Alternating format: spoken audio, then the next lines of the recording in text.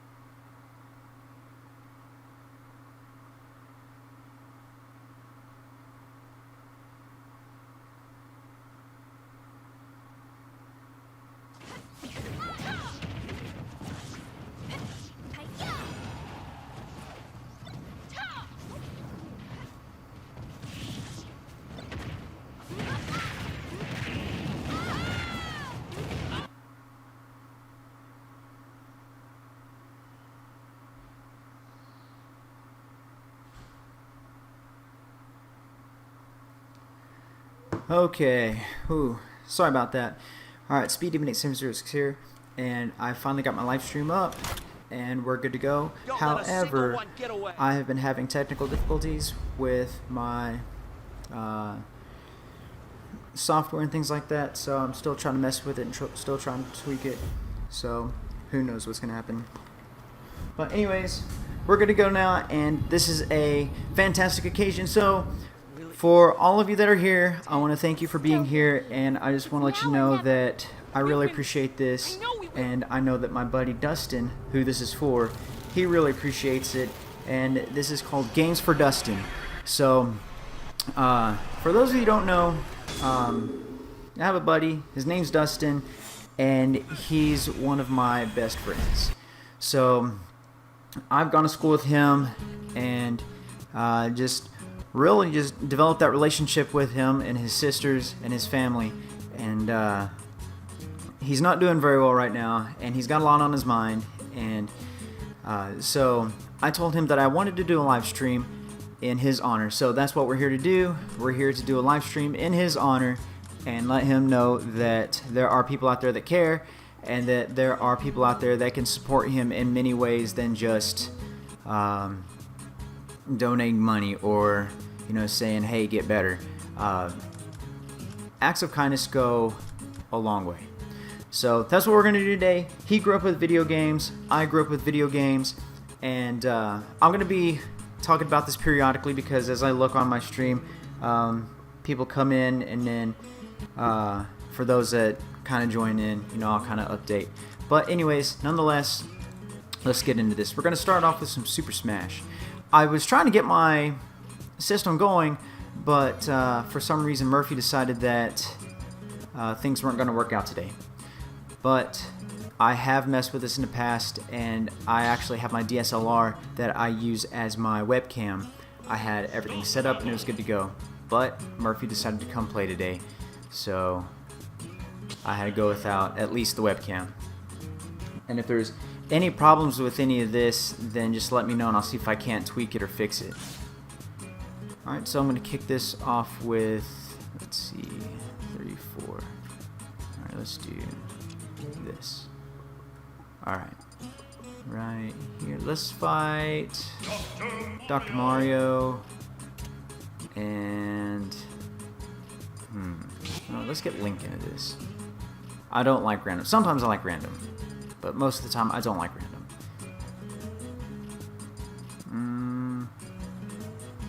Can Ken play? Sure you can. That's a Street Fighter reference. Such a nerd. Okay.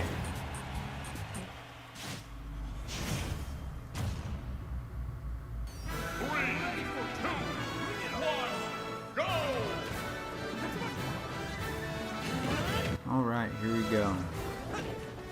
I usually like fast characters in this. Sonic has always been one of my favorites simply because it's fast, and I've always liked Sonic in, obviously, the Sonic games. But whenever he came to Super Smash, I was super excited, and that was my guy. One really cool part is, whenever he first came out, he was pretty strong. And as I go through this, I'm not a super in-depth Super Smash guru that knows everything about all the players. I'm just a routine gamer, a casual gamer. But whenever Sonic came out on Super Smash, he was my favorite, and he was, in my opinion, he was pretty powerful. He wasn't super powerful because I think that would have been just a little OP or overpowered to have the speed and the strength to go with it. So of course they had to compensate for that by giving him, or not giving him as much strength as others. But when it first came out, Sonic had a pretty decent amount of power and you could do a lot, and so he was always my go-to.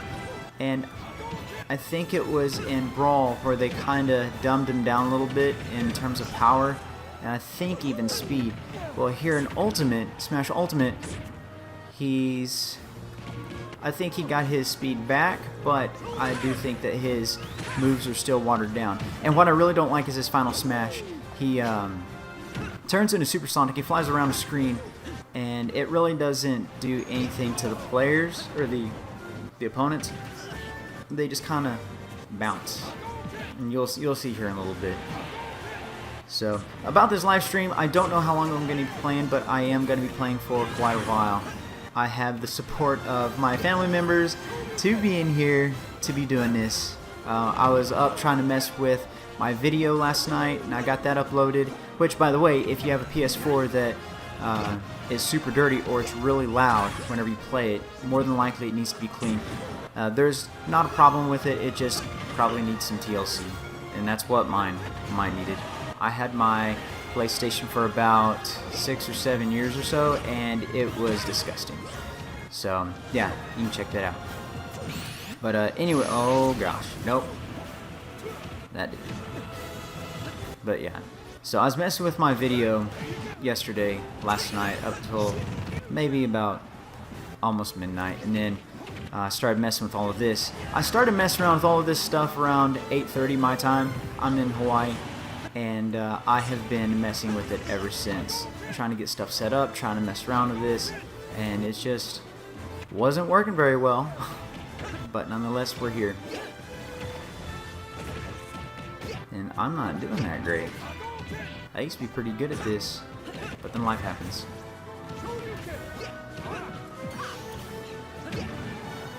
And right now, I think Dr. Mario is actually coming out pretty good. Oh, so yeah, here you go. So this is what I don't like. So they just kind of bounce, and yeah, you can slowly toggle up, but it's not necessarily the greatest smash ups. In fact, I think it's one of the worst ones. Well, no, actually, get away from me. The worst one, I guess it depends on what you. I don't even know how to word it. I guess it depends on what you really want, because to me, a final smash is like the final blow. Like in Mortal Kombat, it's the G-rated version of finish him, and that's what I think final smash should be. But again, I'm not a game developer and I don't work with them, so I don't have any input. But the worst Final Smash to me is like Princess Peach. You know, whenever she brings her little flowers and wreaths or whatever it is she has, and you get a bunch of food. Like, well, okay, cool, I got it. And it puts other people to sleep if they're in the vicinity. I think it's if they're in the vicinity. I'm not really sure, but I'm not a fan of that one. It doesn't hurt people. You gotta hurt people. This is a fighting game designed around being created to hurt other characters. But it's my opinion. No. No. Yep, no, not going over there. Oh, wrong way. Ah. There we go. Ow.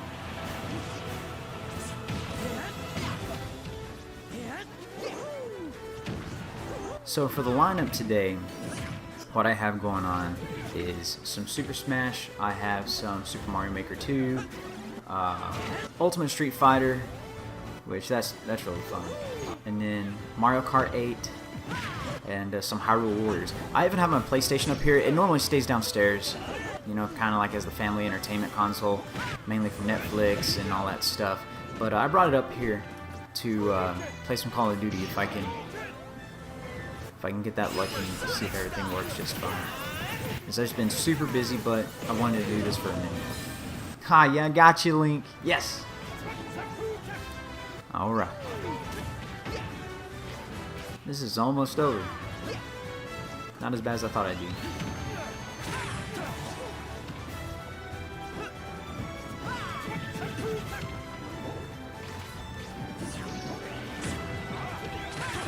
Do me a favor, while you are watching this, share it to your social media pages. I shared it on my gaming page and I shared it on my Facebook, but if you can, do me a favor, just copy the link in this video and share it to your social media, whether it's Instagram, Twitter, Facebook. Let's get some people on here and just simply watch and play some video games. Is in numbers, we're strong. So everybody needs that stress reliever sometime, and I'm a firm believer of that, and that's, I think, why I've kept video games so near and dear to me for a good chunk of my life. So do me a favor and let's get this out there and get some support for Dustin. Hashtag Games for Dustin.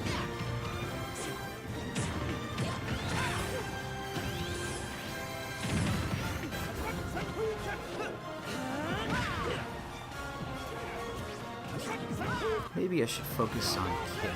Ken's just about out. And sometimes you say you're going to focus on somebody, but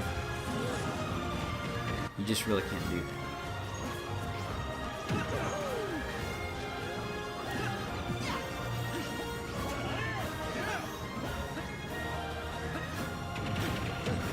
Nope. Nope.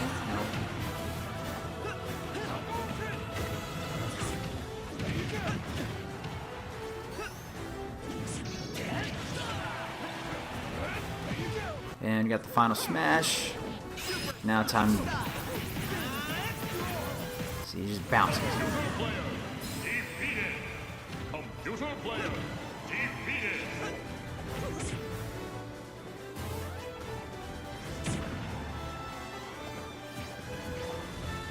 And then there was one.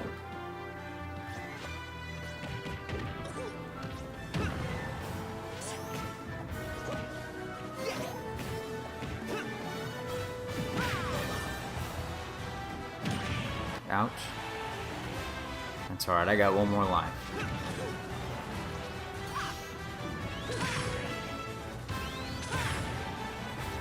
No, you will not use that. Okay, I guess you will. Ah, dang it! I was thinking maybe if I hung onto the bottom, then it wouldn't be that bad.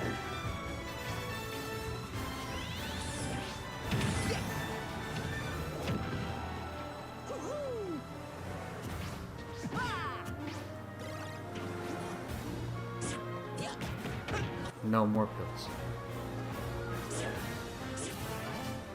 Oh, well, he died. But I won! Yay! Oh, man. That was good. Hey, cool, I got some more subscribers. Thank you guys. Not sure who did it, but Thank you. I do plan on getting stuff set up like well, I actually signed up for Twitch this morning and I got some of the stuff set up. And ultimately what I was trying to do, I was trying to get Twitch set up and do a multi-stream. That way I can stream both YouTube and Twitch.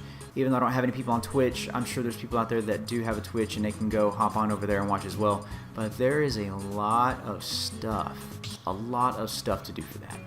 And that's ultimately what I was focusing on. I should have been focusing on just one platform, but I was thinking, you know, the more the better. Alright, so let's see. I think I'm going to use Link this time. I like Link. No, no. Oh, dang, no. I get some Samus. Alright.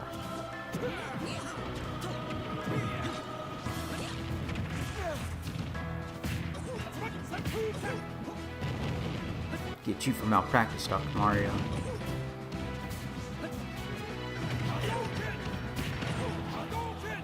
I think this was one of my favorite stages whenever I was a kid, because it was on the original Super Smash Bros. For Nintendo 64. I liked this one. I like stages that are stationary and there's not a whole lot going on, because if you don't have those third-party factors, like well, I guess there's something going on like a tornado, but if you don't have like moving screens and falling floors or dissolving floors and, you know, things like that, it really brings out the ability to utilize your true skills. And that way you can't sit there and say, well, I would have beat you, but no. Whenever there's just one stage that is mostly stationary, doesn't do anything, there's no buts. I would have won, but you weren't good enough. I think that's why I like a lot of Street Fighter and Mortal Kombat. The thing with Mortal Kombat, though, they put so many commands and combos and stuff. I can't keep up with that. I haven't for years. I still like playing casually every so often, but you know, there's people out there that play that stuff religiously, and they have the opportunity to do that too. You know, and for them that's good. You're building for the player and you're keeping them interested, which is great. But for somebody like me who's always busy, I don't always have the time to do that.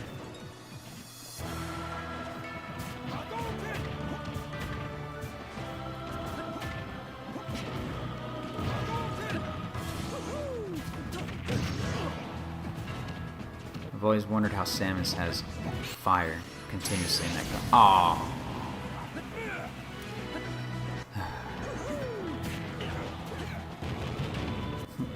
It'd be fun if it's like a propane tank. Sorry, I can't shoot you anymore, I'm low on propane. Hank would be proud. Dang it, Bobby. We're out of propane. Somebody's got the final smash. Nope, not today.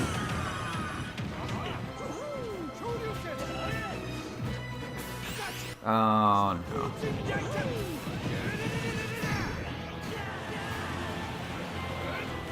Ooh, I got mine.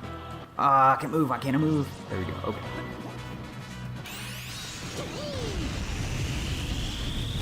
Got him. You didn't die from that? Come on, you should have died from that one. Oh, another thing in this game that I think was watered down, I think it actually got watered down in a few games prior, is the throw. If you remember, if you've ever played the old Super Smash Bros. On Nintendo 64, the throw was pretty powerful. And if they had high damage, you grab them with Mario and you do that little, that signature spin throw, like he does in Mario 64 when you grab Bowser, they would fly.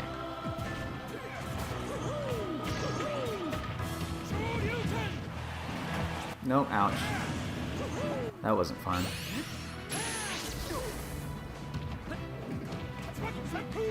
Come on.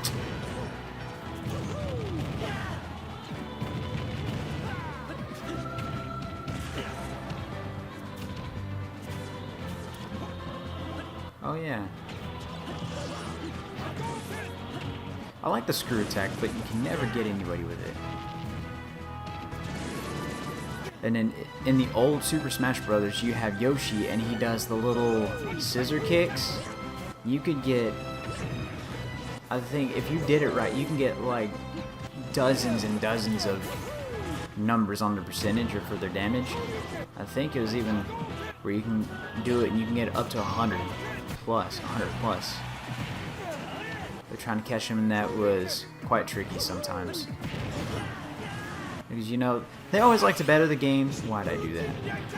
You know, game developers like to better the games to, you know, eliminate any imbalances or any bugs or anything like that. But sometimes that's actually what makes a game fun, is whenever you exploit those bugs or those little glitches and you get to have fun with it. And, you know, whenever you have a hard time trying to get it in, that should be the challenge. Like, okay, well, there's this part of the game in there. You're not cheating because it's in the game. That's just my opinion. You're not cheating because it's in the game, and you have to meet certain criteria in order to use it. Like how they used to have in the older games, because I'm more into the older games, where they had cheat codes. You know, you push up, up, down, down, left, right, A, B, X, Y, or whatever. You know, and you get like infinite lives or infinite continues or invincibility. Like Mortal Kombat, you could get one-button fatalities or infinite health. You know, that was pretty fun. And now these games really don't have it. And then again, there's so much going on. You know, you have a lot of entertainment in the game anyway.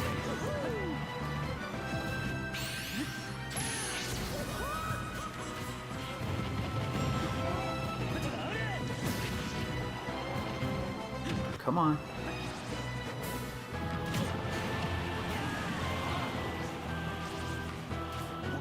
I am so damaged. I should be dead right now.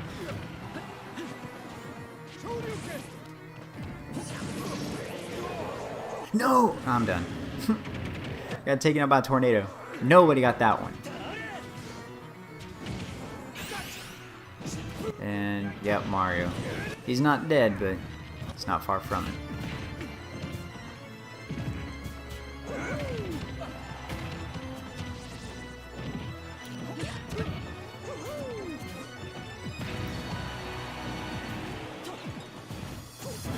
Hadouken! Samus has her own version of a Hadouken.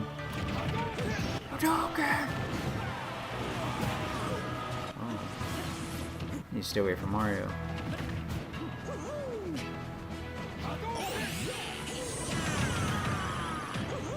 Yep, good.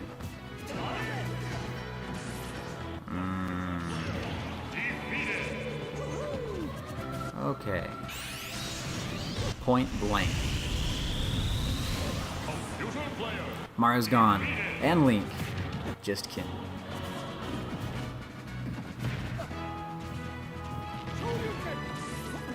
Oh. Almost didn't make that one. Nope, nope, nope.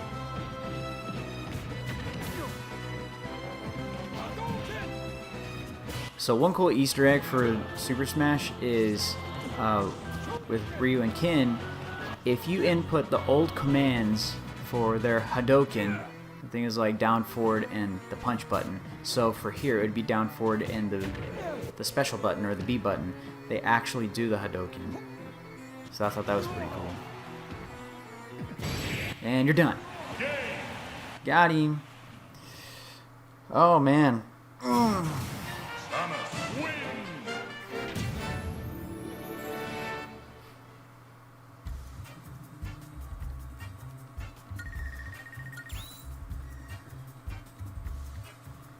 Looking pretty good.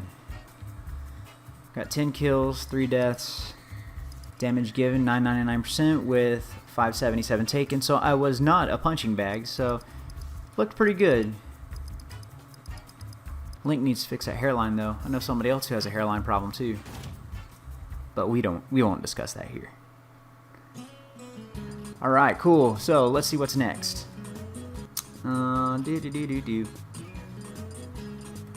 Oh, okay.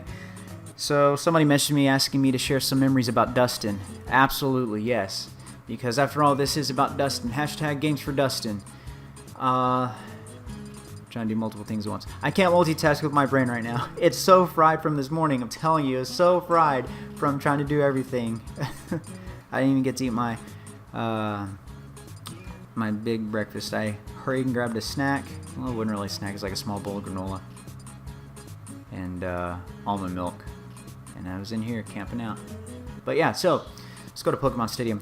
So, memory about Dustin. There is so many memories. I'm trying to think of which one I want to use. So, for me, I liked choir. I used to sing in choir all the time. I love singing. I love music, and I sang in choir. Dustin sang in choir with us too, and we had 2 classes together, chorale and then choir. Let's change up these opponents. Okay, but usually whenever we'd go in there, we'd have our warm-ups and we'd have our songs, and we'd sing. And our teacher, Mr. Smith, he would work with us most of the time as individual groups. He would have the sopranos up at the piano, and he'd be working with the sopranos. Then he'd take the altos and work with the altos, and then tenors would go up there next, and then he'd work with the basses. So if you weren't up there, you're just kind of just hanging out doing your own thing, which was pretty cool. Can't complain about that. So what do a bunch of high school kids that have nothing else better to do? Get into trouble. So I was big into my skater phase. I loved skateboarding.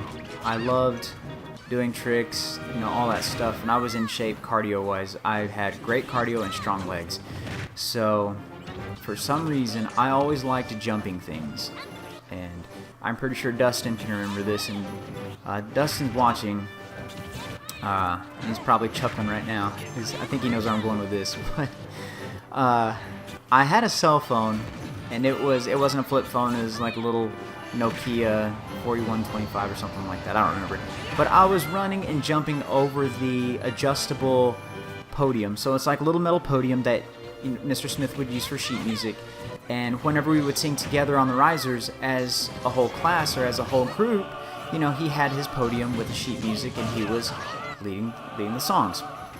So me and the infinite wisdom that I had, I thought it was always a wonderful idea to test my ability to run and jump over his metal podium, kind of like a hurdle. In fact, that's exactly what I was using it as a hurdle. So I would stand it up a little bit, not run, not jump over it. Well, ouch. As I would jump over it, I would slightly raise it.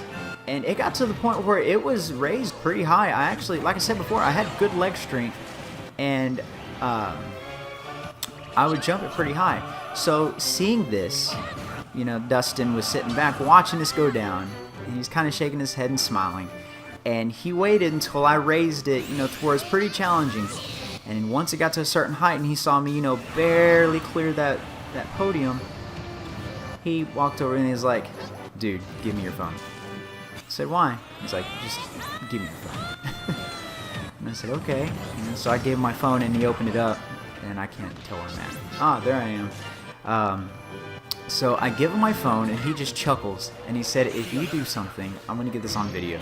Whoa, that was close. So he pulls out I give him my phone, he starts recording, and he's like, "All right, dude, go."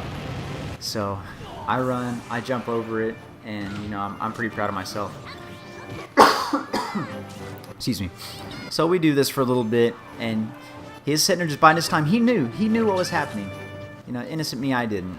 And so, ow. Right in the face. So here comes that one time. I jump over the podium, or I tried to jump over the podium, and I don't clear it. Well, the first time, I didn't clear it, I knocked it down. It just fell over. It's like, all right, whatever. Well, Dustin's still shooting video, and finally that one jump, it just comes along, and it doesn't happen. So I jump, the first leg clears, the second leg doesn't, and it stops right in between, and it was pretty painful. And as soon as that happened, I just doubled up in the gut ache, and Dustin's sitting there just like, "Yeah," and chuckling, "I got it, oh yeah, I got it, oh yeah." I remember exactly what he said on that clip too, and he never let me live it down. And just about every other day, he'd ask me, "So, are you gonna get the podium and try jumping it again?" And I'd tell him to shut up. Or I'd say, "You know what? No, not today." Or "I'm still sore, And every so often, "Hey, how's the guys feeling down there?" He's very witty. Dustin's a very witty individual. And he's always been selfless and helpful. Whenever I first met so I'm married. When I first met my wife, I had some personal stuff I had to take care of, and she couldn't come with me. I just had to go by myself. So we were, I don't really know what we really were. I think at the time her and I were just friends, and I kind of had this personal emergency I had to take care of, and I had nowhere to take her. And Dustin offered up his home, and he said, "Hey, why don't you just let her stay with us for a while, and we'll get to know her and all that stuff, and we'll see if she's good enough for you." It's kind of just joking around, and it really helped out. So they welcomed this random person that they didn't know into their home, and at that time, they didn't have anybody else in their home. It was just Dustin and his sisters. I think, in fact, one of his sisters had moved away to do her own thing and start off her life. So I really don't remember. No, I think all the siblings were there. I think, if I remember correctly, all the siblings were there. So they didn't know this person, my future wife. They didn't know her. They've never seen her, never met her or anything. I wasn't going to be there to really, control things if something should get out of hand. And they just took in this random person on good faith of, my judge of character, and basically because, I said that they were okay. And it turned out to be really good, and, they ended up making another friend through me, and my wife had made 3 new friends through them. I was always included in their family functions whenever I was available or whenever the opportunity arose. They were very strong in their faith, and still are. They still are strong in their faith, and Dustin's always been, I guess, the level-headed one. His siblings are a little more fiery, a little more rambunctious, especially his sister Tamara. Hi Tamara, how you doing? But they're all 3 fantastic people, and as I lived my life and graduated high school, went to college, or went and did my thing, we'd play catch up, and I'd ask how everybody was, and he'd fill me in, and he just always was the level-headed one, the cool-headed one. And Dustin was always laid back, very low-key. Still is. In talking to him, I called and talked to him yesterday, and still just not much going on. And he's still very cool cat and laid back. I really wish that those of you that have never met him had the opportunity to meet him, because he's one of a kind of like a hidden treasure, that hidden gem. And he always has been and always will be. And I'm dead. So, yeah. But anyways, I can ramble on and on all day. But Dustin's a fantastic individual.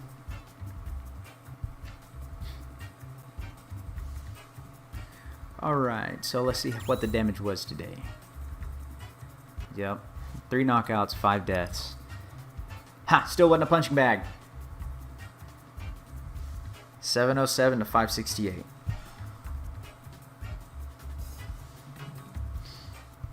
Okay.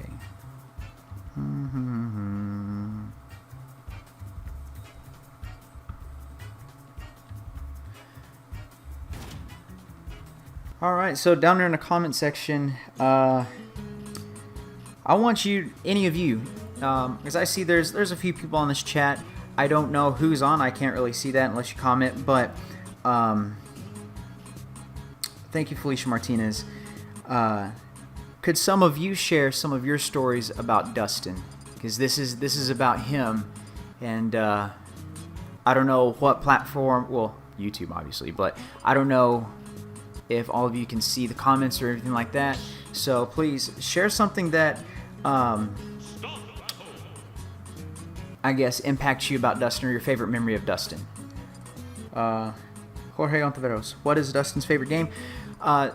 Dustin actually liked a lot of PS2, if I remember. He played a lot of PS2. That was his big thing. I think Street Fighter. He played some Mario. I don't think he was super big into Nintendo, but I do remember playing Mario on the Wii. In fact, here's another story. So I don't remember if it was my Wii or his Wii, but one of us had a Wii, and it was myself, my fiance or my girlfriend at the time, or maybe she was just my friend. I can't really remember. But it's myself, her, Dustin, and I think his older sister, his sister Tamara. And we were playing 4-player on Mario for the Wii, the new Super Mario Brothers on Wii, and you know, as you play, the levels are easy and fun. And the cool part about that game is whenever you get into a bind, if you die, or if you're about to fall and die, you can just put yourself in a bubble and basically save yourself. So other people can kind of play, you know, through the hard part, and you can just float around and basically be carried through. So every so often, my wife and Tamara would bubble themselves up, and myself and Dustin would, you know, be the gamers that we were and navigate through the levels. And that didn't happen very often, and then as we played, it happened. And we just kept doing this, and eventually the levels got to the point where they were just too hard for the girls to play, and it was just myself and Dustin. And it got to be really late, and I remember the very last level, there's a part of it where you're being chased by Bowser through his castle, and you had to jump over and through all of the obstacles, and if you messed up, you overshot a block or something, then you overshot and basically landed in lava and died. So that was, you know, it was pretty hard. And with the way I think the way the TV was set up, or the way the resolution was set up, is you couldn't see the right side of the screen, like the far right edge. So you just kind of had to, you kind of had to just guess, because it's hard to explain, but it was a side-scrolling game. So as you scrolled, the little platforms that you jumped on would only be displayed just for a minute, just so you can see where you had to jump to. Well, we didn't have that because the TV resolution wasn't set right or whatever, so we couldn't see really where we were jumping, so we were blindly jumping into the screen hoping that there was something, and it took us forever. It was a late night, but it was fun. There was so much laughter. I think my sides hurt so bad from it. Ow! No! Yes! No! Dang it! I don't think I'm going to make this one. I think Lucario's going to win. But yeah, that was a fun event. Why?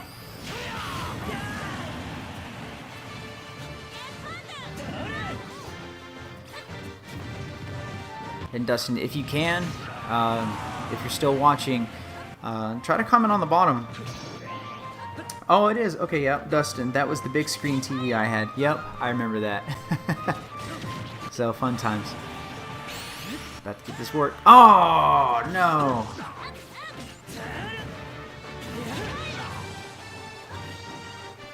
Hey, Dustin, do you remember the previous story I told about the running and jumping over that little metal podium?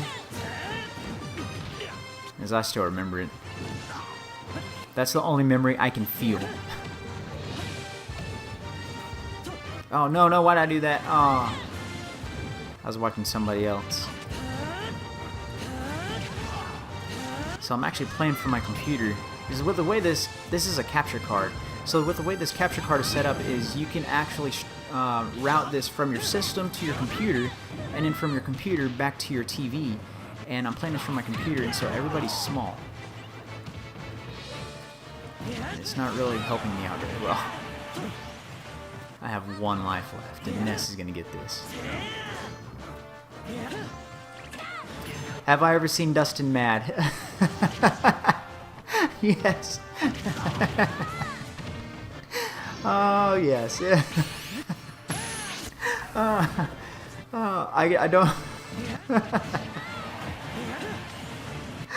I'm sorry. I have seen him mad a few times. I don't know why it's so funny. I've seen him mad, and it just... When he gets mad, it's funny. And I'm dead. Oh my goodness. Okay, I'm dead. Yes, I have seen him mad, and it's honestly the funniest thing ever, because he's just this big old teddy bear. He's just this level-headed teddy bear. He never gets mad. He never yells and screams or hardly ever curses, and I've seen him mad, and honestly, it's a sight to see. And what makes it funny is he's not very animated. He doesn't have a lot of movement whenever he gets mad or when he gets excited. It's all internal. So when he gets mad, he's mad, but it's still all internal, and he still has a lot of the same mannerisms. So he expresses his anger, but it's in the same tone that he normally talks in. But you know, you can tell that he's mad about something, and he'll express his distaste for whatever. I'm trying to think of a certain instance of him being mad without putting anybody on blast. 'Cause a lot of things in society didn't really irk him. You know, he expresses distaste, but it was whenever somebody did something wrong to him that really fired him up. And I think somebody done something to him, and he would just kind of cock his head to the side and say, "Yeah, that actually happened the other day. And I'm still pretty upset about it because so-and-so did this, and I told them not to, and they went ahead, and they did it anyway. And I'm still pretty upset about it. Still not talking to them right now. And they know I'm mad. So, I don't know how long it's going to go on, but yeah, that's where that's at." He always had those pauses in between. He always cocked his head to the side. And it's like every statement was just an epiphany. Oh, yeah. And, that story, yeah. So as soon as Dustin had met my wife, that story about the podium was the very first story that he shared.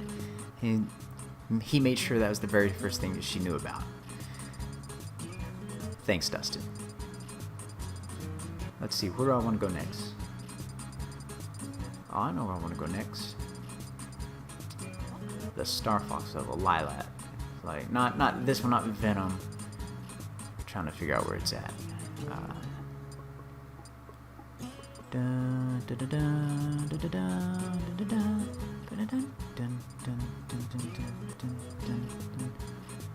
I can't find it. Where is it?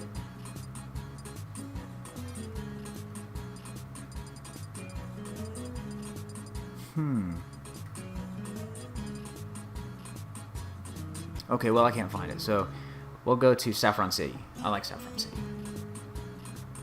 Start the battle. I'm going to be not Link.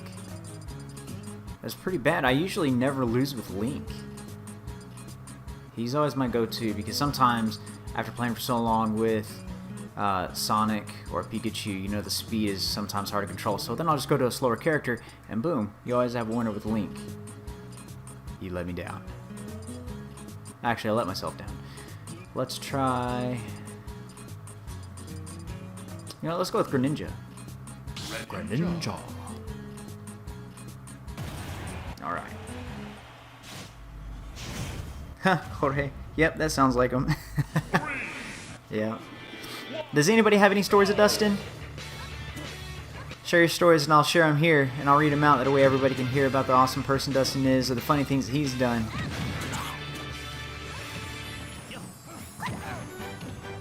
Oh, Porygon. No. No! I didn't even take that much damage. Dadgummit.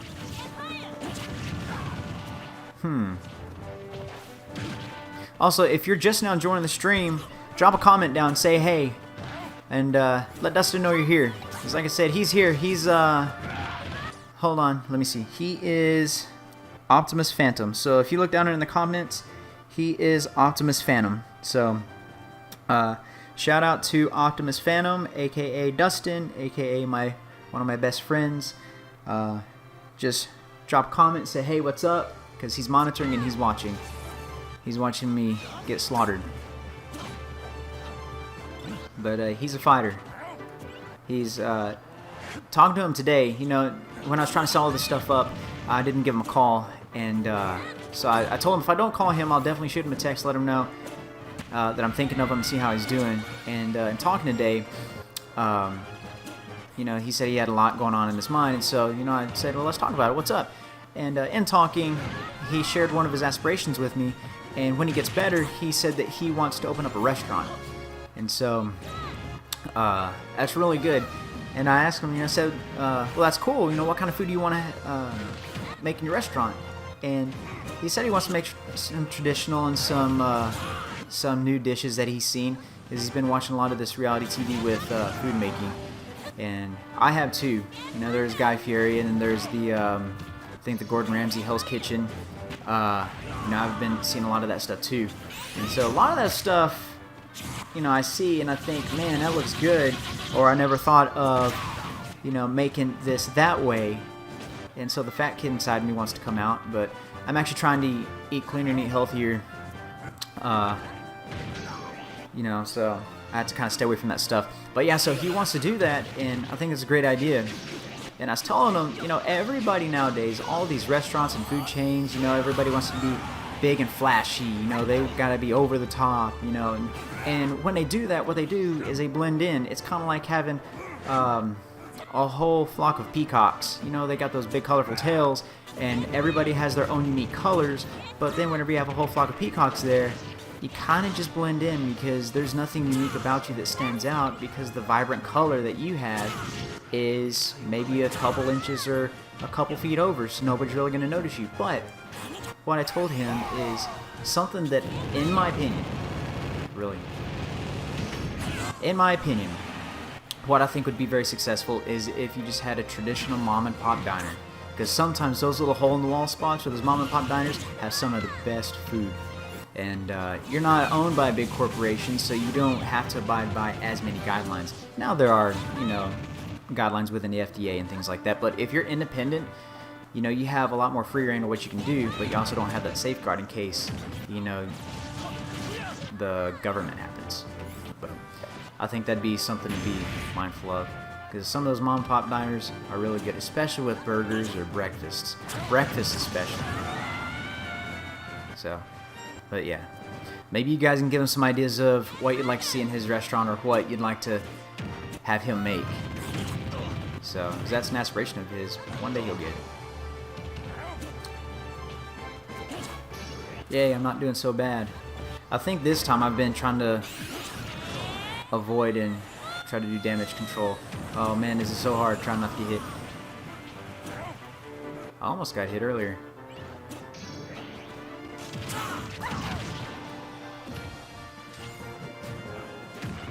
No.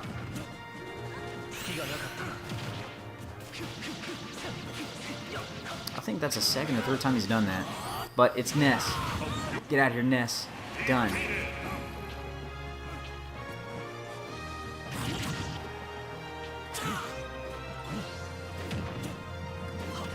If Cloud leaves, then it's gonna... I think it's gonna boil down to myself and Lucario, then it'll be a legit Pokemon battle. Because you're in a Pokemon stage with two Pokemon. And final... Ow. No, no, no!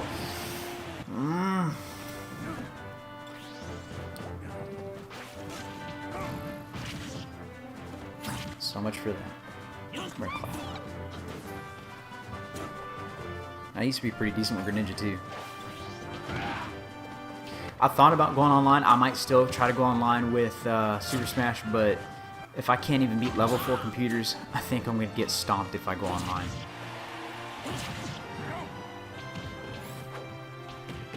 Which, speaking of online, I've been doing Call of Duty here recently, and if you want an entertainment of what window lickers look like on Call of Duty, just come watch me.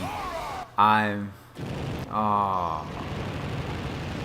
not good at all. I'm always getting killed. I'm like the guy that, I'm like the little brother. The big brother wants to go hang out at so-and-so's house, and Mom says, well, you're not going unless you take your little brother with you. Oh, Mom. I'm the little brother. Is this in, like, I could have a UAV, I could have a rocket or something. I could have basically any good setup that I need, and I'm going to get shot in the face still. But I have a few people I play with, and you know, they're pretty good. So I think all it boils down is just investing time into it. No. You will not win. Greninja used double slap. Super effective.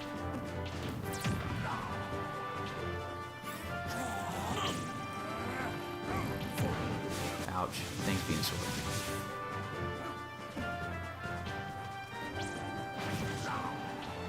Almost there. And nope. Ooh, you're done now. Got him. Yes! Oh, that was close though. Game. Alright, look in the comments. Kino Goody, what up? Natasha Ontiveros, we're here watching. Optimus Phantom, hi everyone. Hey buddy. Awesome.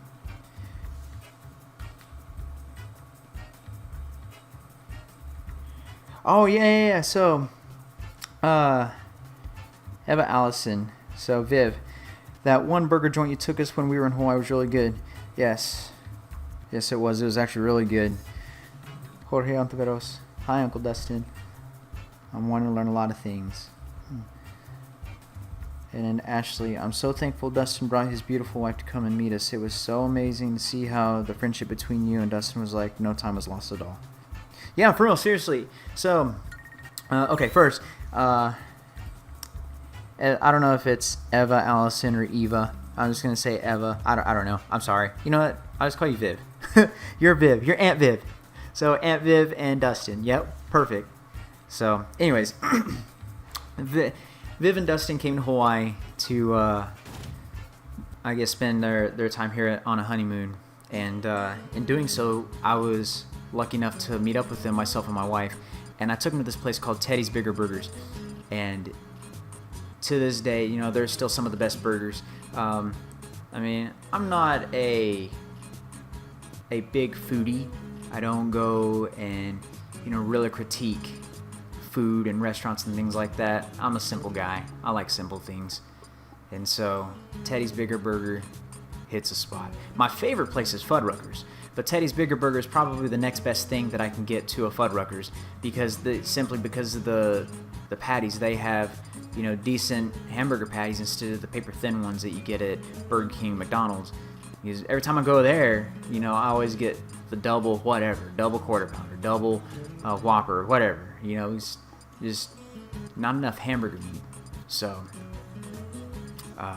Teddy's Bigger Burgers actually has some thick burgers, and the way they cook is pretty. There it is, Corneria. Bingo. That's what I was looking for. So anyways, yeah, we took them there, and they have their own special sauce there, and it's really good. And I don't know, it was a good time. So anyways, that was the first time I actually got to meet Aunt Viv. And she's an amazing person. Very nice, selfless, and very personable. So it wasn't hard at all to talk to her. She opened right up, and you know, getting to know her was definitely a blessing. And whenever Dustin came, you know, inside I was excited, but you know, you still have that fear, you know. Well, I guess not really fear. I guess that anxiety of, well, you know, I haven't seen him in a while. You know, I wonder how much has changed. But you know, I was still super excited. And whenever we actually met up, you know, it's like no time was lost. We picked up right where we left off, talked about old times, talked about things going on, talked about things that they were doing, and you know, where life took them. And we spent a lot of time talking, and you know, we definitely kept it going whenever they came to the house, met up, went and ate, sat there for a while, and then came home and they talked for a while. You know, they had to go because they had a lot of sightseeing still left to do, but it was really good. It's definitely true. It was like no time ever passed. So, and to me, that's really hard and rare to find. I'm a personable person. I can talk anybody's ear off. You can just ask some of my coworkers. I don't like awkward situations, so if I find myself in an awkward situation, I always try my best to make it unawkward the situation as much as I can. Because it's all it takes is just getting to know somebody, and when you find a common ground, you can definitely make a new friend. You can relieve some anxiety from somebody, and you never know what a conversation can do for anybody. I took a class a couple years ago, and it's called Master Resiliency. And so in this resiliency class, you know, they teach you a lot of tools you can utilize. It's not a hug a weakling course, you know, if somebody's all sensitive or whatever. It's not like, there, you got this. No. It's not like that. It's helping you identify ways of thinking and identifying what triggers you. And I don't mean the word trigger as like a controversial term, but like what triggers your happiness, what triggers your sadness, what triggers you into, I guess, like a surprise mood. You know, basically helping you identify what triggers certain thoughts or certain moods. So a good example they gave is if you're driving and somebody cuts you off and you instantly, without even thinking about it, you react, you slam on your brakes and you beat the horn, and then you just realize what you did. You know, that's a trigger for you. You know, people driving like a knucklehead. So then you pick it apart and think, okay, what about this event triggered me? Was it the guy cutting me off, or was it the fact that he slammed on his brakes, or is it because I was surprised about it? You know, it really teaches you to pick apart things and look at it. And then once you identify what exactly triggers you, then you can be more aware of it and maybe control it more. So in that example they gave, they said, all right, let's say the trigger point was the act of him slamming on his brakes. It wasn't so much cutting you off, it was the fact that he slammed on his brakes. So then the next time you get cut off, you know, you're more aware, and a dude cuts you off, and then he slams on his brakes, and now you know why you were triggered. And so then, you know, it makes more sense, and you don't have as much anger or anxiety, but you're still angry because this is still the wrong thing to do. And so they tie that into anger, happiness, sadness, and it's actually used in a lot of therapy for people that have had traumatic experiences and soldiers and things like that as well. So I learned a lot, and it helped me identify positive ways of thinking because I have a lot going on in my life, and I definitely have some stressors as well as other people in my family. So I try to use that in a lot of the tools that I was given. So there's some master resiliency training for you today. In the event that you have a trigger, pick apart the trigger. See what exactly about that event that triggers you, and if it's something that gives you anxiety, now you're more aware. Cool. So far, so good.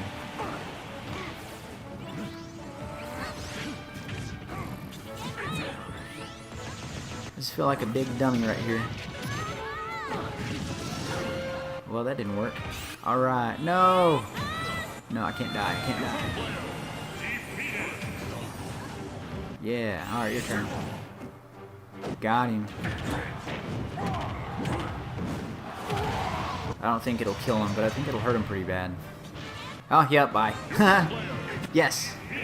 That's what I like about this stage, is whenever you get hit in this upper corner and you bounce, it doesn't matter how much damage you have. If you have the potential to be bounced at least a decent amount and you're bounced downward, that's going to take away from your double jump. Oh, why did he? Well, I've got 3 lives. This dude's got 1.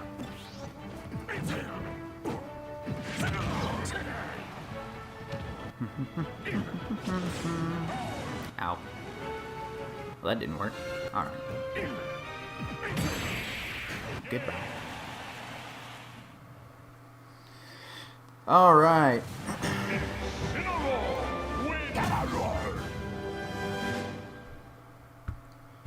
Did Eva spill anything during you guys' lunch? She is known to spill drinks or drop food. She's my sister.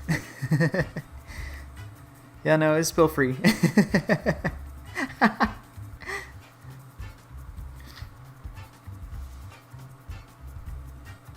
Awesome.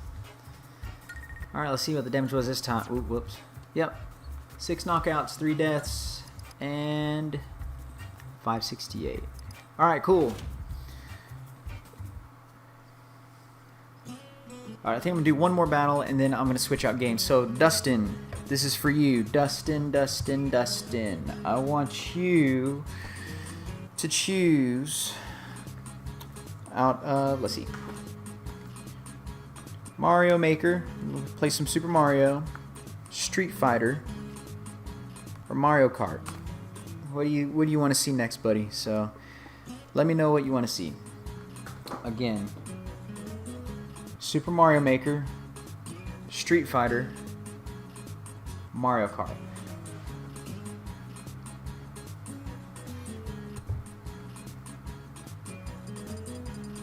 Alright.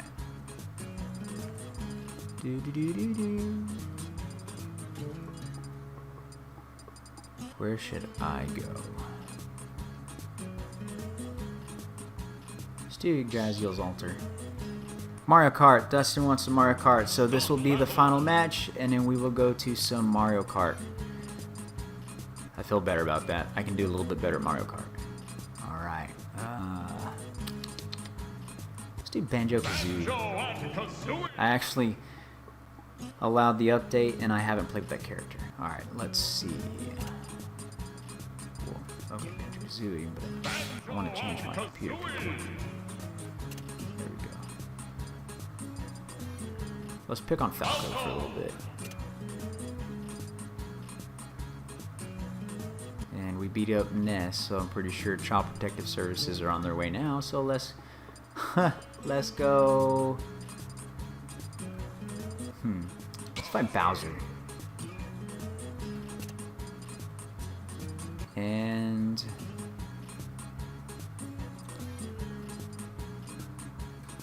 Duck Hunt. Alright, cool.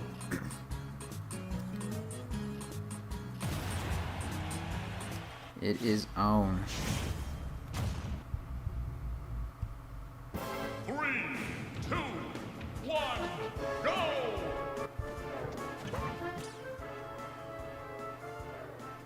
Hold on a minute.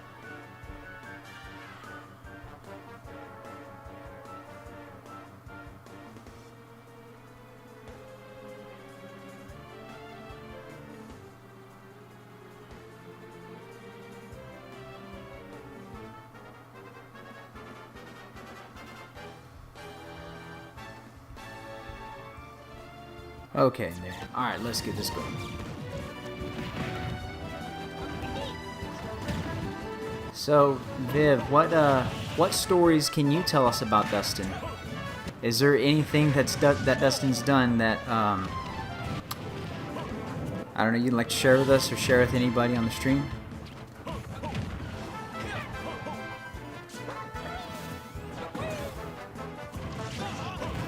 This is hard. Ooh. I think mainly because I don't know the controls. Oh, cool, I did a feather thing, and he flew away. But I only apparently have a certain amount. Nice.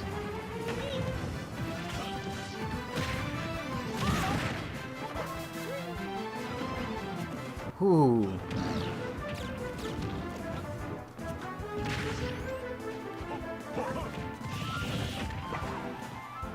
I wonder what this does. Oh, cool. Oh wait, let's go the other way.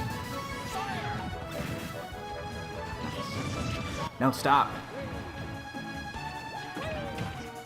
Sometimes I do like stages like this that do more stuff because sometimes that platform falls at just the... Ow. At just the right time. Oh my goodness, I just died.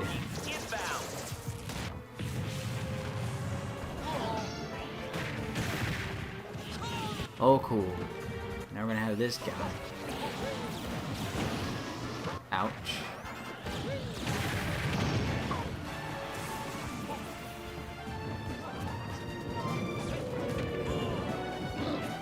Come here, Falco. See, that's the throw. It's not that powerful. Oh, no. Oh, good. So long, the Bowser.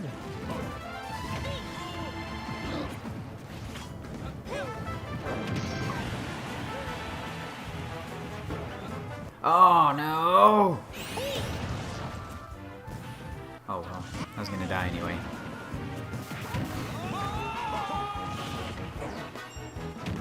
So Bowser has 3, Duck Hunt has 3, and I have 3. So I'm hanging in there. Especially for not knowing the controls very well. Or at least how this character operates.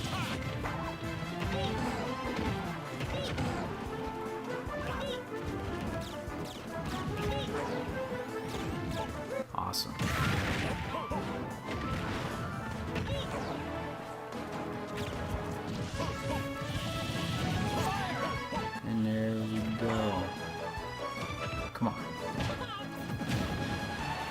time to go to the dog pound. Ooh.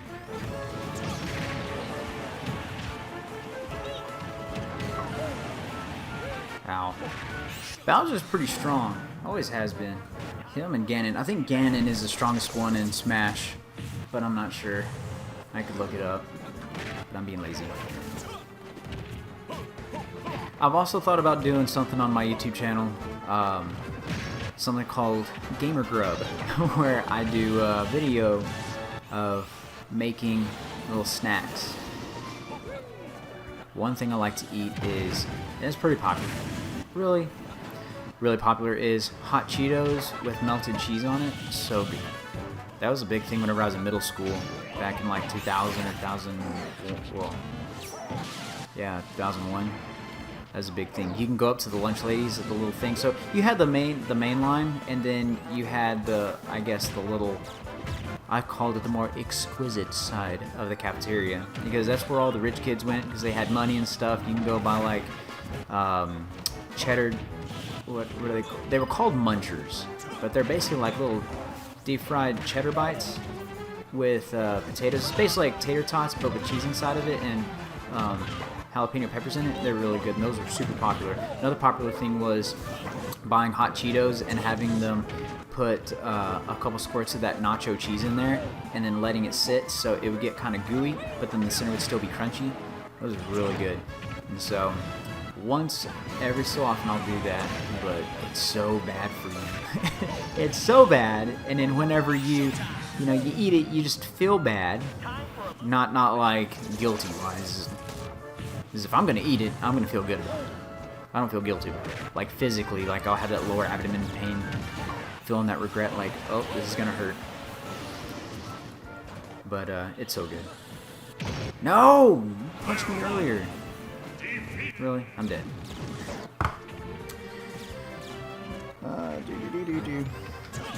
Mario Kart. Dustin, who would you pick in Mario Kart? If I remember correctly, the Toad was pretty fast. So Dustin always liked Donkey Kong.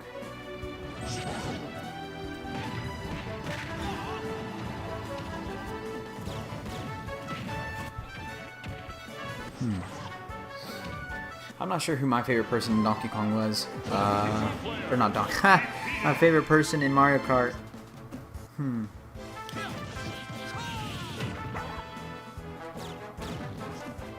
I used to know who had all the attributes and things like that. I think Donkey Kong was the hardest to control because he would have more of a drift factor. He would slide all over the place, and I couldn't get with that. I think my preference was actually Toad. He might have been slower, but he was a lot easier to control. I don't remember. I know in Diddy Kong Racing, that game was fun too. So for Diddy Kong Racing, everybody had a lot of difference in the way they drove. So like there's a little mouse, her name was Pipsy, and she drove slow, but she was super easy to control. So as you got in the later game, or later tracks that had a lot of twists and turns, she was actually very optimal for those tracks. But in the beginnings, like Banjo was good. He had hardly any control, sliding all over the place, but he was fast. So yeah, I remember that. In fact, I want to try to get Diddy Kong Racing for the 64. Alright, so this one, I was out in 5 minutes. 638, 564, so still wasn't a punching bag. Awesome. Alright, that's it for that one. So just bear with me for a minute as I change the games real quick.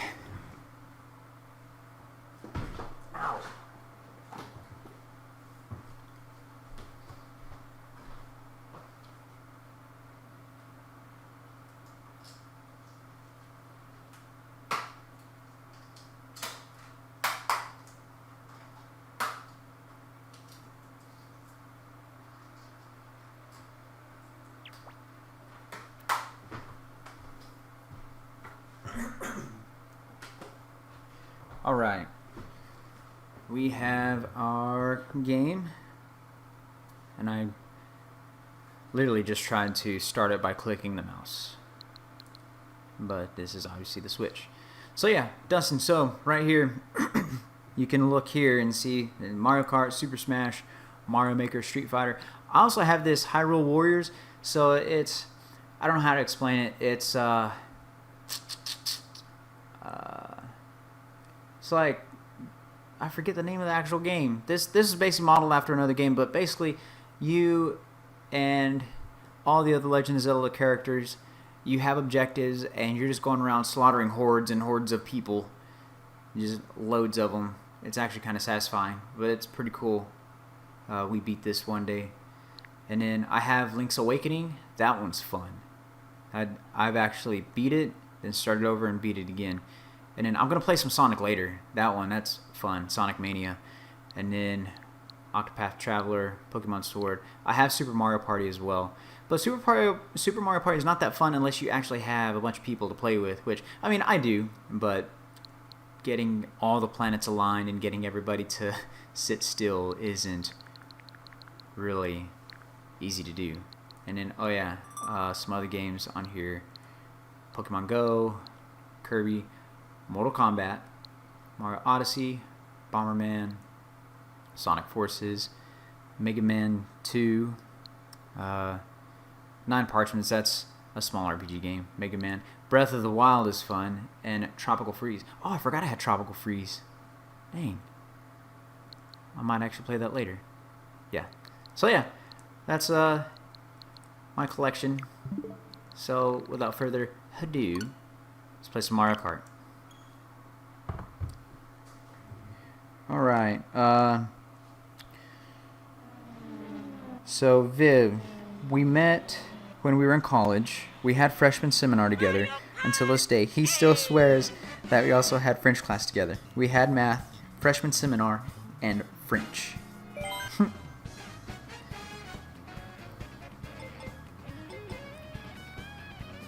Well, I'm not going to intervene in that one. I'll leave that to husband and wife. But that's cool. It's cool you guys met in college. That's actually probably the best time to meet because people are still changing by that point. People don't know what they really like and what they don't like, and what they really think they do like might actually be what they like, but people change. People are growing and changing and all that stuff. So yeah. Alright, so back in the day I used to play, as you can see, a lot of Mario Kart. I have all the trophies and stars to go with them. I even did the mirror course. So I stopped whenever I hit 200 cc's. Like this, that's almost impossible. That's insane. So I've got all of the cups. I've got all the trophies. But in order to get the stars, you have to place at certain levels, like within the top 3, I believe. I don't remember. Or come in first in every track. I don't remember. But I don't think I'm ever going to achieve that. So we will do 100 cc's. Oh yeah. So I use Metal Mario. Oops. Alright. So I use Metal Mario. Why does he keep doing that? Okay. Let's win. Because he has the weight. Yeah. And so I like to be well-rounded. I like a lot of handling and traction, but I also need speed and acceleration. Now weight, it's good so you don't get bumped. But yeah. Alright. And this is usually my setup right here. I don't really deviate from this, the pipe frame. There we go. Alright. I think... I think I'm going to do Yoshi Valley.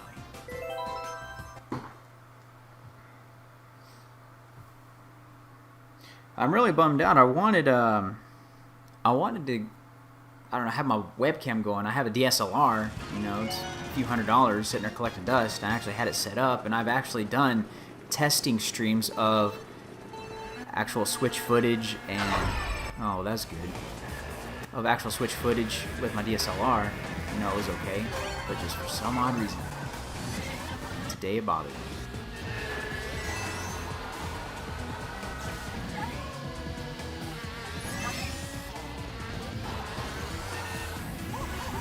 I was like this right here. Whee.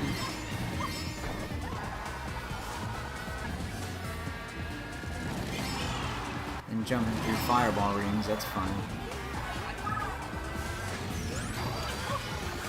Not today. I want to try that virtual reality stuff. I mean, I have one of those little virtual reality lenses for, or like headsets for my phone, and that's pretty cool. I actually like it. It's a hassle to put on. But I want to try like virtual reality gaming and see how that is. I've heard it's actually really fun, and it's an experience that really can't be, that really can't be measured up to. Hey, come on now.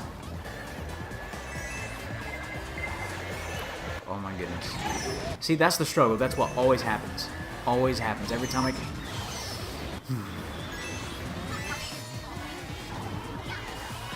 Every time I get first, it always happens. But I'm back. And one key thing to... one key thing to keeping the speed is using the drift any opportunity you get, because whenever you drift, you get a slight boost.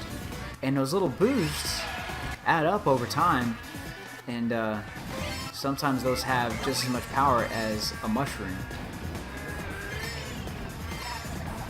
And then another thing is something I think is kind of, I don't know if it's flawed, I think they just don't really have a fix to it, is if you're in first place and you get those question blocks, most of the time you're gonna get coins or bananas. Like right now, I have enough bananas to keep Donkey Kong satiated.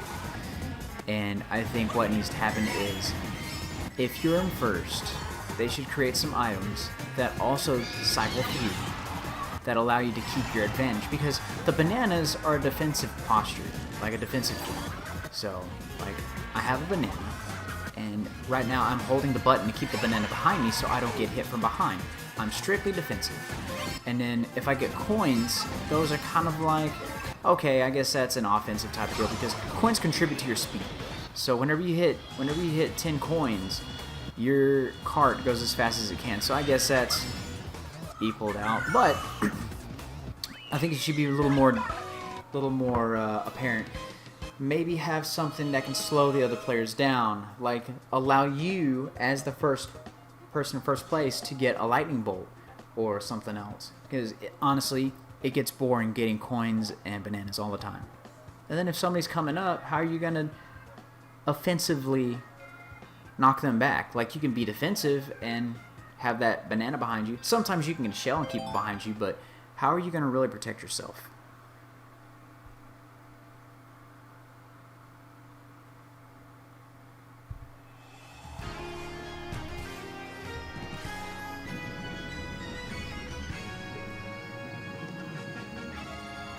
Sherbet Land.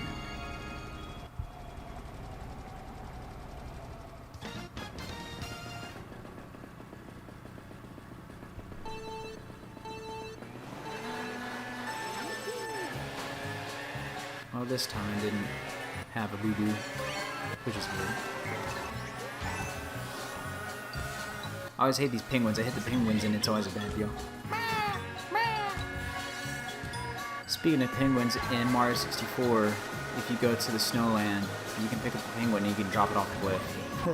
It doesn't die, but you can always pick up the baby penguins. Because one of the missions to do in Mario 64 is actually take the baby penguin to its mom, and then you get a star for it. Well, that level's designed to be a little bit harder. Hit my banana. That level's designed to be a little bit harder, so since it's a slippery level, they decided to allow there to be cliffs. And what can you do with a baby penguin when there's cliffs? Drop it off the edge. Awesome. So for those of you that are just tuning in, if you don't know already, this is hashtag Games for Dustin for my friend, oh gosh! For my friend Dustin. And, this is in his honor. He doesn't, I don't know if he has the ability to play games right now, but he's not doing very well. And we're just here to show his support and play some games to help him get his mind off things for a while and connect with friends and show and see that there are other people that care out there. So, welcome. But yeah, so talking about video games and Mario 64. I actually just got this gaming computer. I have a gaming computer, and that's actually what I just edited my last 2 videos with. So if you haven't subscribed to my or checked out my YouTube channel, I encourage it if video games are something you're into, or even taking care of your games, doing modifications. I encourage you to check it out. But I've used older software, and I've used my phone for most of my videos, and then now I'm actually using Adobe Premiere Pro, which is really cool. It's really fun. It's just trying to learn everything that it has, trying to learn the whole system. But the quality is amazing, and the versatility is amazing. And so that's what I actually stayed up last night doing, is finishing out that last video. Because I didn't think I'd have to mess with my settings on my live stream, because I've already done that. I already messed with everything, and everything checked out, and it was good. But then Murphy decided to come hang out and play with me during the live stream. So Murphy's Law, what can go wrong will go wrong. I lost my audio, and then I never fixed my audio. I ended up losing my visual, or my video. So then that was a problem. And I finally just used a different software that I have on my computer. But the bad thing is, with that software, I can't use my webcam. And so I had already wasted about half an hour trying to mess around with it at the time. So I figured, well, I'll switch over to the other software and use that, so that way I can still at least stream the gameplay and add the commentary. Because at the end, that's what's most important. It's not about seeing my ugly mug. In fact, I'm glad you guys aren't staring at me, make me feel weird. But anyways, I don't have a problem being in front of people. I've been in front of people for quite a few years now, so honestly it's not that bad. But the point is, we got this going. I have a question for Viv. Are you good at math? I think we talked about this when we were out to dinner, and I want to know if you are good at math. And if so, is Dustin good at math? Because I'm terrible at math. And in my job, I have to be fantastic at math, because if I don't, that means that somebody could probably get hurt. But if it's about writing and essays, I got you. I can write essays all day. I can write MPA, MLA. I can write an essay over anything. I can write an essay over a war, a product, or current events. I could write an essay over a rock.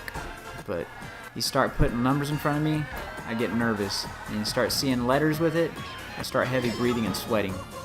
It's not my thing. Oh no! Oh, also another thing, if you're just joining us, do me a favor and share this to your social medias, Facebook, Instagram, Twitter, whatever you have. Share it, get the word out there, get people to join this stream so we can get more people for #Games for Dustin. And if you don't know how, all you got to do is just back out of the video and look for the share button and copy the link. Copy the link to your social media page, add what little spin you want to put on it, and then hit the share button. But yeah, for me, I'm not a math person. I hate math.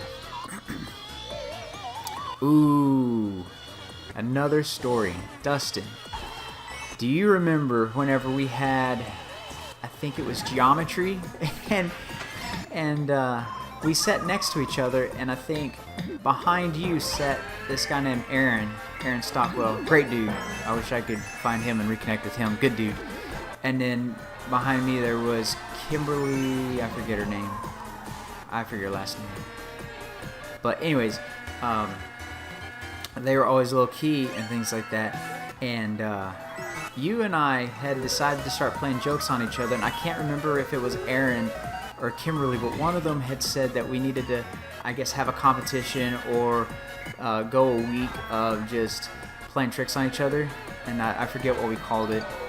But yeah, there was that, and I remember you had gotten me with fish bait. I think you put some stinky fish bait or catfish bait in my backpack, and it ended up stinking up my backpack and stinking up classrooms, and nobody could figure out what was going on. And I think it was, I don't remember when I found it, but that was terrible. It stunk so bad. People were like, what is that smell? And I was sitting there thinking, man, somebody stinks. Somebody needs to figure out what stinks and fix it, because not only did it, yeah, Hell Week, that's what it was. And I was getting mad, and I was sitting there thinking, somebody's a dirty bird up in here, and they don't know how to take care of themselves, or somebody's got some trash that they need to get rid of. I was sitting there getting infuriated, and I could not figure out what it was. And turns out it was me, because you decided it'd be an awesome idea to put some catfish bait inside my backpack. That was pretty good. And then, oh, math. I'm good up to junior high math. Hey, honestly, that's all that matters. To me, that's all that matters. If I can count how many people I have in my family, or I can count how much money's left in my bank account whenever my bills get paid, because I don't get paid, my bills get paid. I don't get paid. People say, hey, we just got paid. No, you did not. Your bills just got paid. You just got the luxury of seeing it disappear. But anyways, yeah. So I'm good up to around that. Anything after that's unnecessary. It should be boycotted. Not really. I just don't. But yeah. So I remember before that, I guess before you got me with the catfish bait, I think I had tied I had taped your backpack or tied your backpack to the chair. I can't remember. I don't know if I used tape or if it was your shoelace or whatever, but it worked out perfectly. I got you, and you didn't notice for the entire class. And the bell rung, and everybody, got up and scurried out, like a bunch of roaches whenever when somebody turns on the light, and you grabbed your stuff and you tried to move, and that you moved, but so did that desk. You took that desk with you. And as you looked down, you're like, what the? And I just looked at you and smiled and said, oh, see you later. That look on your face, I'll never forget it. You're like, okay, all right, I'm going to get you. I'm going to get you. I remember that. Fun times. And then I forget what other shenanigans went on. Oh, it shrunk. But I'm in first. But yeah, like I said, for this, all you gotta do is drift. And whenever you see ramps, if you hit the jump button, you also get a little boost too. What else was there? Oh, I know. Remember whenever we went to New York? So, Dustin and I, in our choir class, like I said, we had two classes. We had chorale, and then we had just the... we had the general choir class. Come on now. Every time. So nowadays, I look back at it, and I call it choir and the Great Value Choir, because the chorale you had to audition for, and it was just for the little more advanced singers, the ones that had that ability and had a good understanding of sheet music and being more in tune with your voice. So chorale was for those that were a little more advanced. So you also had to try out. So I tried out, and Dustin tried out, and we both ended up getting a chorale. So for chorale, we tried out, got in, and we had the opportunity to compete. So there was competitions, and one of these competitions led up to this nationwide competition, and I can't remember, correct me if I'm wrong, Dustin, I think our only competition that we had ended up dropping out, and so by default we won, and we got to go to New York. So we went to New York, and we actually got to see Phantom of the Opera, and we went touring around New York. That's my first time being that far east, and it was definitely a culture shock, because not only did we go there, but we were actually in society, in around those people, and so like all that stuff you see on TV of people walking in those huge crowds and people beeping their horns and those huge buildings, like it's my first time being around all that stuff, so it was pretty cool. So I remember we went to the Hershey factory, and it was pretty cool. And there was, what else did we do? We went to this park, and I don't know, it's really beautiful, all this stuff. Oh, so we finished. Cool. Dang, I didn't even see what I placed. I was sitting there just reminiscing about old times. Okay, cool. Well, let's do another Grand Prix.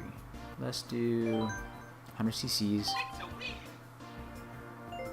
with Metal Mario. And let's go to... Ooh, Rainbow Road. N64 Rainbow Road. It's really not the same, but it's similar. But anyways, so we're in New York, and I forget, there was like maybe 25 or 30 of us. Well, one guy got in trouble, and him and this other girl got in trouble. They, I think, were trying to sneak alcohol right before we left, so they got kicked out. So, yeah. There's that. But, oh, man. But we were in New York, and I remember we went to the steakhouse. So we had this timeline in the schedule that we had to follow, which was cool, and we ended up going to the steakhouse. So I got this big steak, and we had been walking around the entire day. So in my defense, so that tells you right there, there's a situation coming up. In my defense, I was tired, I was hungry, and I wanted to eat. And when I eat, I eat. I love food, and I have no remorse about eating. In fact, after this story, I'm going to share a story with you guys about my wife and I when we went to a Brazilian steakhouse. But we went to this dinner, and I got a big steak. Everybody ate what they wanted, and after that, after the dinner, we were supposed to go see Phantom of the Opera on Broadway. Yeah. So it was that big of a deal. You know, who gets to say that they got to go as a teenager in high school? Who as a teenager gets to say that they got to go to New York and see Phantom of the Opera on Broadway? Not many. My wife still gives me a hard time about this to this day. So not many people can say that. So here I am. I've eaten this food. I've walked around all day. I'm exhausted and I'm tired. And I have this steak on my stomach. So we go to Broadway or wherever it is, and we're watching Phantom of the Opera, and I don't know how far into it we were, but we were a good amount into it, and I fell asleep. Well, I ended up sleeping through the entire thing. So I had the misfortune of sleeping through Phantom of the Opera on Broadway, and Dustin gave me such a hard time. He's like, yeah, you're the only guy I know that could fall asleep at Phantom of the Opera. And also back then, I had a problem falling asleep all the time anyways. I don't know what it was. I don't know if I was just sleep deprived. I don't know if I was just working too much or what it was. But whenever I was in school, I would fall asleep. I could fall asleep just about anywhere I was. And whenever I started my career after I left college, I was still kind of the same way. But in high school, I was notorious for finding a great place to fall asleep, or falling asleep quite a bit. So I fell asleep at Phantom of the Opera on Broadway. So there was that. And then another time, Dustin and I were messing around in the, it was the hallway of, I guess, right outside the choir room. And I don't remember if there was an instrument out there or anything like that. You fell asleep during You fell asleep during Phantom of the Opera. You will not be forgiven about that from me. I don't think Dustin could be intimidated. No, Dustin can't be intimidated.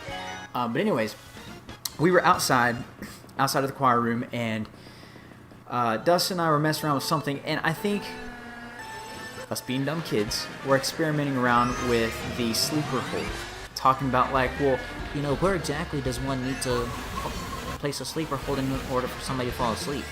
Or maybe we were just talking about like, how do you know when you're gonna pass out, or like what is that threshold? Like, do you notice that something's happening, or does it just happen? So we were messing around, and you know, I think I tried to do it to him, and I was like, do you feel anything? No, I don't feel anything. Well, he did it to me, and or I think I did it to myself, using my arm or something like that. I don't remember. We were just being stupid. Well, I ended up passing out, and Dustin was right there, and he caught me, and I didn't realize what went on. I didn't fully black out, but everything just kind of went, I don't know, like TV static, and it was kind of hazy, and all I saw was just a bunch of white static, and my ears were ringing a little bit, and that's all I really remember. And Dustin, he was laughing his head off, and he's like, "Dude, are you okay?" I was like, "Yeah, why? What happened?" He's like, "You almost hit your head. If I didn't catch you, you'd hit your head on that window. Probably would have broke it." No. Yeah, dude. You almost hit your head on that window, and I caught you. So there was that. And then, the story I was going to tell about my wife and I. We went to a Brazilian steakhouse, right? So, like I said before, I love food. And most importantly, I love steaks. Like fillets, ribeyes, burgers. If it has to do with any type of beef, I love eating it. So, we go to this Brazilian steakhouse. And the first time I went, I really didn't know. The second time I went, I already knew. So going there, I told my wife, I was like, "Do not touch the salad bar." And she's like, "Why? They got some good stuff. Look at it. It's amazing." Yeah, it is amazing. You're right. But that's how they get you. Those meats are high quality meats, and they're expensive, and it's all you can eat, right? You're at a Brazilian steakhouse. You have all of this fresh meat at your disposal, cooked to order, and these dudes and dudettes, they're walking around with these meats on skewers. And basically, you just have this little placard, and you flip it over to green, as in go, you're good to go. So if these people walk around and they see green on your placard, they're going to come around with food, and they're going to say, "Sir, ma'am, would you like some Parmesan herb-crusted medallions today? Or would you like some chicken wings today? Or would you like whatever?" Well, if you're good and you don't want any more, you just simply flip over your placard to red. And they'll leave you alone. They'll see the red, and they'll see that you're busy eating or whatever, or simply you just don't want any more food, and they'll leave you alone. So they have this amazing, elaborate salad bar that's, really churched up. So what they do is they really sell that salad bar because what's there is starches. When you eat starches, that's it has a chemical. I guess starch is the chemical itself that triggers your mind saying, "Hey, you're getting full." It fills you up and it satiates you. Well, knowing this, I decided to stay away from the salad bar, and I advised my wife to do the same, so that's what we did. So they opened up at 5, and we didn't touch the salad bar, and they even tried to get you. So as like a courtesy, like if you go to Texas Roadhouse, they'll bring out those rolls, or if you go to Outback, they'll bring you some bread. Well, here at the steakhouse, what they do is they bring you this little I guess it's a plate of potatoes for you to share, and then a deep fried plantain, which is carbs and very starchy, both of those. So they try to get you to fill up anyways, because if you're full, you're not going to eat food. If you don't eat food, that's more money in their pocket. So we got that, and I told Ashley, I was like, "Don't eat that." "Really?" Like, "Yeah, don't eat that." "I'm hungry." "I know, me too, but just wait." So then, after, not before too long, they started running around with all the meats. But we ate so much.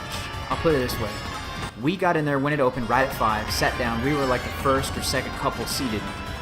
And we ate and ate and ate. And we ate for so long that we saw the people that came in with us, they left. Watched other people come in, eat their food, have conversations with their loved ones, and then they leave, and we're still there eating food, just passing time. Like when we get full, we'd sit there and we'd converse and enjoy each other's company and all that until we could eat more. And then I'd ask her, "You ready for some more?" "No, not yet." "Okay." Then a few more minutes pass by. "All right, you ready now?" "Yeah, I'm ready." "Okay." We flip our placards over to go, and we get more food. That was the fullest I have ever been in my life. I left there hating myself, but I did not regret it. Later that night around midnight, I threw up, but it was worth it. Even while I was hunched over the toilet, I was like, "Whoa, it was worth it. Whoa, I'd do it again." But and disclaimer, there was no alcohol involved. I don't drink. I haven't drank. I don't drink. So there was no alcohol involved. The throwing up was solely just from overeating. Which, by the way, that's dangerous. I don't condone overeating. Don't do it. Take care of your health. So don't overeat. But anyways,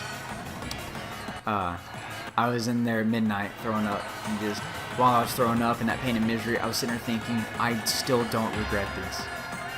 So that's the fullest I've ever been. It was so bad that when I got into the truck, it hurt to sit because when I was standing up, it allowed that food to have some space and settle down a little bit. Well, whenever I sat in the truck, of course your legs come up because you're in a sitting position, and that was painful. I felt every bump. The seatbelt hurt. The seatbelt hurt. Everything hurt, and I was miserable. But again, still worth it. Come on now. Yay. Alright, let's go back through these comments. I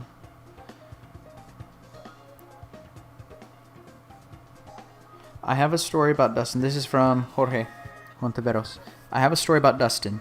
As Eva's big brother, I'm expected to protect her. When she introduced Dustin to us, I tried to intimidate him by asking him to go shoot guns. Needless to say, he agreed. And that said, he would take a shotgun.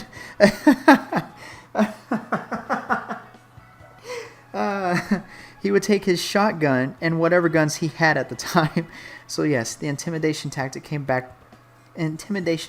backfired on me. And then below that, Jorge, do you remember you thought his name was Justin and I didn't correct you? It was fun shooting though.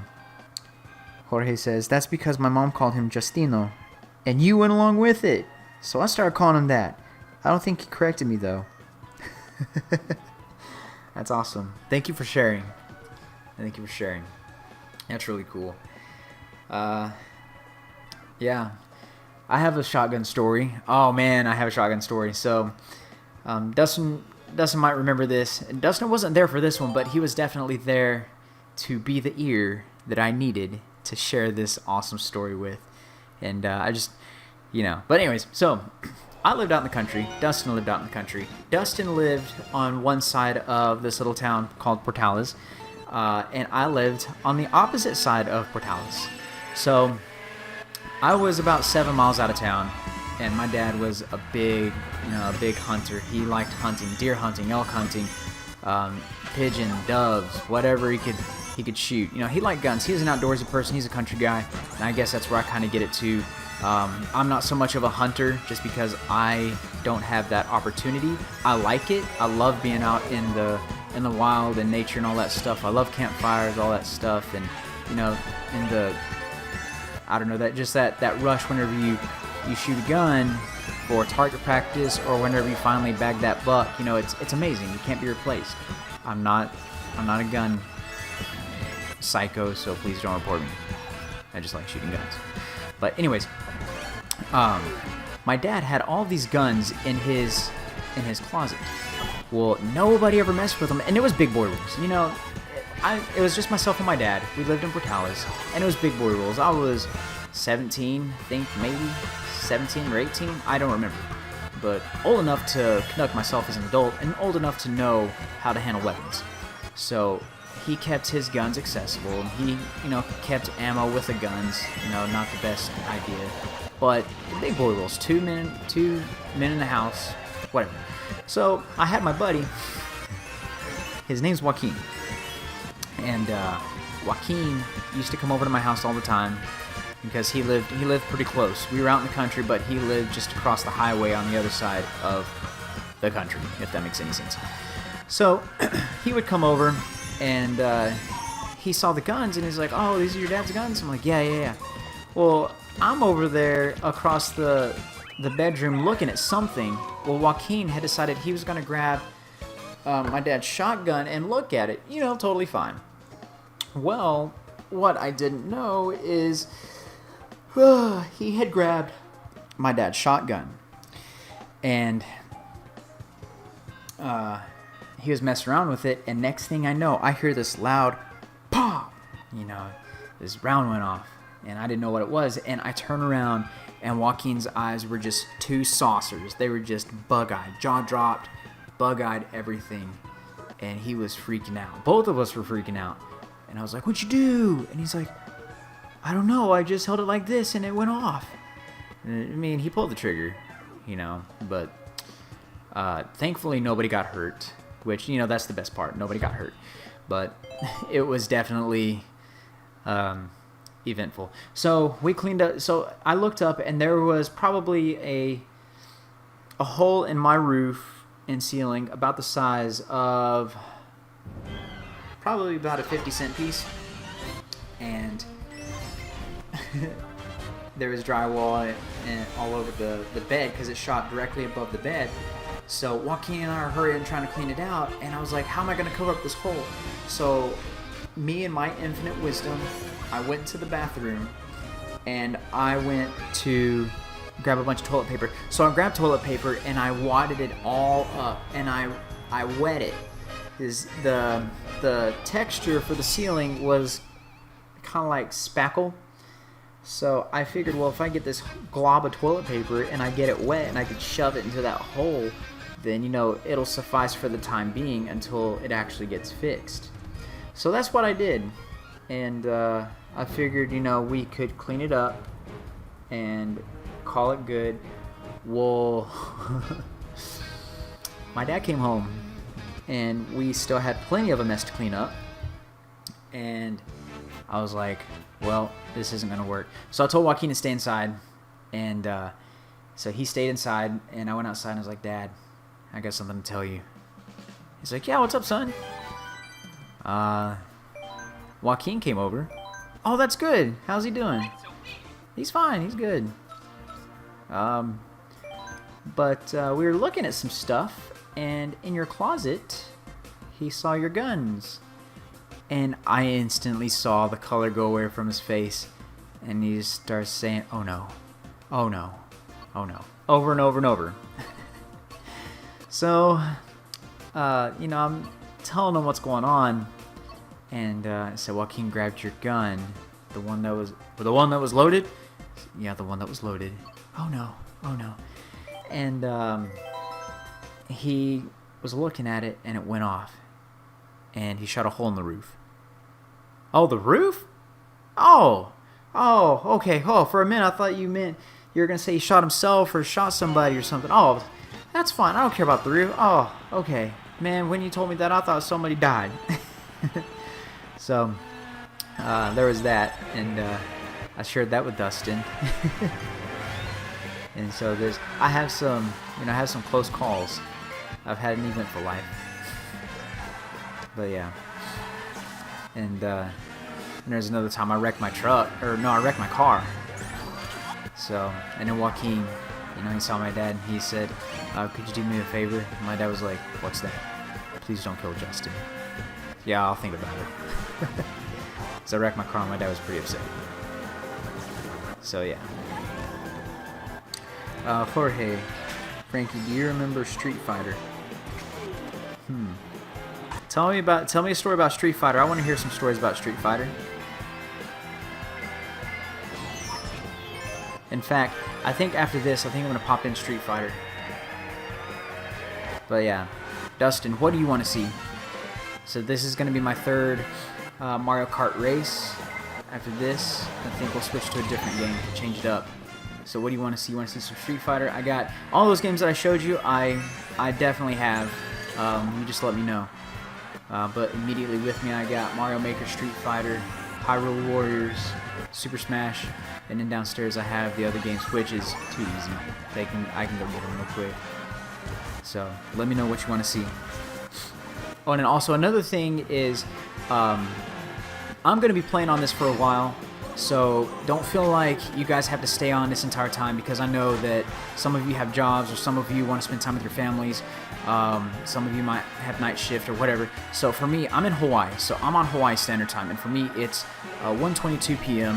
So this isn't designed to keep people on here and make people sit here this entire time. In fact, I plan on taking a break sometime too, but I will keep playing because this is my way of sacrificing. Dustin sacrificed a lot, and he's sacrificing a lot right now, and he sacrificed his health. And so, you know, I feel really guilty about not knowing more about his situation, and I also feel guilty of not being able to do more. You know, I think a lot of us as family members and friends, we have that natural guilt inside of us. And for those of you that do feel that, it's okay to have that. It's okay to feel that way. It's just rough to deal with, because it's part of the grieving process whenever you have a moment of adversity, and it's totally fine. But having those feelings, I just feel like this is my way of sacrificing my time. My family understands, and I've been planning to do this, and this is something that I can do to help Dustin release some stress and give back to him. So again, don't feel like any of you, especially Dustin, has to sit through this and binge watch it, because I personally wouldn't, unless it was a game that I was truly interested in and I was ready to wind down for the night, or you know, didn't have anything else going on. So by all means, do what you want to do, and I'm still going to be here. I'm going to be playing on and off. I'm going to be playing on my Switch. I'm going to be playing on my PlayStation.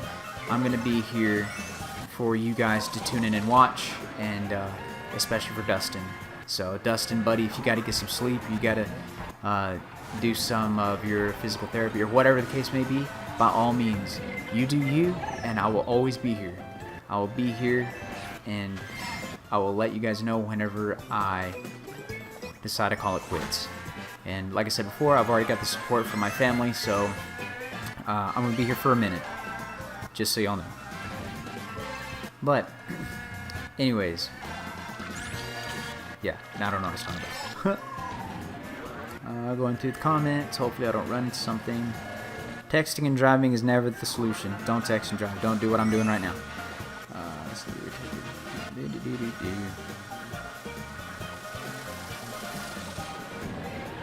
Street Fighter. Okay. So after this cup, we will be playing Street Fighter. I'm not really happy with, or I don't want to say happy, I guess not too thrilled with the multiplayer on Mario Kart. So, you know, I can play Mario Kart, you know, Grand Prix, and then you can also play with friends or whatever, but the multiplayer, I'm not really a fan of.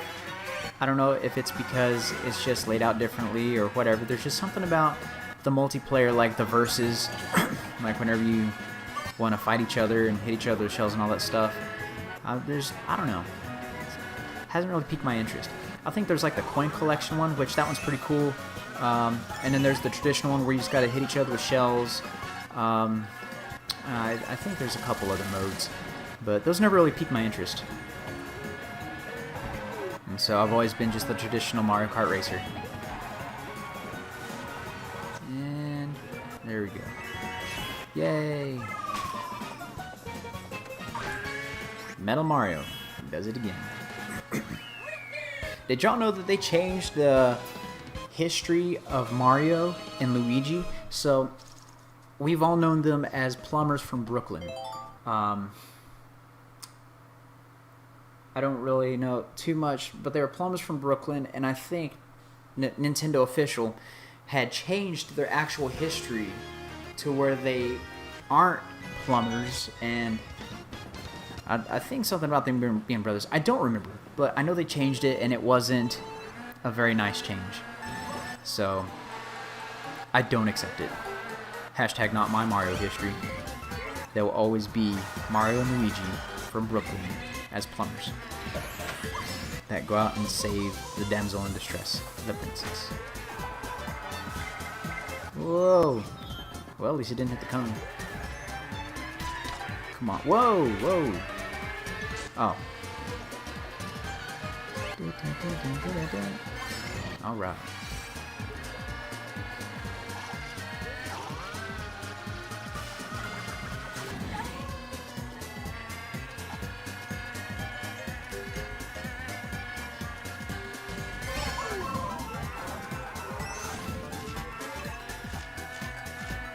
And here we go. I like these jumps.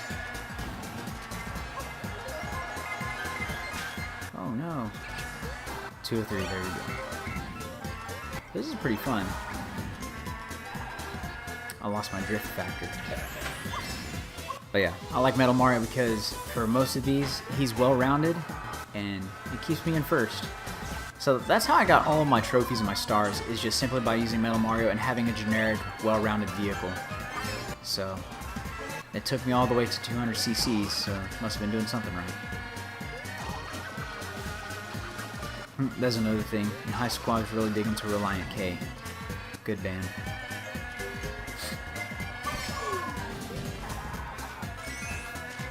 Ooh, all the shells. But don't worry, I have a banana. Oh, I just noticed that the launch ramp is made of graham crackers. Those are some tough graham crackers. And here comes a shell. Not today's shell. Ooh, I have a horn. Well, I don't think that'll really be of any benefit to me. I guess if I see a shell coming up, I can try to detonate the horn whenever it's getting close to me. I think you can do that. I think the horn can disrupt shells. I'm not sure.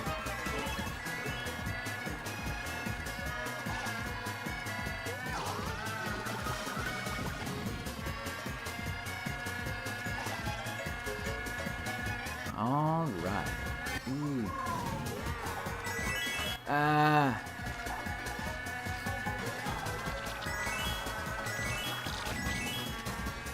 And the graham cracker. Yay, done. There's that one.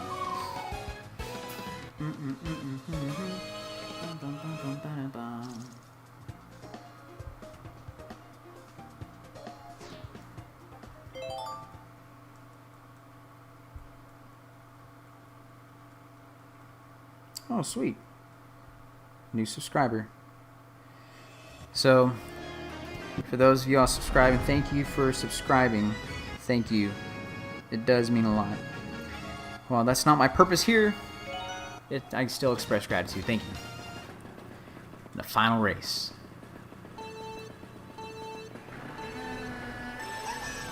Oh, I didn't get a good start. Okay.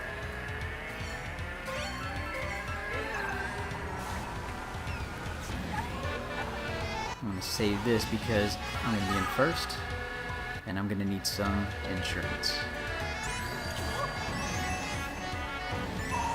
There we go. Get out of here, green shell. I always think those noises those thwomps make are funny. Urgh!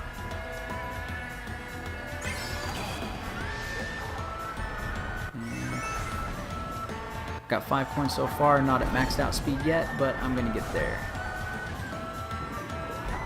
There was a game that was really fun. I liked it. It was Sonic Riders. I think it was on GameCube. I can't remember. I think on GameCube was the game called Sonic Riders, and that was really fun. I could really get into that one. And you could customize. Well, not really customize, but the characters were actually very different. Like, I think some drove a car, some rode a hoverboard. It was really fun.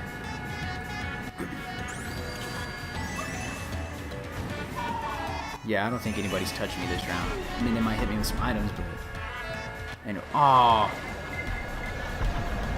So what I have set on is, on my settings for, I guess for the game, is if you look right behind you, you'll see that little yellow flashing light. So that little flashing light is basically like a safeguard to keep me from falling off the edge. So anytime I get close to driving off an edge or whatever, it auto steers me away from it. And whenever you're trying to access, like, I guess like hidden paths or paths that opened up, that light will activate and it'll guide me around to a different area. So I could hit the center, but it made me go around it.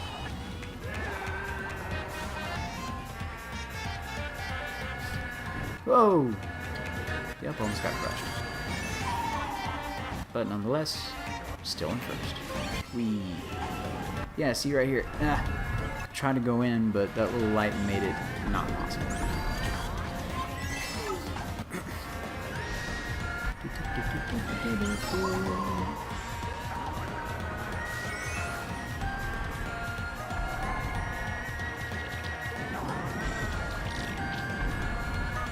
Cool. Sometimes I'll have the ink splatters. It splatters to where it doesn't bother you at all. Just kind of a nuisance. Yes, good. I was so afraid I was going to get hit and get knocked off into the dark abyss. Come on now! There we go. I'm glad I had that buffer. That buffer of distance between myself and the next cart. This is almost relentless.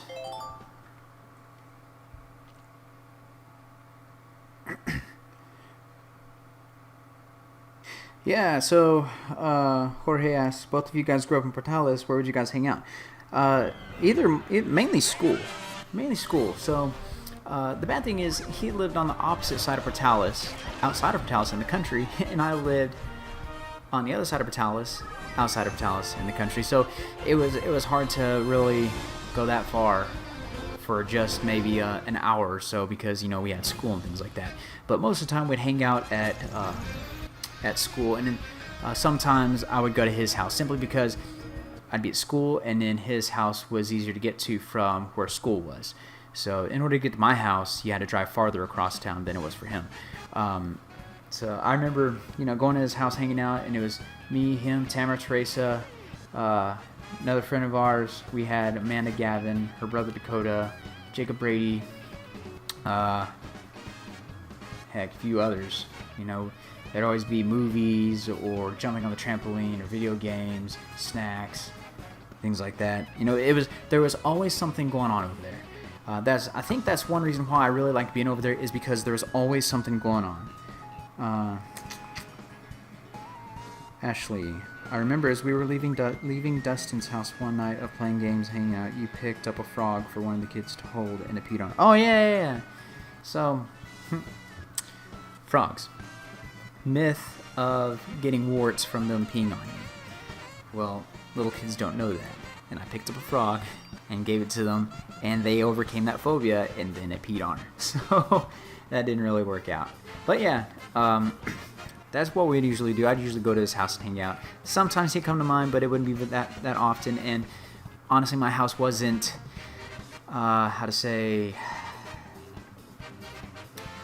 well built for accommodating company. It was, I mean, it could accommodate people, you know, and you could do stuff, but it wasn't big and spacious. I'll put it that way. It wasn't big and spacious, and I just didn't have a lot. I mean, I had a TV and one console, or maybe two. I think I had like a GameCube and a 64 or an Xbox. I had three, but it just wasn't designed, because in my room, it was a big bedroom, or it was a big bed in a moderately sized room, so you literally had to walk one path to get to where you wanted to go. So, you know, his house was bigger. It had, you know, a big living room. Then it had a bigger kitchen, you know, and outside there you had the trampoline. There's more to do out there. So I think because of the amenities, or, you know, the ability to do more, is what attracted all of us. So not saying we were using it for his stuff. That's not what I'm trying to say. But because it attracted us, we were able to be more cohesive and spend more time together and do more. And we really spent more time doing things with each other than we did utilizing things. I remember just jumping on a trampoline. I could go find a trampoline and jump on it, but it was, you know, the creativity of everybody there, and the fact that you were having fun. And honestly, for me, that was what really helped me get through some of my high school life, because I lived with my dad and I didn't have anybody else. I mean, I had my mom and my sister, but they lived in a different state. And, you know, my sister and I, we didn't have that close relationship. You know, she's 5 years younger than me, and, you know, she had totally different interests as a young girl than I did as a teenager about to be an adult, you know. So we just didn't have that close relationship. You know, I love her to death now, you know, and we're both adults, but at the time it wasn't in the cards. And you know, and I love my mom. You know, I love her to death too. But you know, I just got along better with my dad. But there, I didn't really have anybody, and Dustin was, him and Tamara were those outlets for me to be a kid and still have fun, and to know that I had somebody that had my back, you know. So they've always been there for me. All right, so now what I'm gonna do, I'm gonna go ahead and switch out this game from Mario Kart and get some Street Fighter going. So just bear with me.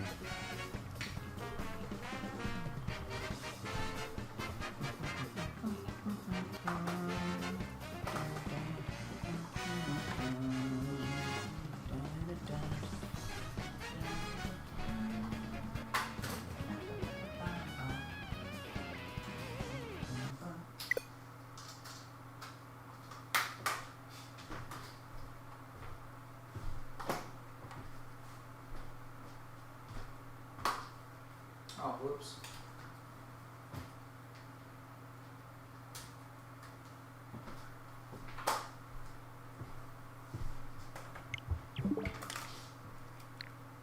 All right. I'm also going to switch up my controllers because I actually have so the Joy-Cons have a little D-pad, or not a D-pad, but where there should be a D-pad is buttons. Well, I modified one of my Joy-Cons, and now I actually have a D-pad in place of the buttons, so I'm going to grab that real quick.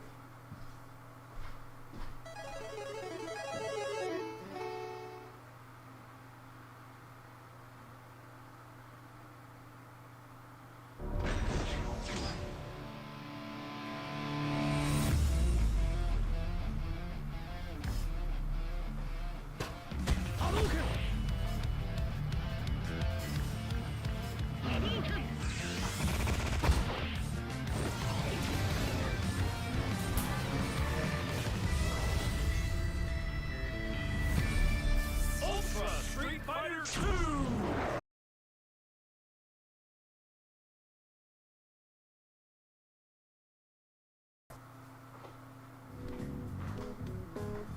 There we go. Awesome. All right. And now I gotta fix this. Okay. Change script and order.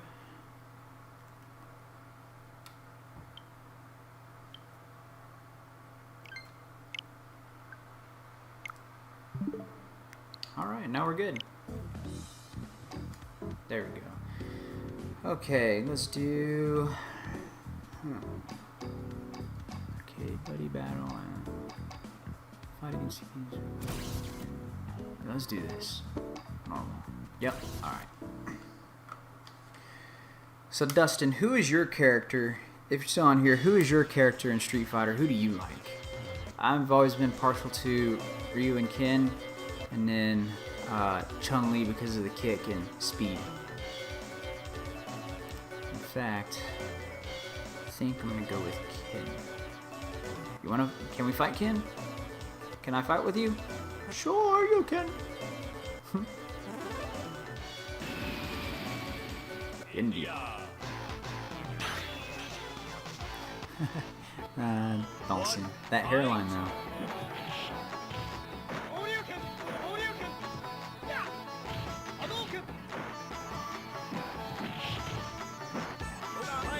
So a buddy of mine that was supposed to be, I guess, watching a stream, and we were actually going to try to see if we could organize something online with each other.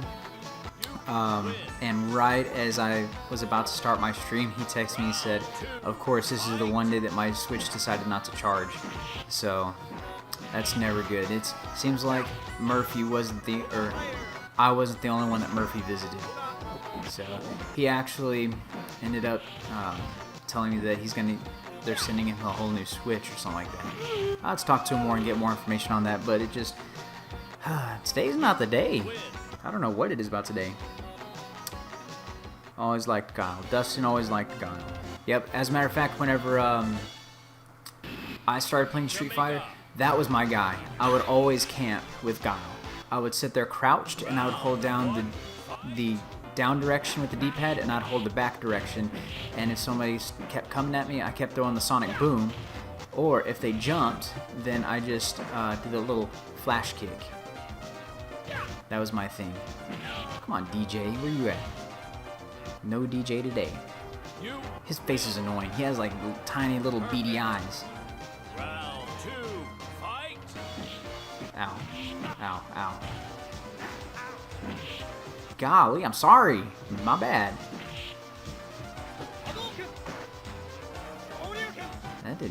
That went south real quick. Golly. I'm about to die. I'm gonna pull a Ryu and just keep throwing Hadokens at him. Okay, I'm over that. Oh, low blow. No. Come on. What type's that? What again? What type's that? What again? You win. Yeah, man. That backflip kick comes in. Comes in right when you need it. USA. Oh, speaking of which. Round 1, fight! I'm about to get flash kicked. And sonic boom to the out. Or suplex. Suplex works. Yep, flash kick. I should have known. When you see him crouch, that's no-go. But see, here's the thing that gets me, right? So, you, as the player, you have to sit there and hold the directional button for like 3 seconds. And you have to meet this certain criteria. But if you're the computer, no, you can be standing there just fine and you just think, you know what, I want a flash kick, so you know what, I'm going to flash kick. And you know what, I'm going to be standing too. Or like they're moving forward. Guile moves forward towards you and throws a sonic boom when you fully know that you have to hold the back direction for at least 3 seconds. That's how the game's cheap. It's in the game that you can't utilize. Well, I say not the game, but the opponent. You win. I'm not even gonna. Oh, good. Haha, where you at, Guile? I was about to say I'm not gonna say anything because that almost ended my life the last time I did. Just remember, sometimes your mouth can get you in trouble. Can. Round 1, fight! I try using her. She's okay. She's not one of my favorite characters, but she can. If you can get down her combos, like how to, like her button combos for moves, and then incorporate those to build a chain, basically like a Mortal Kombat style. She is a powerhouse. She's a monster. Like I think there was one time when I first got this game, I wanted to try one of the non-original characters, which Cammy was one of them. So I tried with DJ. I didn't like DJ. I tried messing around with Cammy, and at first I was like, I'm over this. But then I started dedicating the time towards the character, and I actually got pretty good with her. And she's a powerhouse because you learn when to use certain moves and combos. But I don't know. She just wasn't the best. And then whenever I would have a lot of time in between playing, I forget combos, I forget what really worked, what didn't, and I decided, I'll just stick with the more traditional ones because they're easy. I mean, Ken, you got an uppercut, you got a ball that you throw at people, and then you got a spin kick. Like, that's really all you need. See? Sure you can. About to get you, big boy. Oh, dude. He is the only fat guy that's chiseled I've ever seen. Like, look at him. Ow. He's chiseled. He has... Oh. I guess I spent too much time checking out the fat guy. But look at him. Look at that. He's like chiseled. His arms, forearms defined. Even his calves have definition. And how you throw a guy like that, I have no idea. There's no way. That's what I like about these old games. Physics don't matter. Because he literally just tried to headbutt me and I stopped him with my toe. Yeah! In real life that wouldn't happen. But at the same time, you would never see a fat guy flying horizontally like 90 miles an hour. Nor would he be chiseled.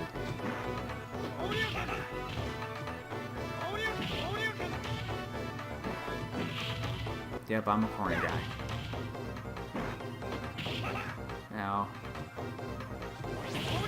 Yay.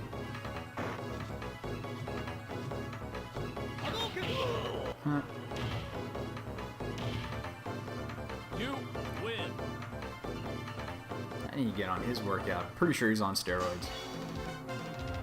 That face, though. Hong Kong. Round 1, fight.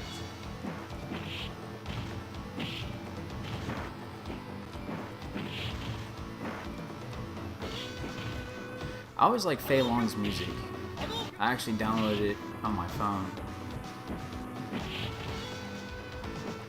But did you know that they designed Fei Long after Bruce Lee? I didn't know that either.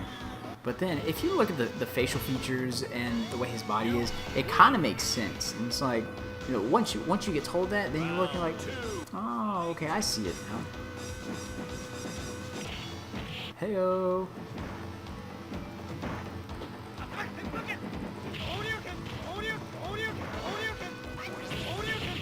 Yeah, got it. He's like the great value Bruce Lee. Got him. You win. You'd need at least 5 of you, BB, no 10. Okay, come on now. Russia. Russia. Zangief. Round 1.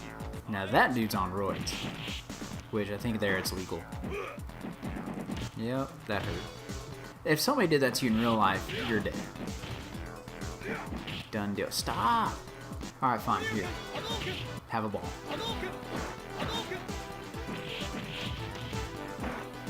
I want to know what his meal plan is. That dude probably eats like 5 small children in the morning.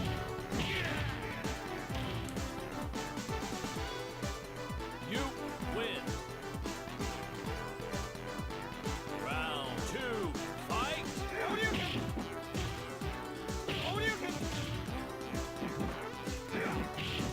Oh no. Okay, guy. He's throwing like a rag doll. Like, you're like 500 pounds. Let me just throw you out. Get out.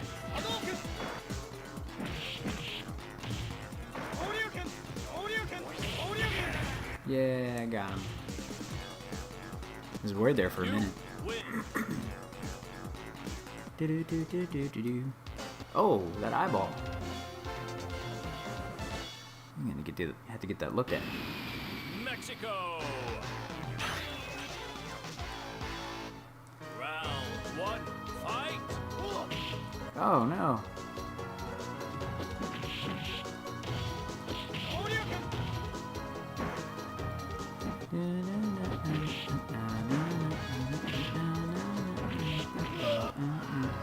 That's quick. I couldn't mess around with T-Hawk either. He's too slow. Like for me, he's too slow. He's basically like the next level Zangief. But he's powerful.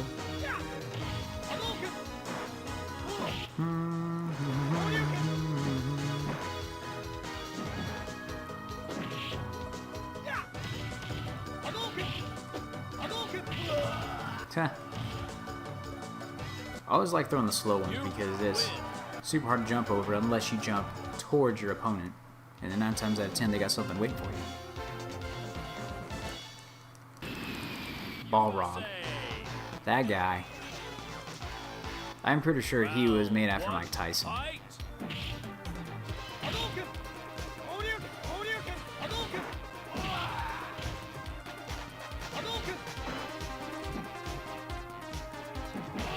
are you backing into the corner? You know I don't like corners. I kind of do, but I try to not use them because that's kind of like a handicap. If you sit there and keep people in a corner, it's like a handicap. Come on, dude. Get out of the corner.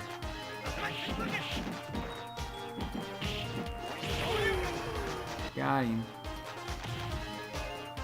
You win. Round 2, fight. Ouch.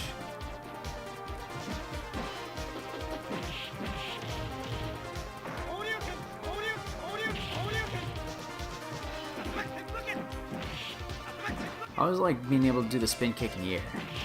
I don't think I can get it. I'm gonna try. Yeah. Oh, ow. Okay, well, I won't do that anymore. Sorry for offending you. Let me get this punch. Got him. You win.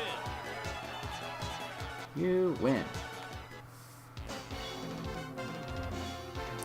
That high. That's a lot of fluid. Spain. Vega, and then Sagat, and M. Bison. Round 1, fight. I like Vega though.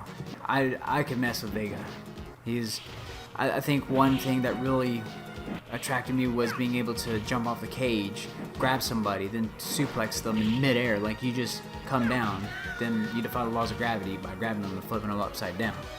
You win. Round 2, fight. Oh, here we go.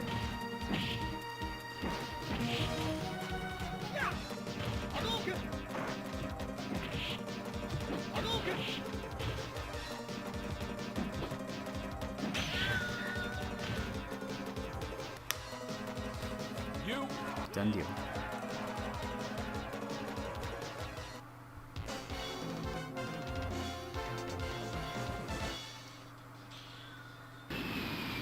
Thailand.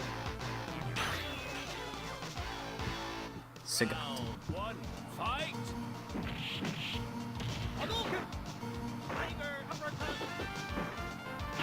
Ow. Why is everything a tiger? Everything's tiger uppercut. Tiger, tiger, tiger. Tiger knee. Tiger uppercut. Tiger. Ah.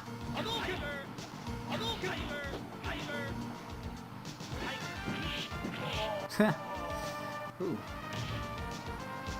But one thing, when he starts spamming those tigers, that's tiger, tiger, tiger, tiger. And the bad thing is he can do up and down. How come you can't do up and down, Ken? That got me good. 5-hit combo.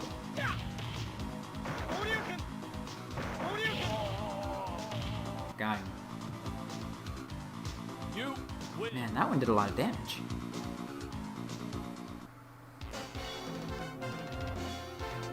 I like how his eye patch stayed in place. And M. Bison.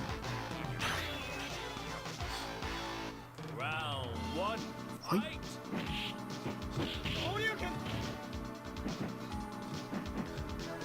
I always wondered why they had those statues there.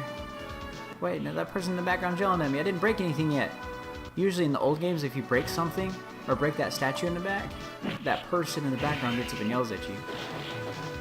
See, like right there, they would have gotten up and started yelling at me. But that dude was already yelling at me.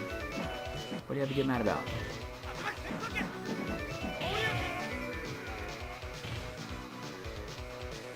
You win. Wasn't there a game with just Yoshi, or was it Mario with Yoshi? On, like, new or old? Because I know that now, well, no, take it back. Okay, so back when there was a 64, the 64 came out in the 2000s.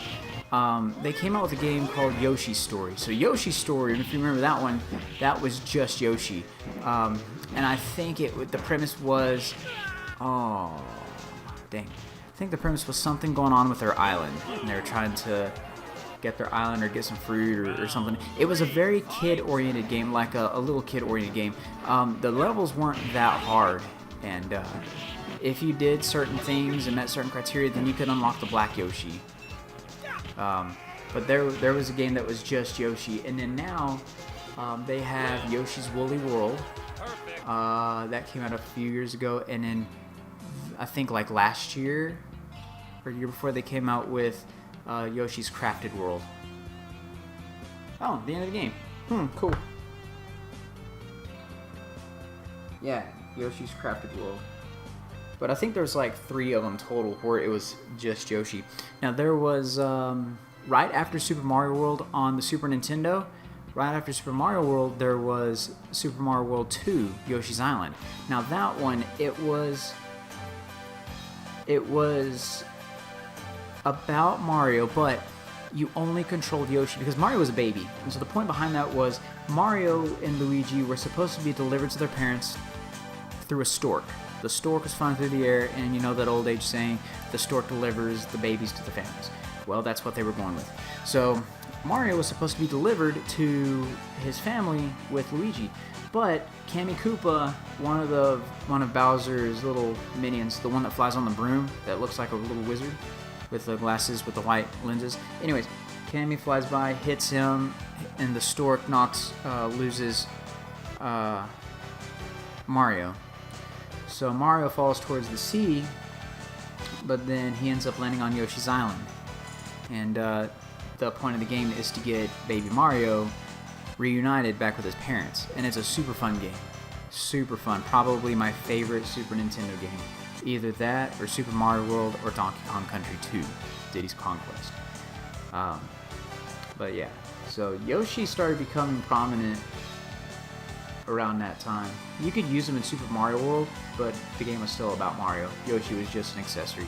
And I say accessory because you can literally throw Yoshi away to die, just so you can get an added jump somewhere. Or just because. Like, there's been plenty of times where I've been riding Yoshi, and I go to a lava point, and I just drop him off in the lava, and he slowly sinks. Poor guy. Jeez. Oh, there we go. I was waiting for the credits. Who? You're welcome. Ultra Street Fighter. Alright. I'm going to go take a break real quick, and then I'm going to jump back on. So, you guys are more than welcome to stop back by, but like I said, I'm going to be doing this periodically, and I'll see you soon. And Dustin, same for you. You need something, shoot me a text, give me a call, let me know. But so far, this is Games for Dustin on my channel, SpeedDemon8706. I'll be back later.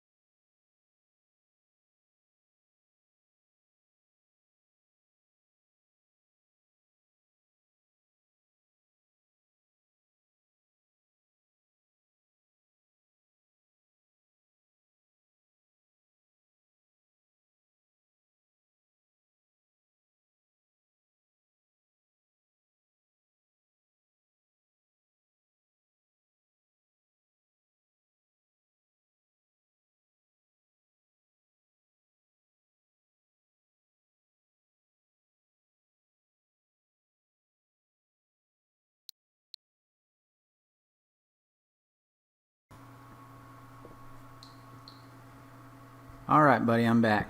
So, I think it might be just you and me. Oh, no, there's somebody else on there. Alright, so anyways, I think what I'm going to do is I think I'm going to play... I don't know if I want to play some Mario or some Sonic. I think I'm going to do some Mario Maker. And then after this, I'm going to jump over to some Call of Duty.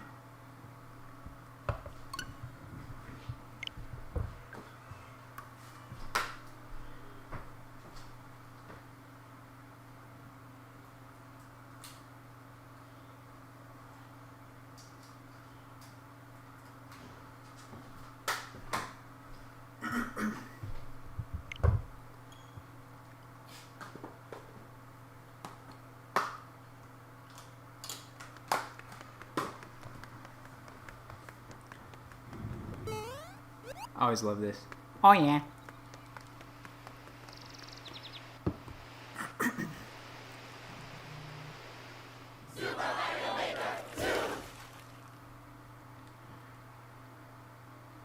Oh, okay. Do do do do do do do do do. Let's go to play.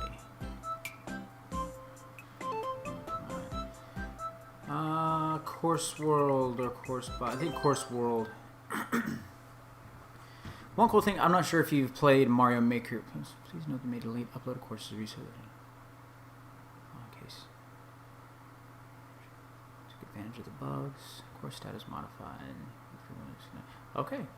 Hope you understand these rules. Cool. I understand. Including ninja speedruns. Complete the makers around the globe, around the world, and you must learn new gear by doing this course. Cool. No, not now. Alright, let's just look at some courses.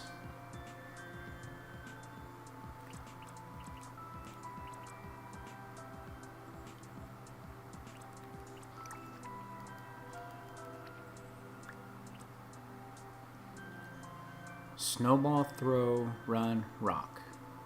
Alright, let's try this one. Oh, 5.87% clear rate. Alright, well I don't know if I'll be able to clear this, but I'll definitely try. Let's get her done.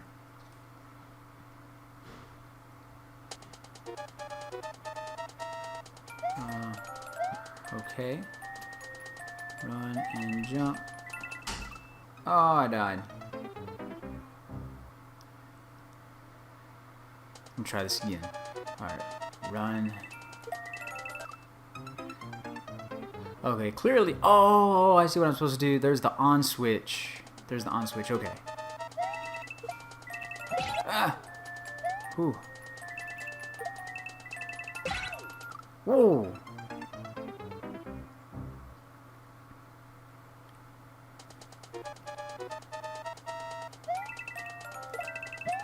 Nope.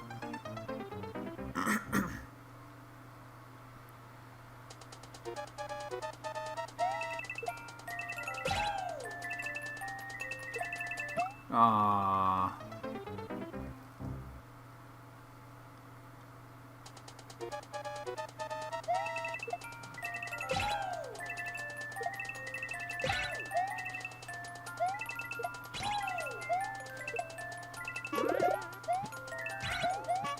Dang it.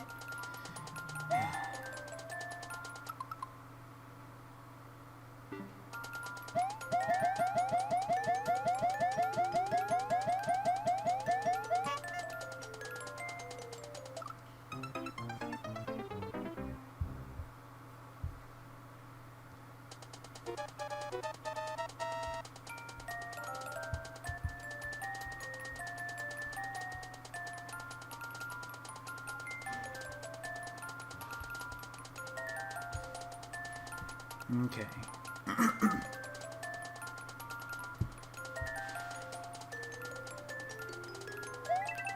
But here we go.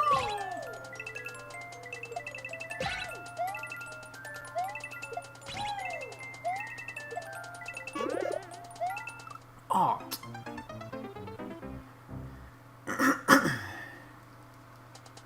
All right, try this again.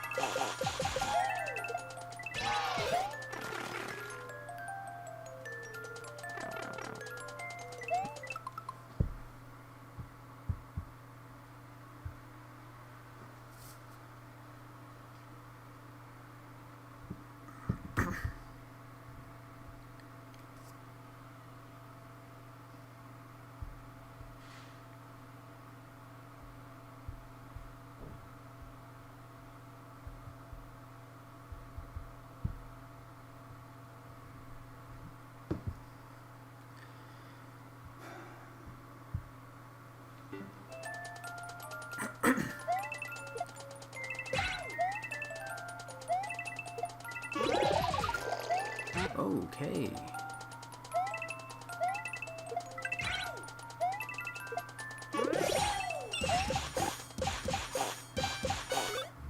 Ah.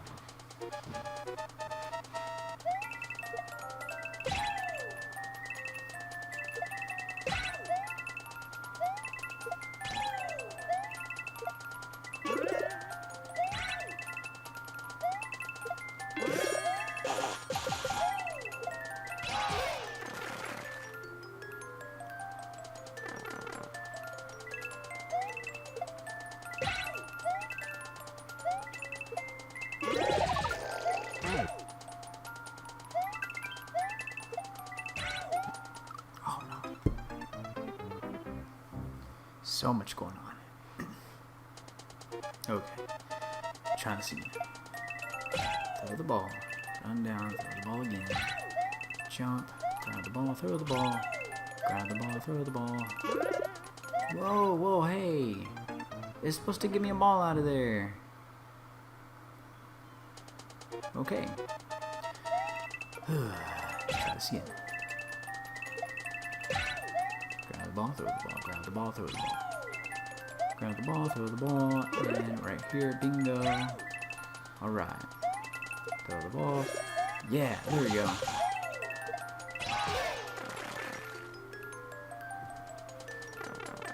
Alright. Jump up, throw it. There we go. And... oh no! I knew I should have waited. I should have waited. Alright. Practice makes better because you'll never be perfect. Throw the ball. Jump. Grab. Throw the ball.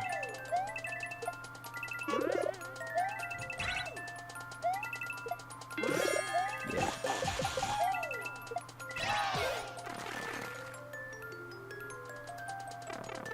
And here you go, right here. Grab the ball, throw the ball. Woo. Yeah. There we go. It's coming together. Throw the ball. Throw the ball. Oh no! Oh. Have to wear it as a helmet. Okay. Okay. Got it. Alright. Jump. Throw the ball. Throw the ball. Jump. Throw the ball. I really need... ooh, ah. Dang it. I need a screen with a better refresh rate. For me, there's a lot of blurring. Aw, dang it. 1 minute.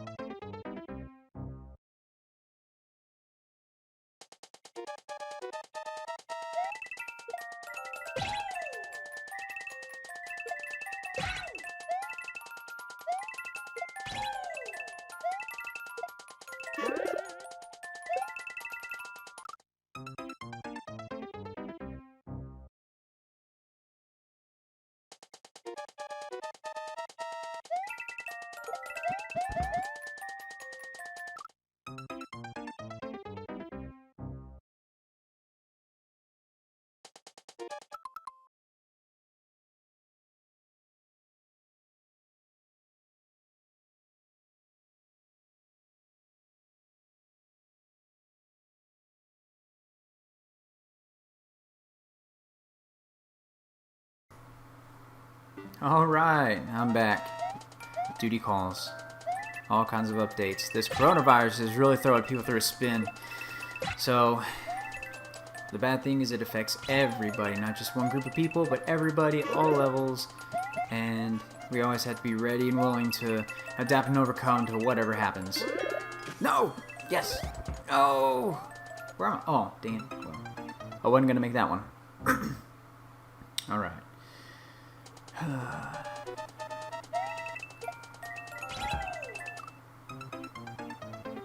I don't know what happened there. Okay then. Grab the snowball, throw the ball. Why? Why are you not dying?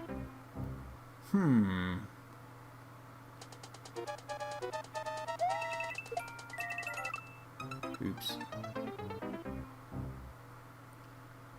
I think I know what it is. I think the thwomp has to be in the blocks. Yep, like that.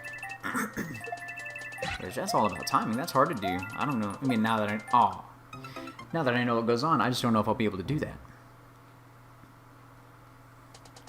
We're back. Alright. Got him. Throw the ball. Jump. There you go. And go. Oh no! I don't have a ball. Ah.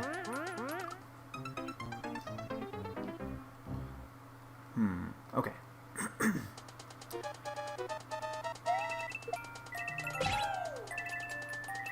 Ah, dang it, I missed.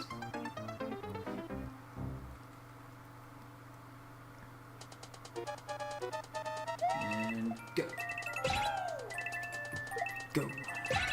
Go and go and go and go, yeah. Go and go and go and go, yeah. Alright,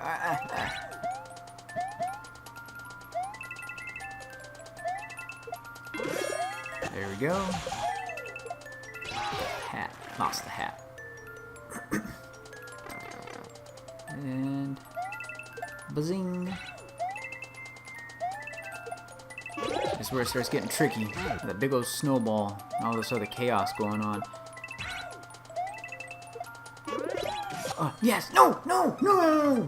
No! Like the Peter Griffin's eye.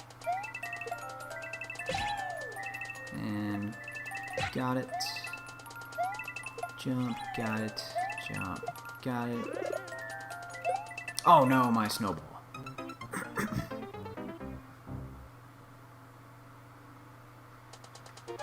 Alright, let me try this again.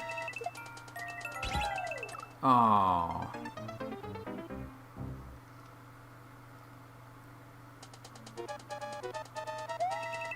Alright. Got it. And got it. Jump. Got it. Oh no. Well, I don't have a snowball. Oh, well, I guess it doesn't come back up. Me, my ingenious, thought it was going to come back up. Alright. Throw the ball. Throw the ball. Throw the ball. Throw the ball. Grab the ball. Throw the... Ooh. Throw the ball. Oh no! No! And it's gone. That's alright. Got him.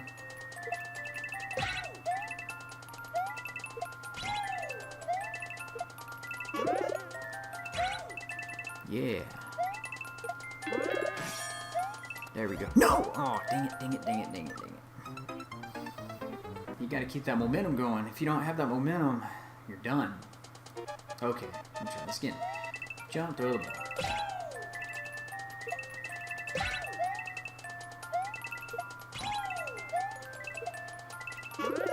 Yeah, no, no. Ooh, ooh, I still have my snowball. Yes. Oh no. I felt like there was a trick there somewhere. There's always a trick. Ah.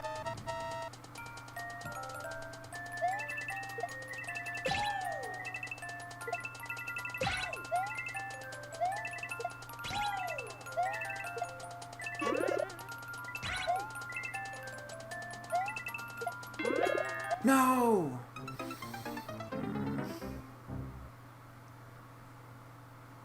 Okay. Try this again. This is the last time. I'm tired of this.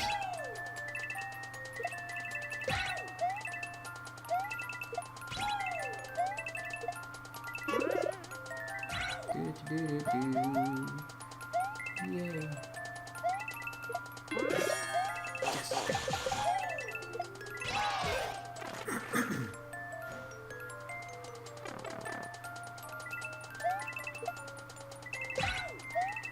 Oh, almost didn't make that one.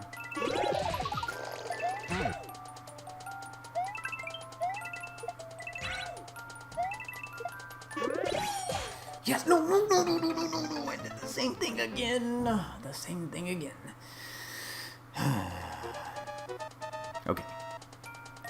Oh, wait, no, last time. I said this last time. The last time I said this last time. Okay. No, that's it. Okay, we're going to go to a different one. Exit course. No. I see why that only has a 5% clear rate. Because who knows what would have been left. Okay. 11. Why is this an ice one? 57. Okay, you know what? I like that. Journey into the Abyss. About half the people that play this, clear it. I'm the lower 50%. Okay.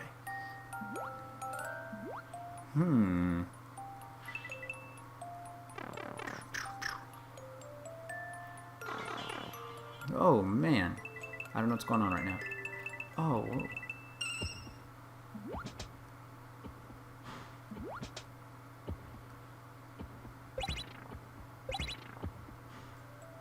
Okay. I don't know if I like this. Big old fat worms floating around in the water. I'm stuck. I don't know what's going on right now. I feel like I'm in a submarine. Is this what this little thing's shaped like? Oh, well, at least I can get some coins out of it. Oh, no, no, no, no. No, fishbone, go away. No! Ah!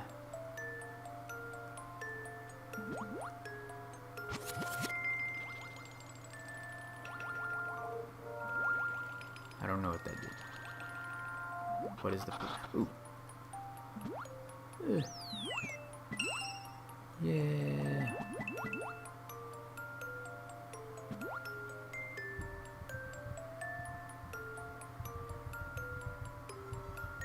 All right.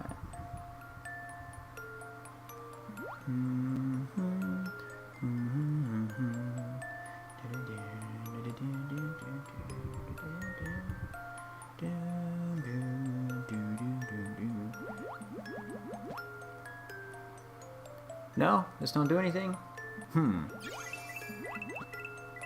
Let's investigate further. Oh, cool. Well, I needed that. The light. There's a Yoshi egg. Yeah. Can I get the Yoshi? Yay. How you go from a baby to all grown up? I have to feed you stuff. Whoa. So you just spit fireballs. You don't even have to have a shell in your mouth. Nice. Come, my fire-breathing dragon. Okay.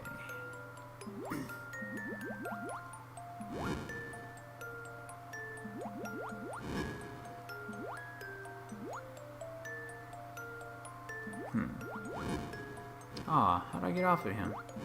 I can't get off. Oh, there we go. I was used to the actual Super Mario World controls.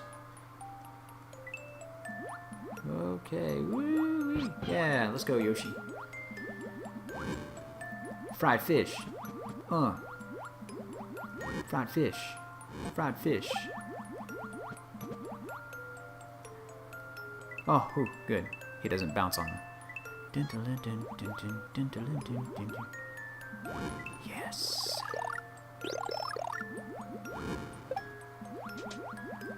Get out of here, makeshift sons.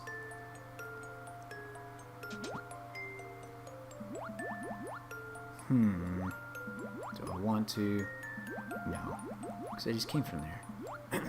Alright. Turn this on. Now it's... Oh, no. Yeah, we need that. But in all my luck, I'm probably going to have to turn it off anyway. Oh, sweet, yeah. Now I got triple firepower. Yep, I got to turn it off. Okay. Dancing in the dark. How come the... Oh, I guess they do illuminate a little bit. Ooh. Oh, thank you. I needed that. Okay. And... Come on. Come on. It's a pretty nifty invention. Yay! The fourth one. Awesome. And I got 50 coins. 100 coins. And we're in.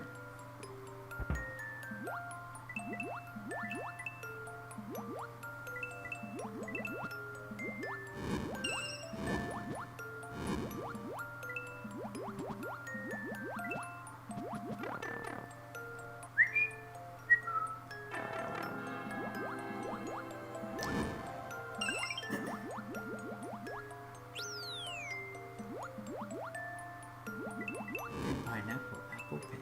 I've been listening to that song for a while. The pen, pineapple, apple pen. P-P-A-P. Boom, boom, bum, boom, boom, bum. It's so catchy. I don't even remember how I came. Well, I looked it up. That's how I came across it. But I looked it up, I don't know, a few weeks ago, and I don't know why I did. But that and the Gangnam Style. Look that up. I don't know why.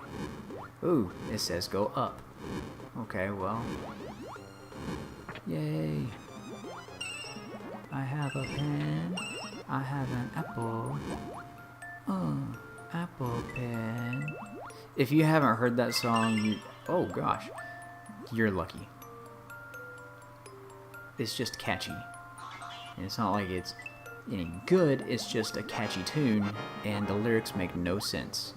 It's literally about a guy who has a pen and an apple, and he shoves the pen into the apple and then calls it an apple pen. Then he turns around and does the same thing with a pineapple, then proceeds to sing on about that song for about 2 or 3 minutes.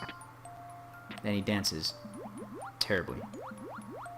Which, I mean, I can't say much because I don't dance at all, but it's definitely not any dancing that I have ever seen and called it great. Alright, got the door.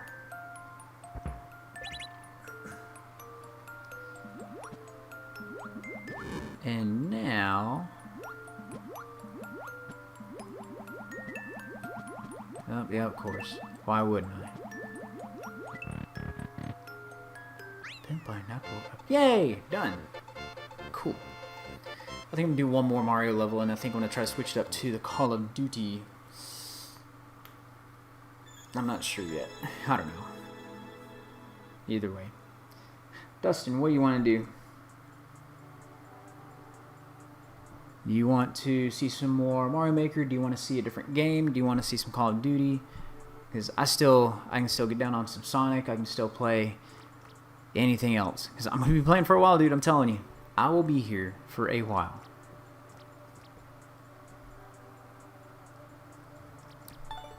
Exit. There we go. Alright. Skillful platformer. Ooh, Mario 3. I'm a little salty about Mario 3D World right now. Okay. Refreshing, great. Well, let's just see how refreshing and great this is. I don't believe it. Ooh, go! Okay, I'm going. Or maybe it meant to go... Ah, well, okay.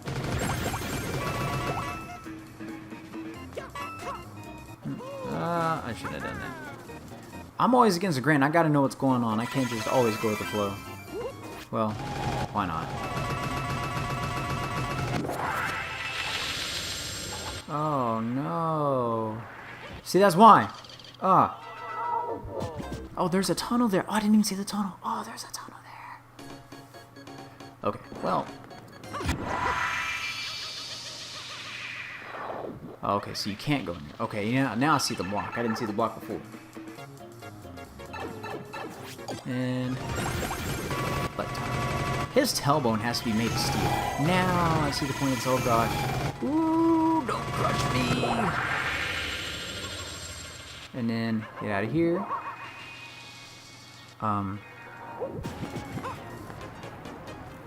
Alright. Cool. I mean, I can't wall jump that far. It doesn't work like that. There's a tunnel. Aw. Oh, that's what I knew. I should have just went with it. I'm so against going with things sometimes because there's always something. Oh, what happened? Where am I? Oh, snap. Ooh. This is pretty cool.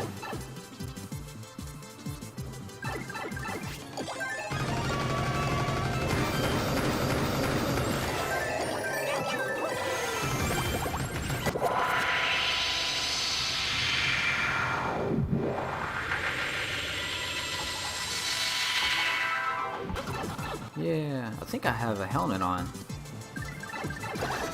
Yeah, whoa, whoa, whoa, whoa. This is so hard to see what's going on right now. And got it, yeah. And I'm Mario Maker Mario. What just happened? What's going on? I'm not even doing this. Okay, course clear. Well, imagine that. I'm gonna do that one over. That was fun. Now I'm just gonna go with the flow. Alright. Haha.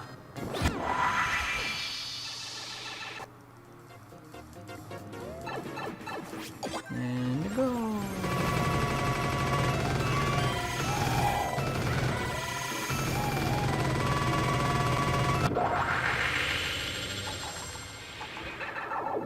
There we go.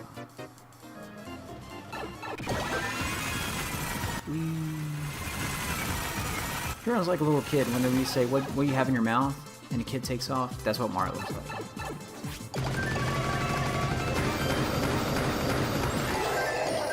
Tailbone of steel. And all the ones.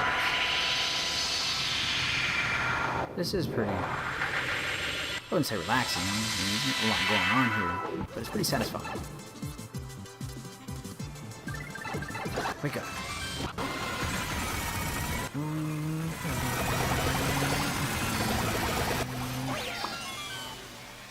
Yahoo!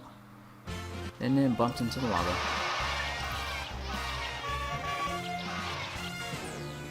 Cool.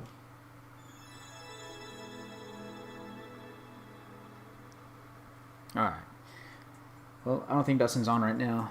So, whoever's on right now, I think it's Ashley and Justin. Cool. Fried fish. So I think what I'm going to do is switch over to the PlayStation and play some Call of Duty and get beat up. Yeah. Cool. Then I'll come back and play some Sonic, maybe some Link's Awakening, maybe some more Super Smash or Hyrule Wars. I don't know. Cool.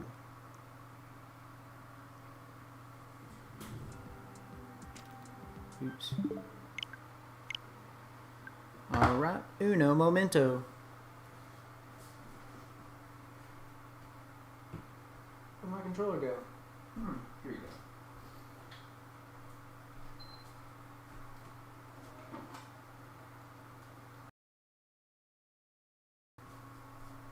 go. Alright.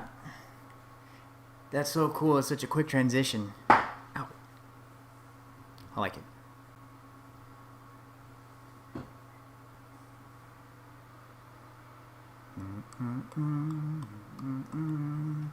I will see important safety, health, and warnings.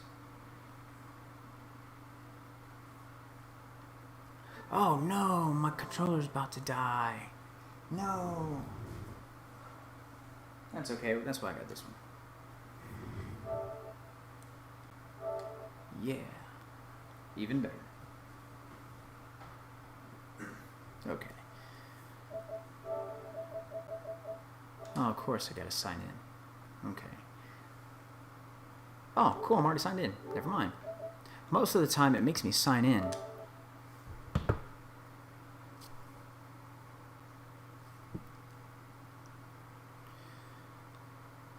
I gotta let them know. Getting down on some Call of Duty.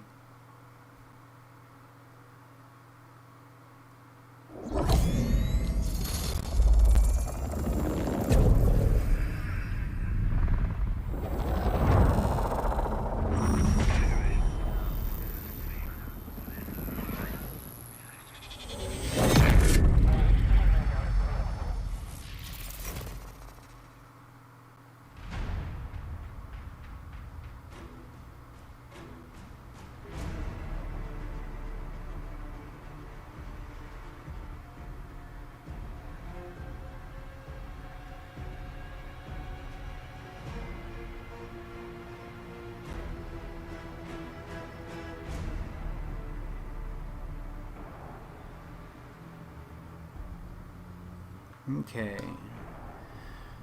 Do do do do do. Bip bip boop boop.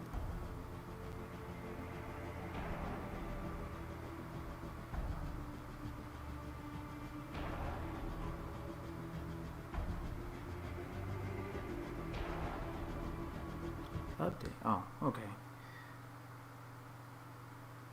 You know, that's one thing about Call of Duty. They're really into this game. They're constantly updating it, which is cool. I mean, I'm glad they do that and they take care of that. But there's just a lot of updates. And a lot of it is bug fixes. Awesome.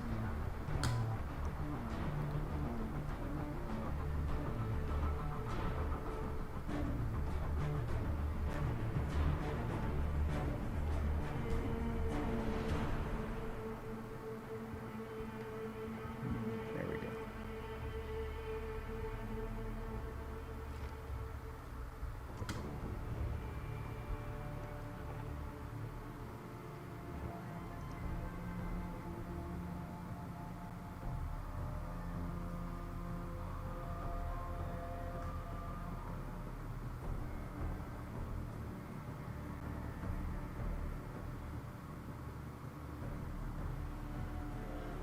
Nope, I do not need a battle pass. I do need to go to my filter. Hardcore because that's how I play. And kill confirmed, doorbuster. Yep, okay. Not cool. Cool play. And when I tell you I'm not that great, I really mean it. I am not that great.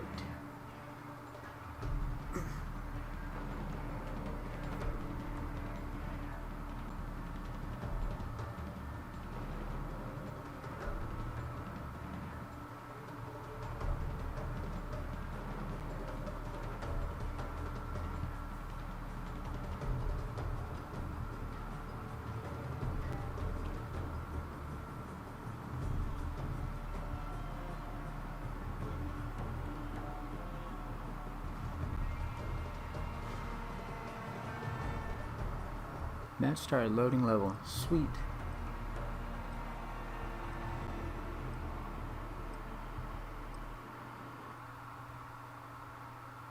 Ah, the superstore. I don't like the superstore.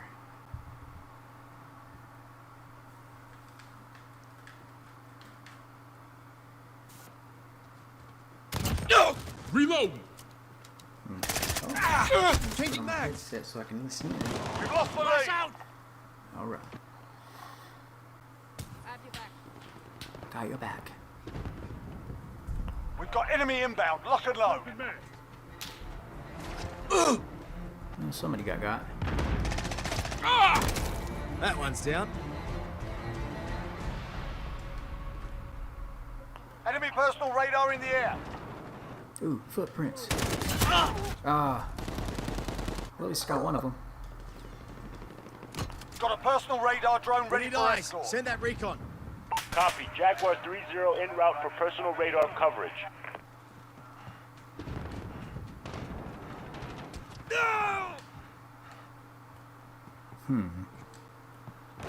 See, this is why I don't like it. It's so bad. Oh, Changing man.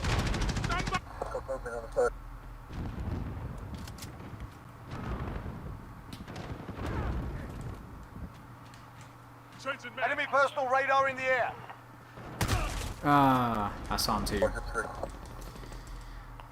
VTOL in the AO. Oh, not the VTOL.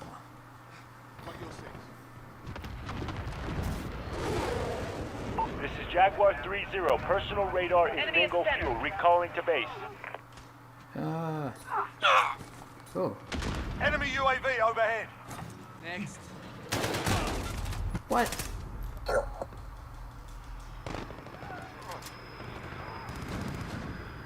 Okay, we'll try this again. See, half the time you just spend all of your time running just to die. Got your six. God, those things. Reload. Contact. Got him. Well, I mean, not me, but somebody on my team did. Damn. Changing mag. Flash out. Man, I hear all this stuff going on and...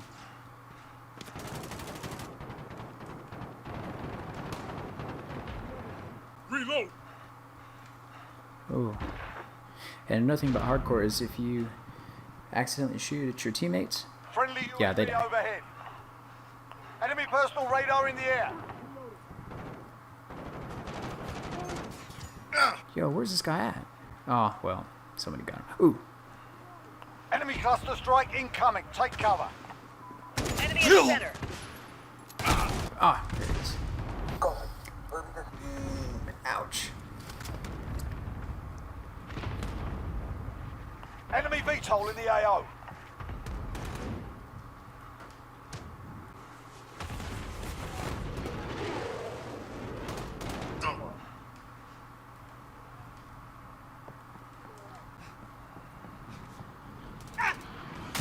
Ah. Come on now. Friendly support helo inbound. You're inbound. Under fire here. Grenade out. Friendly care No, package nobody. inbound. Oh, hey. Well, these monitors. I wonder if there's anybody that actually walked across these trees.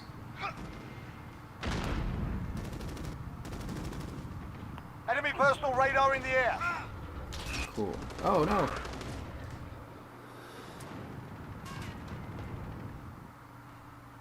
Yeah, somebody's shooting at me.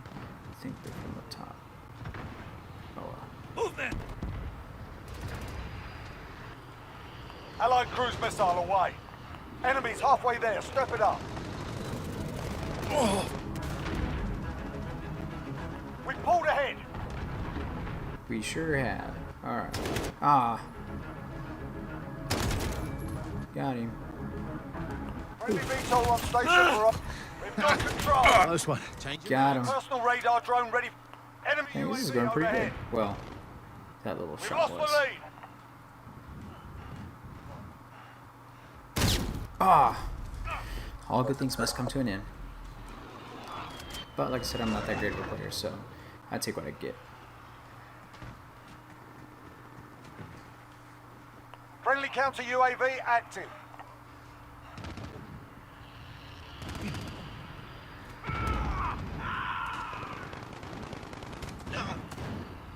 Oh!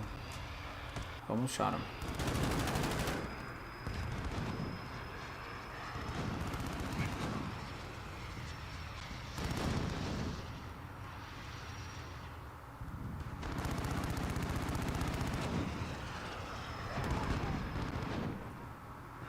Changing mags.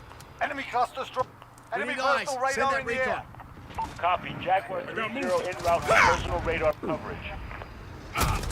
Ah, I was looking at my radar. Dang it. Friendly Oh, counter so I'm UAV leaving. active. Not by me though. Enemy UAV overhead. You're overhead.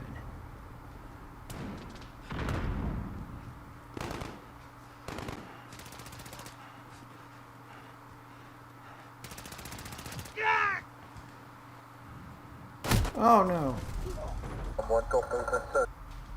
Enemy VTOL in the AO.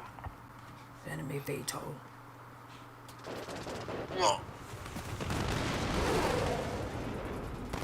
This is Jaguar 30.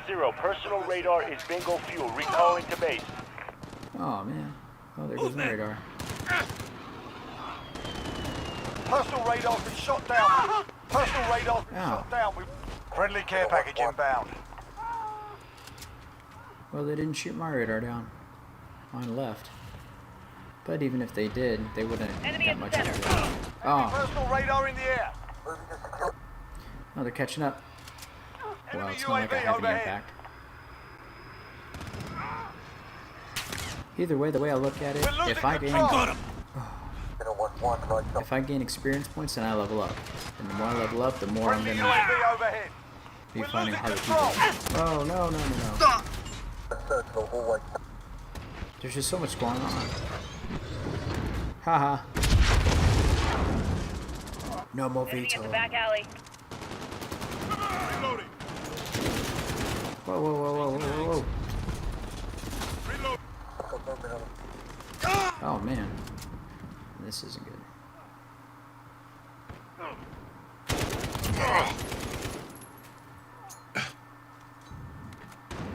Oh no, I'm sorry, friend. Getting hammered! Step it up! Dang, that hurt me. Oh, they got Enemy this at the one. back alley. There's no way I can win this.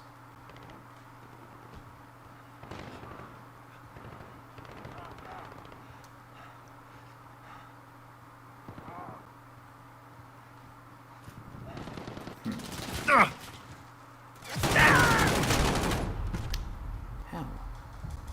But we lose. It's over. We're RTB. Move out. Well, our team return to base. Game boys had us for a little bit there. Enemy down! Enemies here!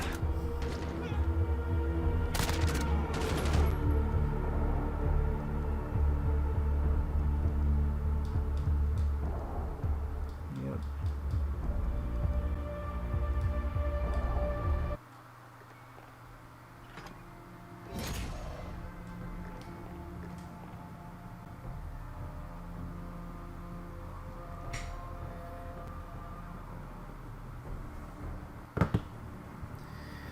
Well, that's fun.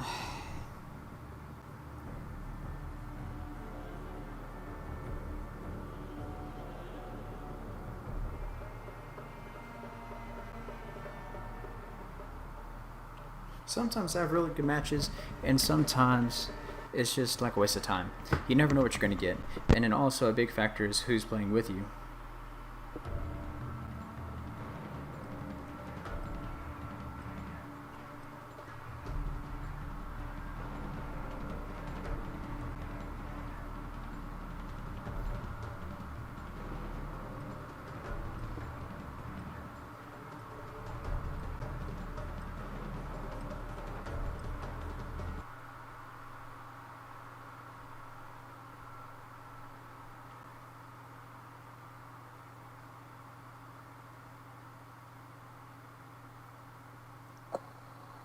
All right.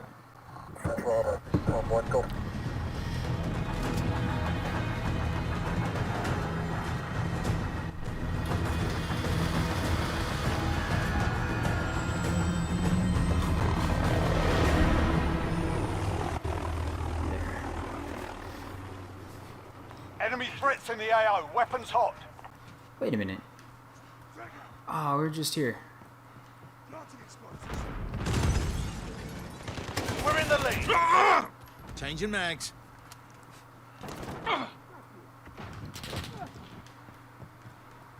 Man, this makes a world. You've lost the lead, soldier. This makes a world of difference. I had my blinds open, and I could hardly see. Now they're closed, and I can see. Enemy's got the lead. Hustle up. But don't expect that to change my gameplay. We've got control. Not for long. That was a lucky headshot. That was not my skill.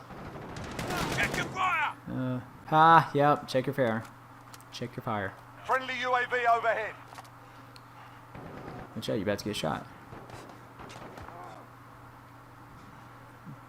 Never mind, that guy's gone.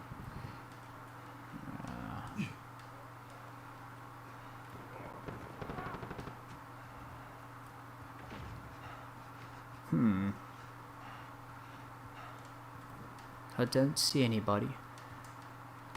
Gotta get down.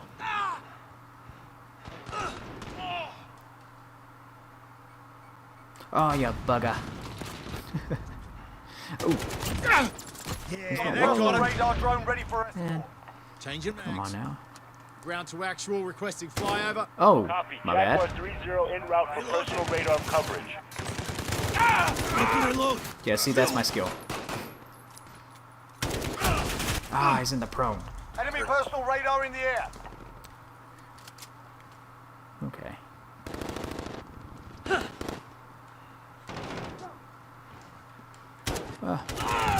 Friendly counter UAV. Ooh, ouch. Enemy at the back alley. You're at the back alley. Friendly sentry gun online. Got your 6. Contact.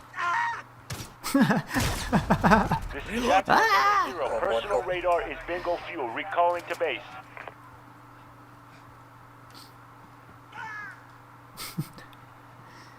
Some of these shrieks and Personal cries. radar's been shot down. Personal radar's been shot down. We've lost Overwatch.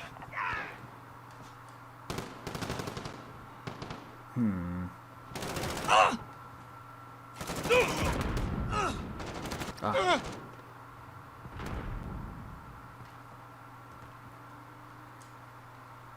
Target here.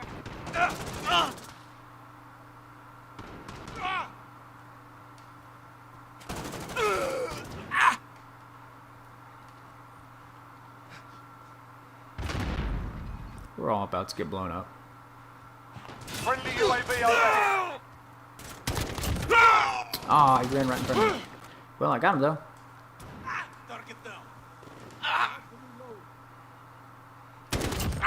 Be advised, friendly precision air.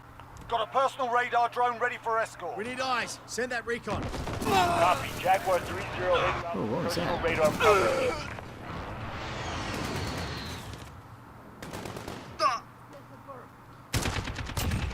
Got him. Ah. Movement.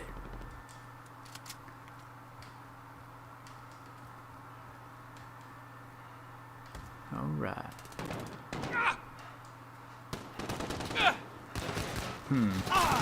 No, no, no, no. Them, Wait. not me. Friendly care package inbound. Boom, boom, boom. Thanks, teammate. This is Jaguar 3-0. Personal radar is bingo fuel. Recalling to base. You know what? How about next time you bring your own fuel? Ah! And he's on a box. Enemy counter UAV online.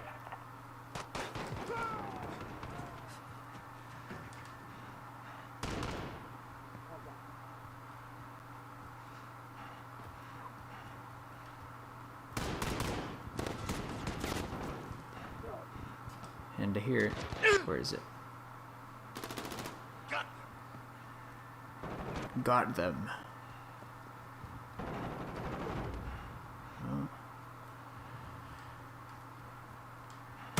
Oh, jeez. This is like a hardcore game of hide and go seek.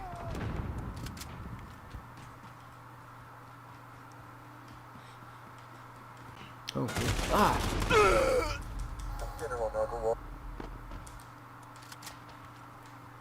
Enemy UAV overhead.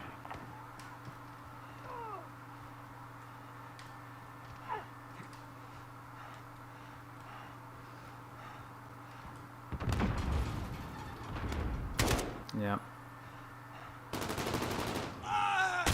Ah. And I think there was somebody to the right of We're me. halfway there. Keep fighting.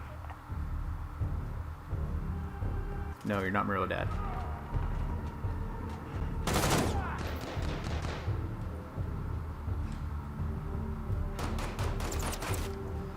Enemy precision airstrike. Take cover. The suspenseful music. Oh, yeah. Still winning, though. Not by me. Enemy at the center. No.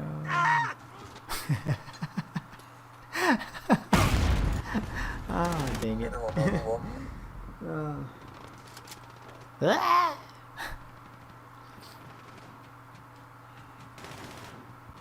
Okay, I see a little thing on the floor.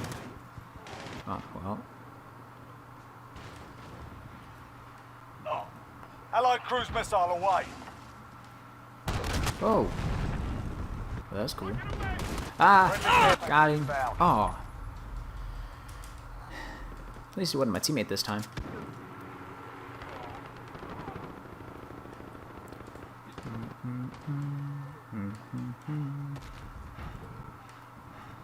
Not as rough as that hairline.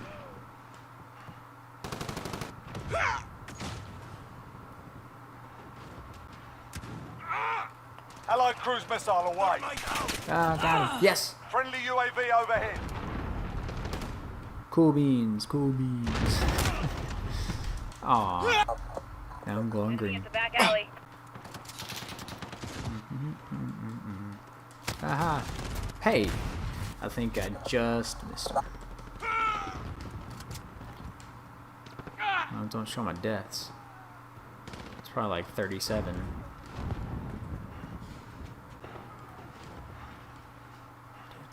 Allied cruise missile away. Well. Oh. He's right. Enemy VTOL in the AO. Enemy UAV overhead.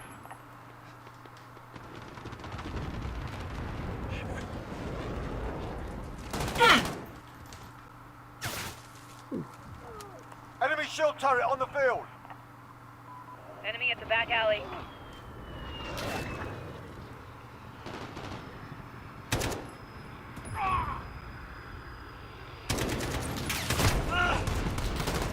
Friendly counter UAV active. I got him. Whoa, whoa, whoa.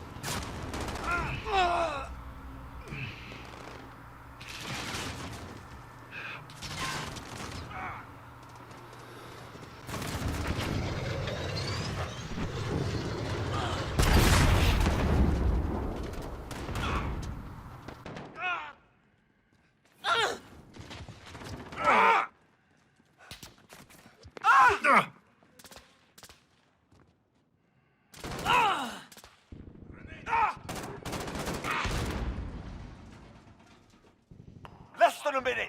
Keep it up, guys. The day's almost done.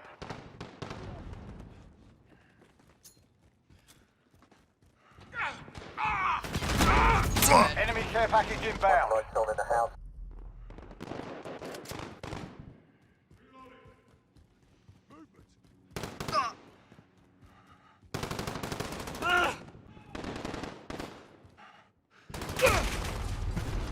Kill. 30 seconds. Time's up. Move your asses. Contact. Enemy precision airstrike. Take cover.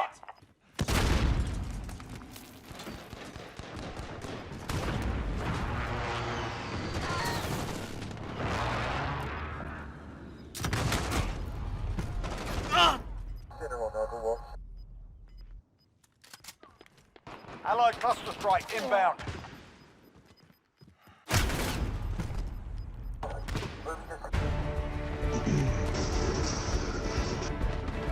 You've scored a victory, mate. Let's have another.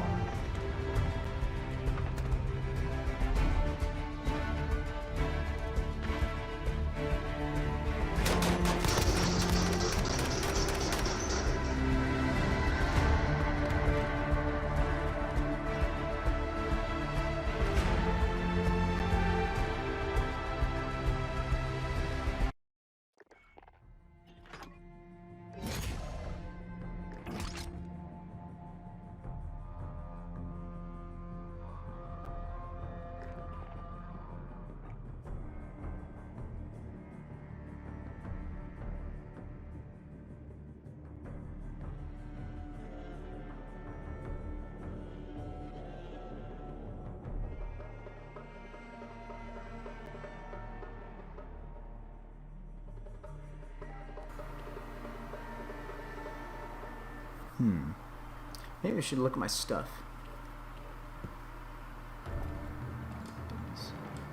I really need to start assigning more stuff to this. Because like I have all these loadouts, but I hadn't even renamed them. Like I've been just going through like a single weapon at a time. You know, going through leveling up these weapons and stuff, but you know, just I need to make versatility.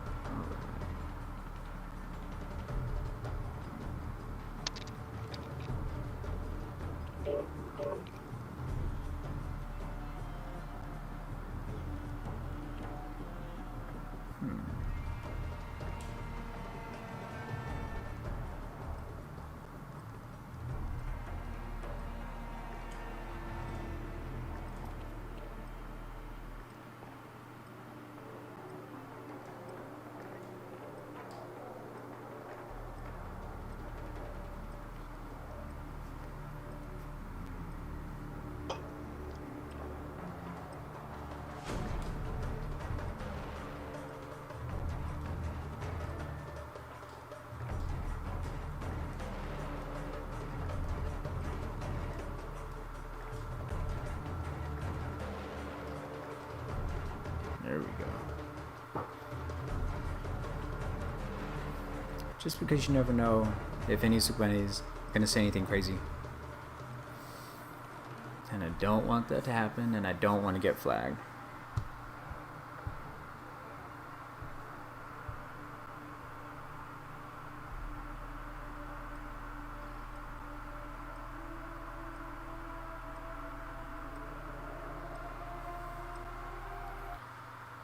Let's do this.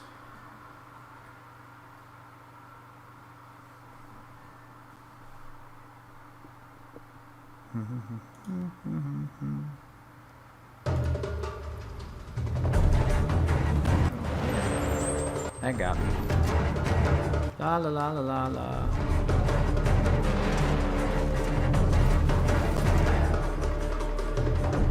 This one's pretty fun. I like this level. Get your teeth out. Time to hunt. Okay. Hunting now. UAV online.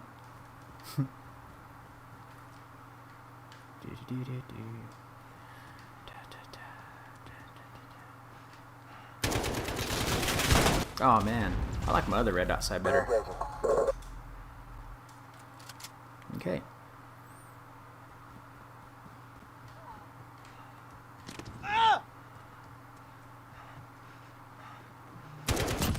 One down! Oh, shoot. Target down!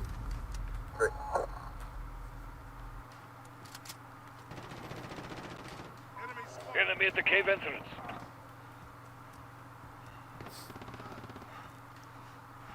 Ah. Oh, that's not a person.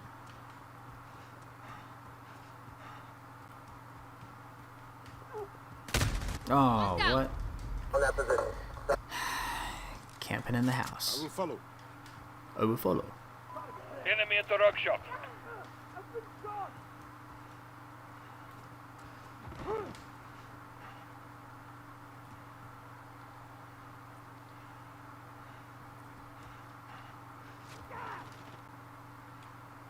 They already left. Oh, Fire! oh, they probably died because they look like who it was. Why does this guy look like a janitor?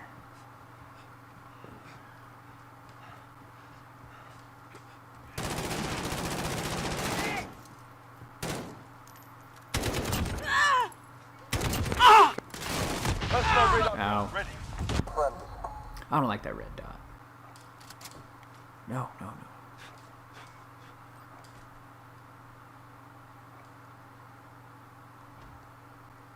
I don't even know what I have. movement there! I'll go with that.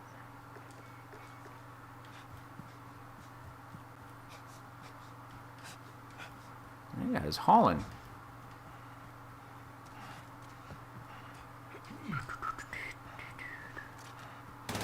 Whoa.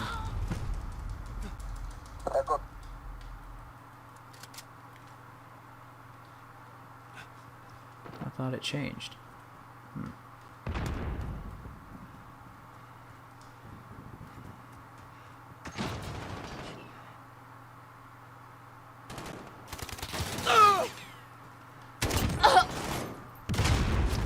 Got that one. Got to reload. Personal radar drone ready.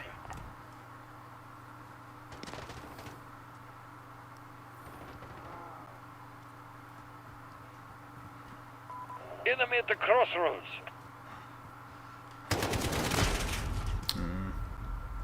Jump the gun for that one.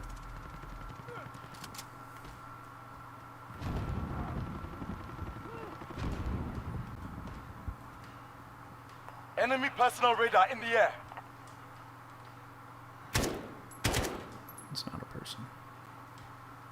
Ah, there it is. Oh man, 3 of them. You know this guy should be great at cardio. I see one! I see one. I never truly listen to the dialogue in these games, but when I do, it's pretty funny.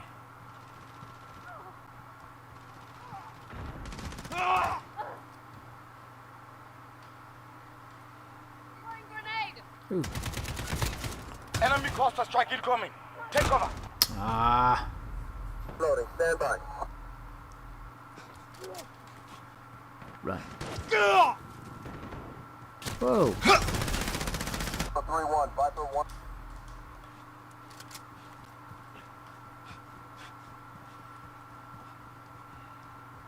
We. Reloading. Oh, that's Enemy cool. UAV overhead. Enemies halfway there. Step it up.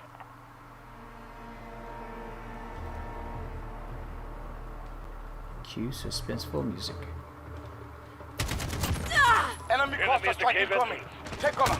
Oh! 3 of them. Well, that was 2. I got 1. But with the one I got and the 2 that were shooting at me, that's 3. Okay. Alright. Yay. We.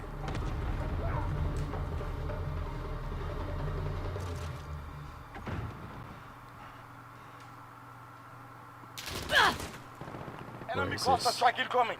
Take cover.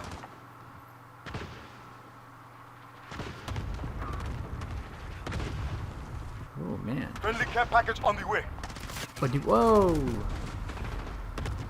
Good impact. I'm getting tired of this one. Alright. Go this way. Change it up. Whoa. Whoa! Dang, guy. Alright. Oh.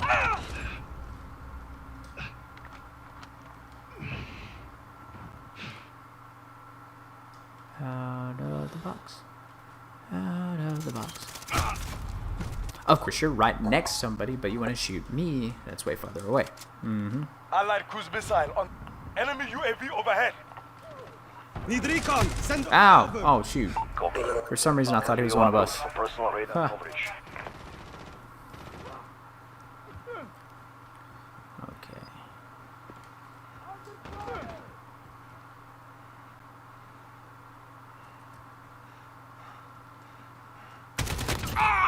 Got 1.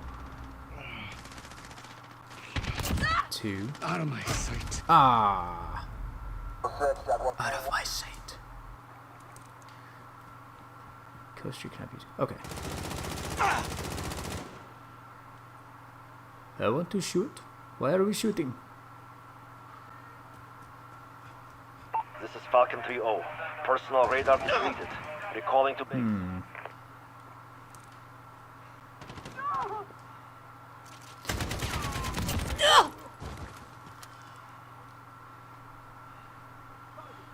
Urban warfare. Haha.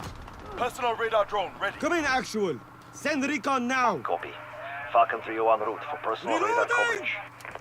Oh, hold that guy got.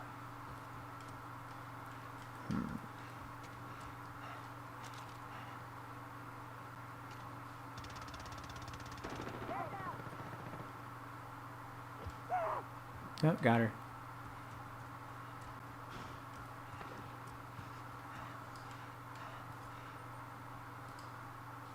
Enemy at the bridge.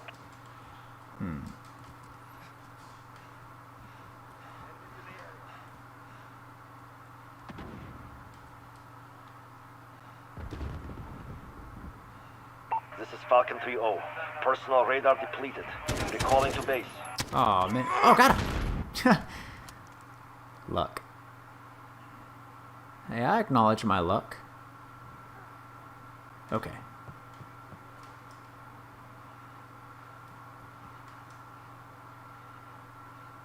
I see one. Hostile down.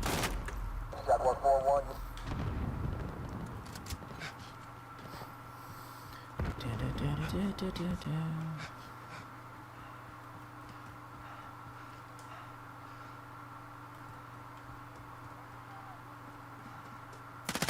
Okay. Too close to friendly. Bad thing is I heard footprints too. Well, oh. Go. Yeah, we're getting stomped. Yep, that's why. If I'm second place, then we're doing pretty bad. Enemy precision airstrike inbound. Take cover. Less than a minute. Time is short. Get moving. So are our skills.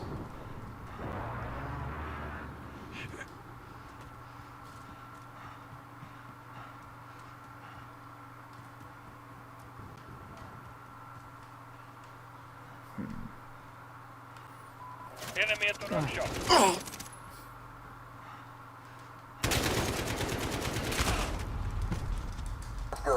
30 seconds.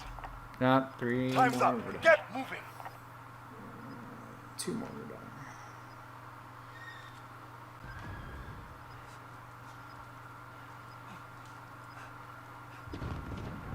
One more. We're done.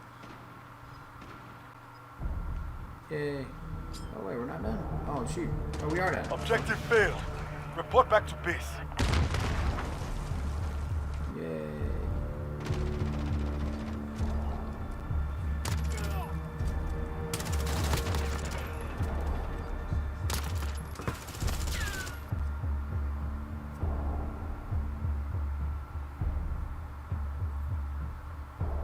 Yeah, that's pretty bad.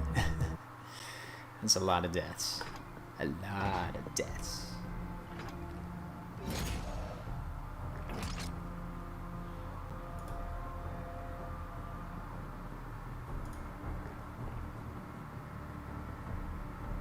All right.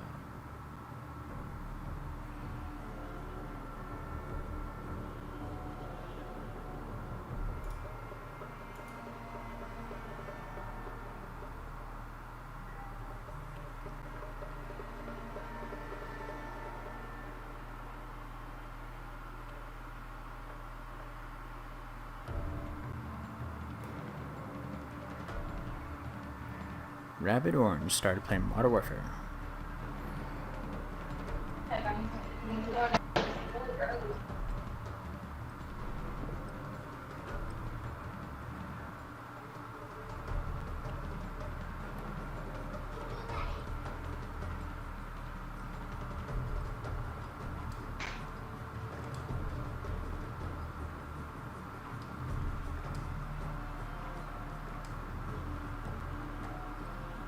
Ah.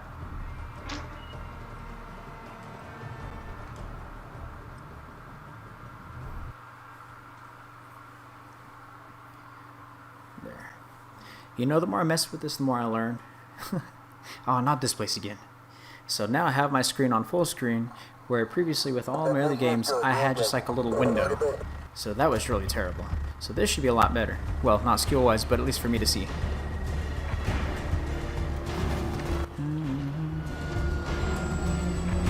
Oh, okay. This is better. Got to reload. Domination. Capture and hold the objectives. We are taking Alpha. Alpha secure. We've lost Charlie. Throwing grenade! Okay. Got one. Got that one. Ah! What in the world? Ha! We are taking Bravo.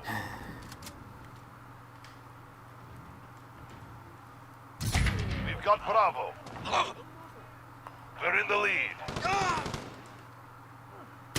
Oh, that's my friend. Oh man. You're needed at Bravo.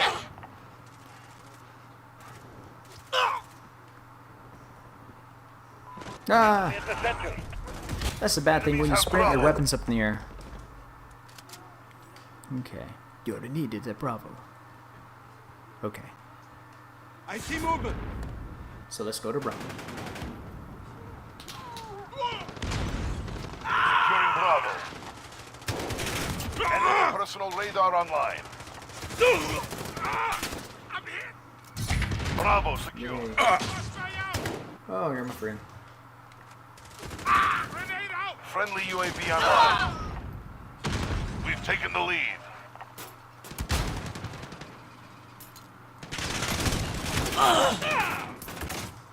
Ow.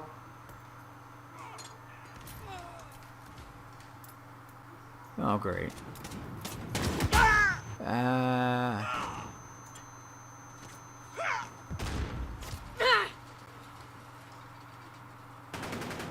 We're holding two. We have the enemy shield turret spotted.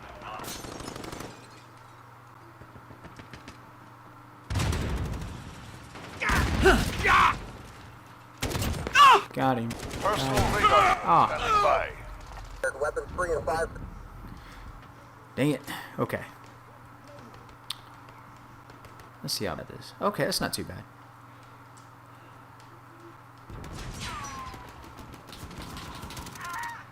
That gets me every time. Changing max.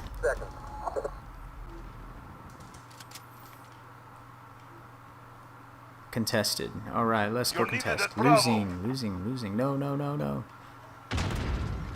Taking Charlie. Stand by. Oh, from behind. Enemies have Bravo. We're holding Charlie. We're holding Charlie. Assist your team at Alpha. Well, what if I want to go to Bravo? We've lost Alpha. Okay. Enemy UAV overhead. I'll give you cover.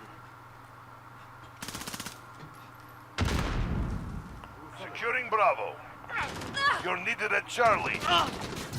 We're holding Bravo. I'm here.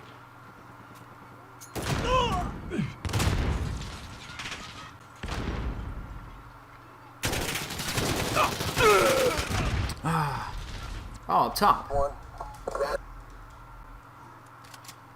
Assist your team at Charlie.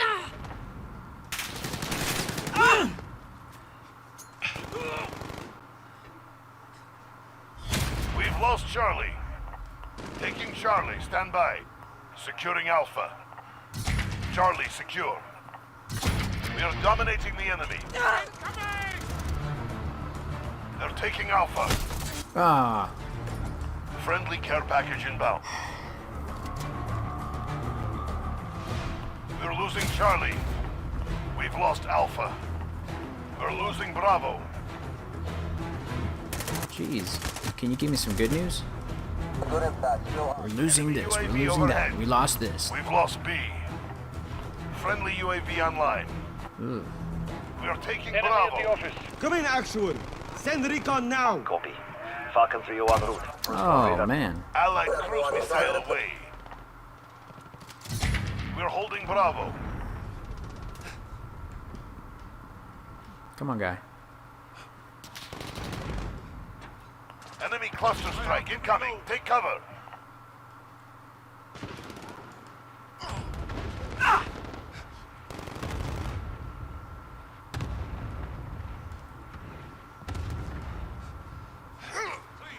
We're halfway there. Keep fighting.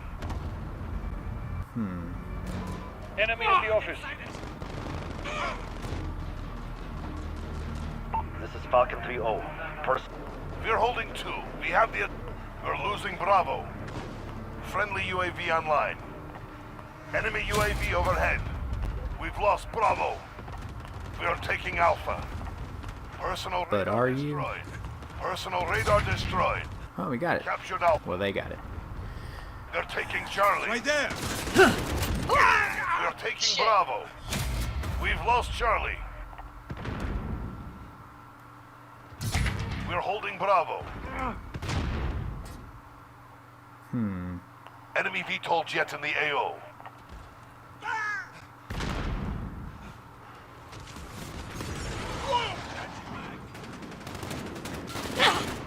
I'm here.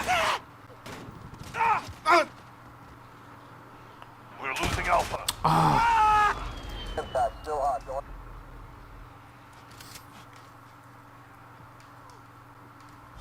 We've lost A. Now, Taking Alpha. Stand by. it's still got a decent lead. We've got Oh Alpha. man. Ugh. Assist your team at Bravo. Not by me. Securing Charlie. Jeez. We're losing Alpha. I'm so sorry. You're needed at Bravo. Enemies have Bravo. We're holding Charlie. Friendly UAV online. We've lost Alpha. Enemy personal radar online. Enemies at Charlie. Go.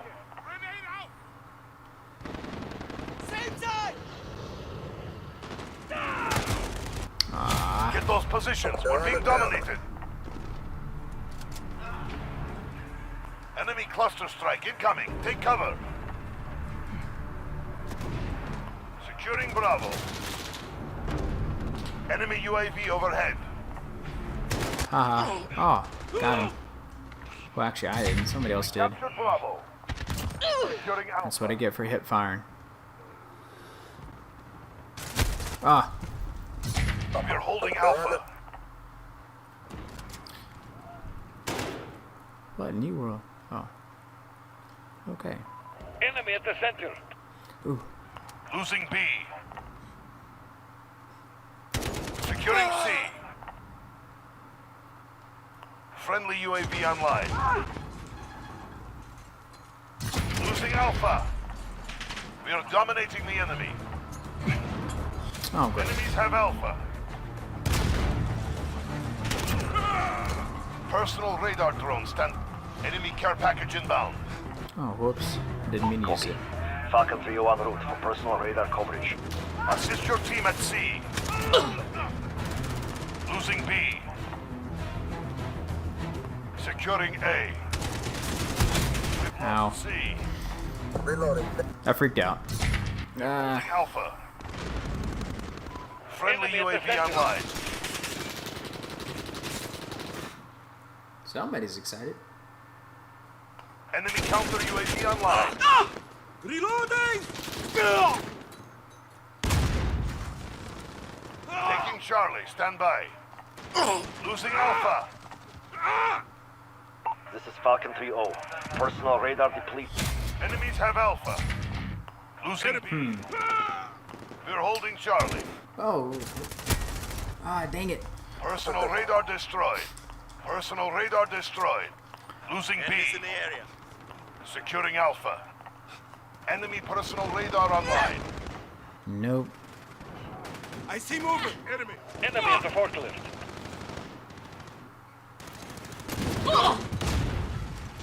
Ooh, up top, up top.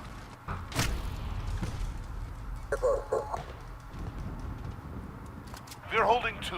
We have the enemy cluster strike incoming. Take cover.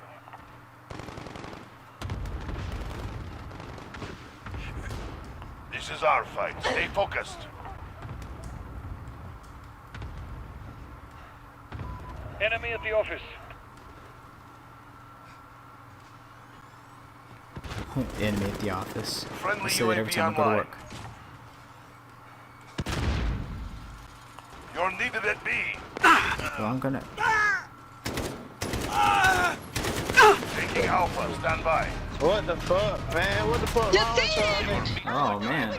Well done. Oh my god, dude.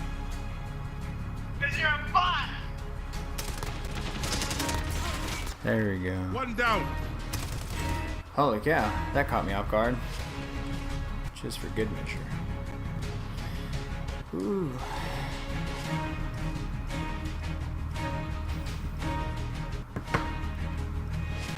Yep.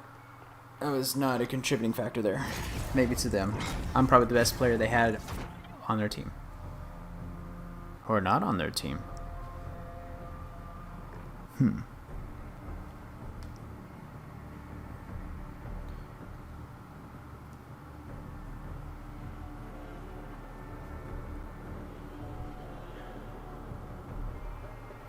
I think I'm going to do one more match, and then I'm going to go back to the Switch.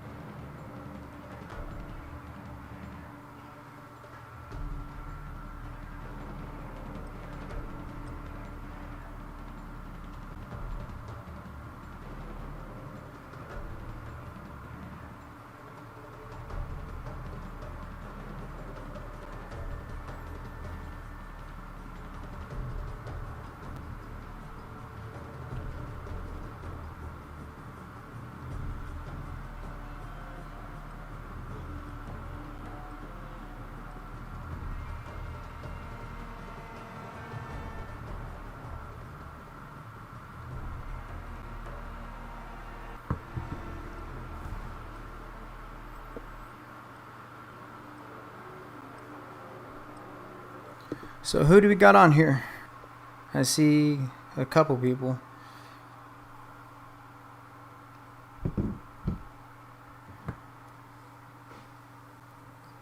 Ooh, Piccadilly. Alright.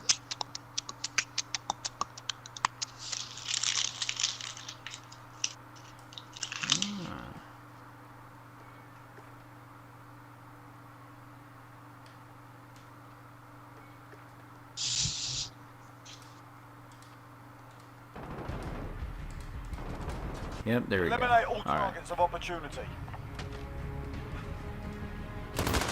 Oh, well, that's a good way to start it off.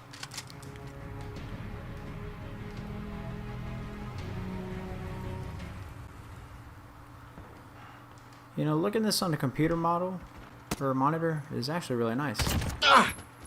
Got him. Good quality. I don't know how it looks on the phone, though, but on this computer, it actually looks really good. Wee.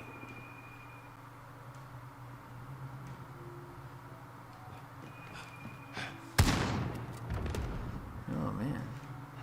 Ah. Ah. No. Oh, I knew he was going to get me. For some reason, I just knew I was going to die.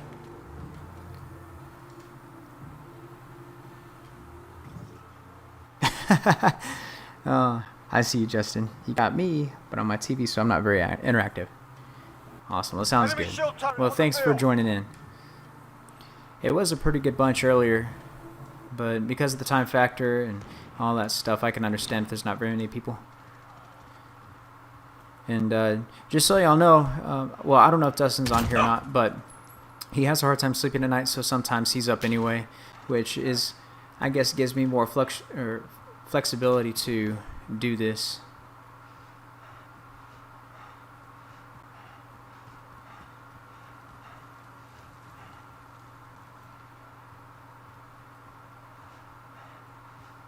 I see the footprint. Whoa.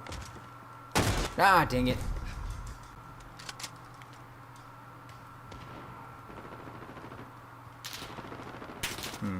Nah.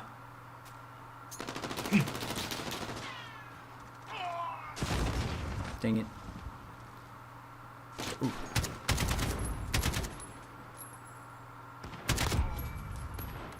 Yeah, that was luck. I'm so terrible at this. Oh my goodness. Well, I'm not too bad for now. But I do have the most deaths. Almost. That last game, though, that was bad. Ah. Shot him in the kneecap.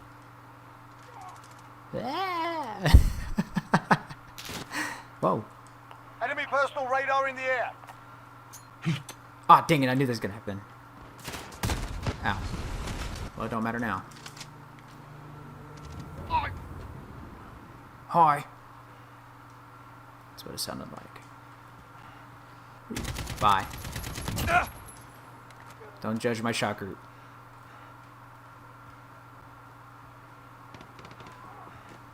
Ah. Hit fire.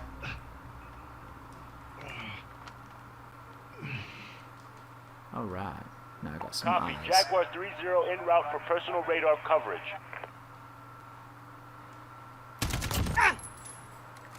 I'm surprised he didn't see me.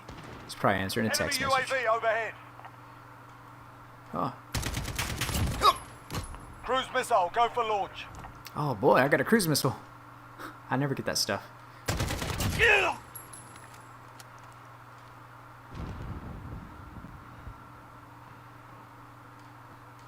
Enemy personal radar in the air. Okay, I'm moving. I think I just need like 2 more and I can have a VTOL or This is something like Jaguar that. 3-0. Personal radar is bingo fuel. Recalling to base.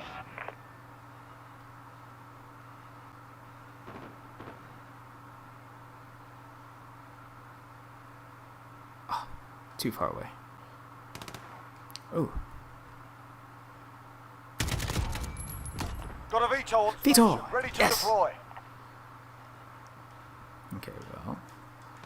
I'm all excited. Oh, well.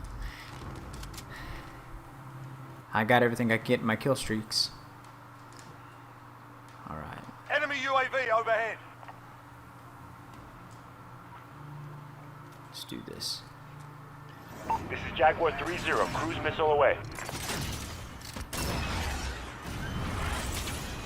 Yeah, I got one. Nice shot. Good kill. VTOL. This is the first time I've gotten a VTOL like this. Pretty awesome. Let's see.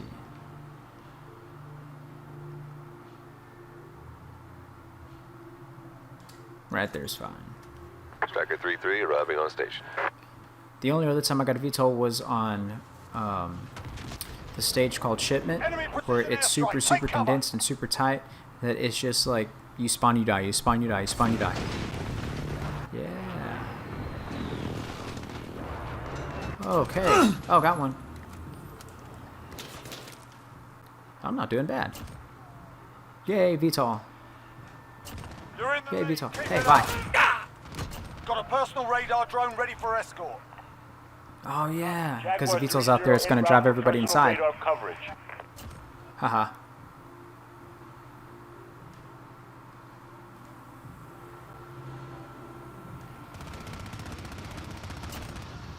Nice. This is very nice. Great success. Getting pretty hot up here, ground team.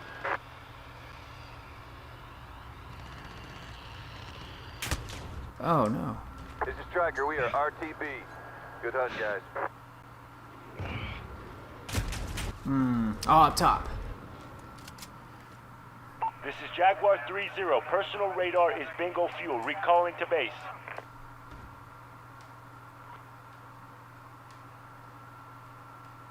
RTB.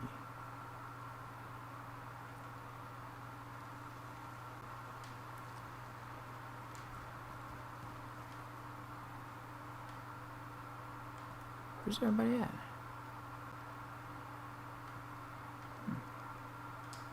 There we go. Missed one.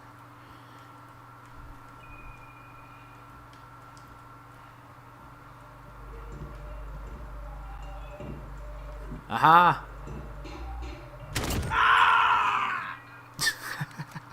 Ah! Oh, well, that's my cue to go.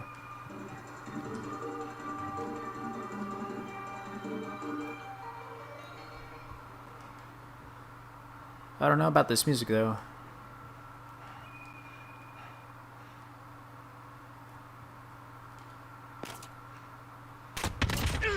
Someone's Got a shooting. personal radar Ah. drone ready for escort. Okay.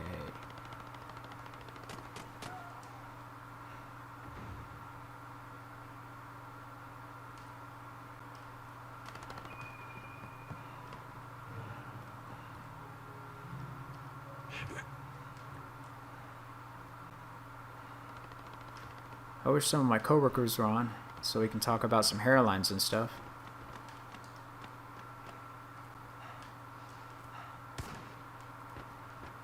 Oh, hello.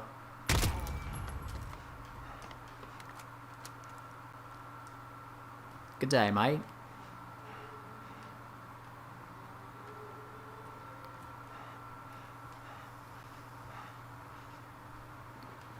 Going to clear this house straight away. Oh, is this a guy in the front? Oh, he's dead. Whoa! Hello. Oh. Nice.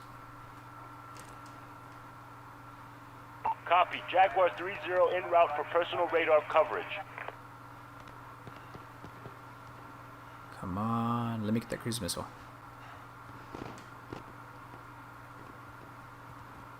Less than a minute.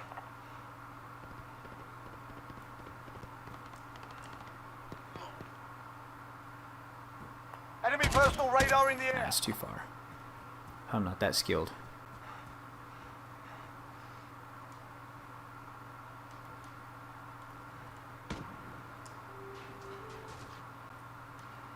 Enemy UAV overhead. This is Jaguar 3-0. Personal 30 seconds. Time's up. Move your asses. Don't you talk to me like that. Random grenade.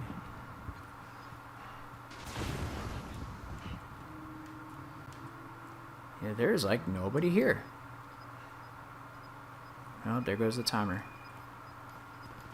Ah, there's somebody. Ah.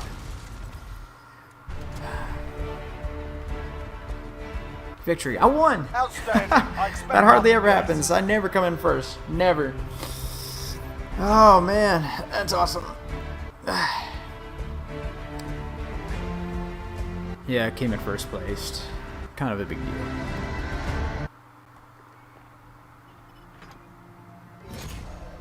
Awesome.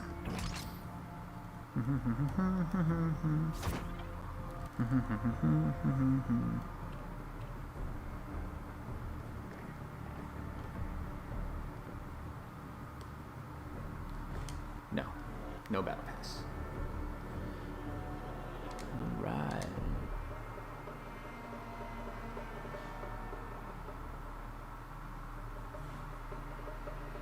Is there like a toggle option? Never mind.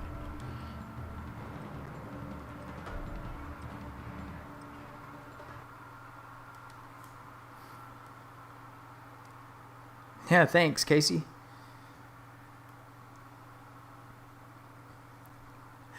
I know you were kind of cringing, Casey.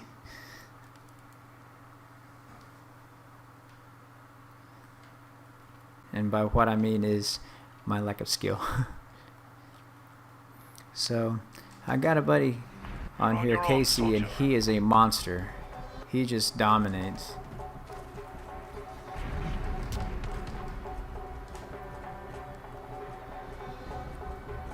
Ah, hey, hello. All right.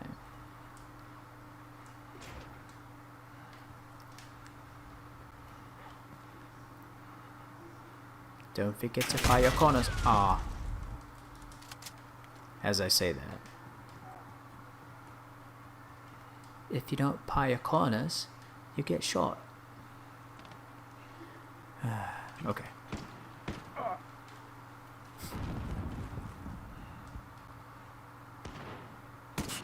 Whoa, whoa, whoa, hey. Oh, of course, on top of the train. Okay.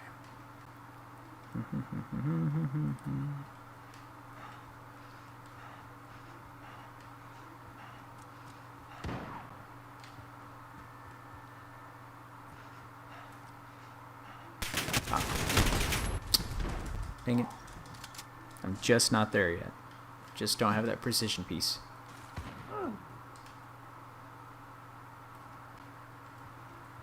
Aha. All right.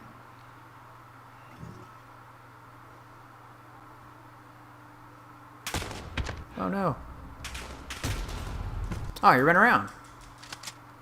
Okay, well. Fine then. Ah. Got one. Enemy UAV overhead. Personal radar drone standing by. But is it? I see some footprints.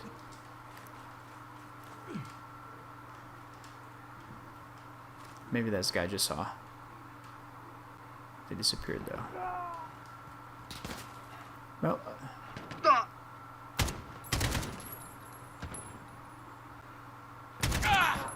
Well, who shot him?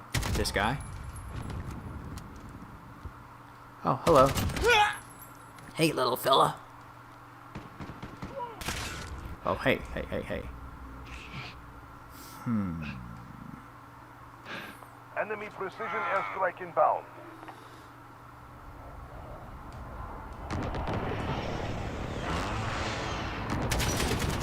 Ah, dang it. I know I was gonna get got. Especially with that precision airstrike shaking the screen. Oh, I have one of these. Falcon Nice. 3-0. Cruise missile away. Where do I want to go? Where do I want to go? It's over here. Got him. On target. Good hit. Thank you. Copy.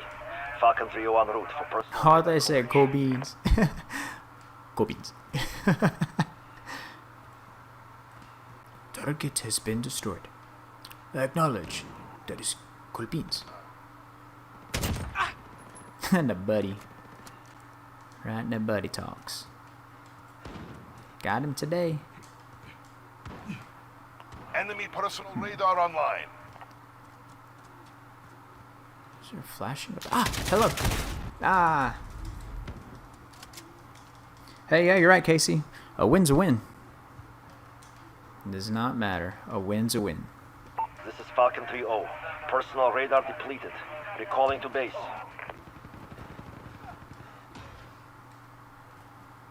All these footprints. Yeah! Pretty sure that's mature content.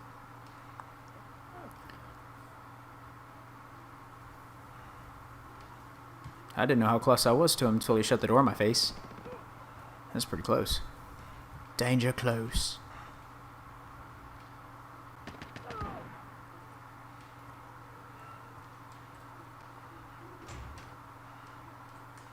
Whoa. Oh, that's a satellite. Ooh. Ha. Personal Revenge. radar drone standing by. Thank you. Copy. Falcon 3-0 en route for personal radar coverage. The radar and the person.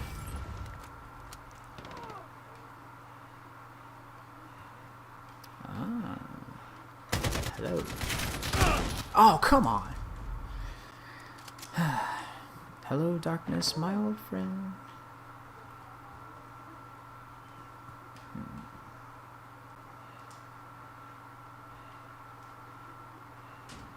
Okay.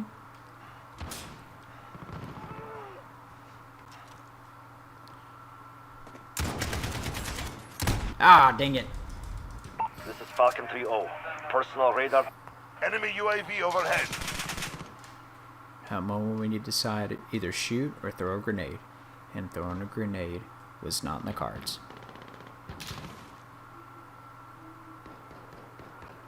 Where am I getting shot at from?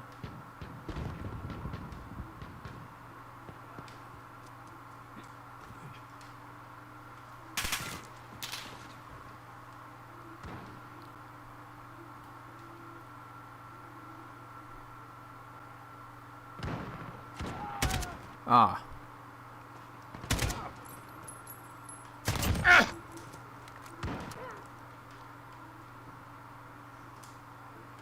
Maybe that was it. Enemy UAV overhead. I gotta get another kill. I need a radar. He's dead. Enemy personal radar online. Enemy cluster strike incoming. Take cover. No. Personal radar drone standing by. Well, I have my radar. Oh, Copy. God. Falcon 3-0 en route for personal radar coverage. That had hurt. Hello. Cruise missile go for loss. Yeah, I got a cruise missile. At heart, I'm such a little kid. Ah, no, no, no, no, no, no, no. Dang it. I got excited. Well, I'm just gonna, probably over here. Cruise this missile in to somebody's life. This is Falcon 3-0. Cruise missile away. You're almost in the lead. Fight harder. This is Falcon 3-0. Person on target. Good hit. Oh, I was like, why can't I move? Oh. Wow.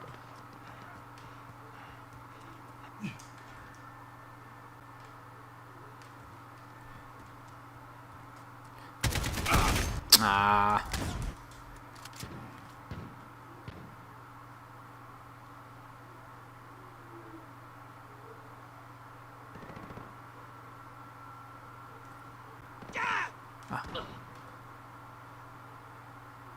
Somebody shot. The guy was gonna shoot. Somebody's actually to shoot. The guy that shot. The guy was gonna shoot. Ah. Headshot.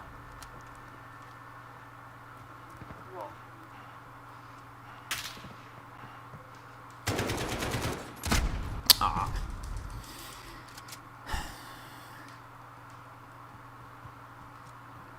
See, now I'm concentrated on numbers.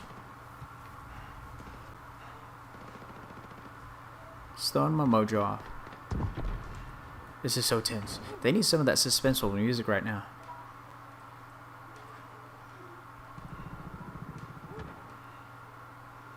These little things.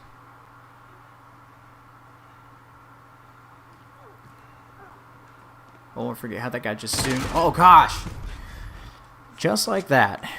The guy zoomed in that little hole as that guy zoomed in the door as I was talking about the guy zooming in the hole. Jeez. Ah, ooh.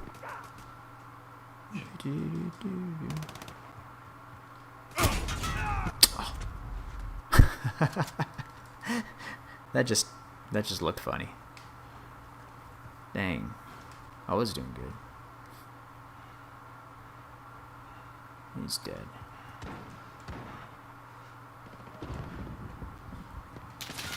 "30 seconds. Time's up. Move.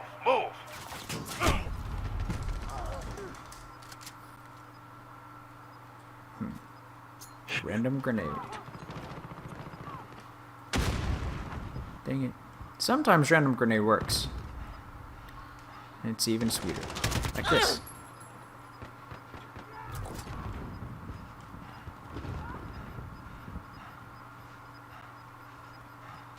Beep. Tie? It's a draw. No. Hey, at least I got in third.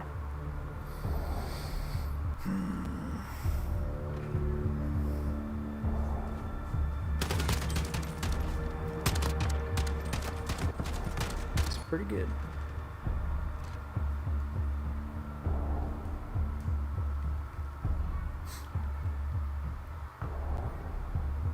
Alright, I think I'm gonna switch back to my Switch.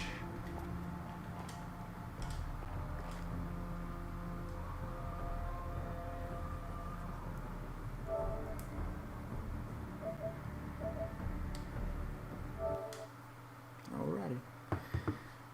Just hold on real quick.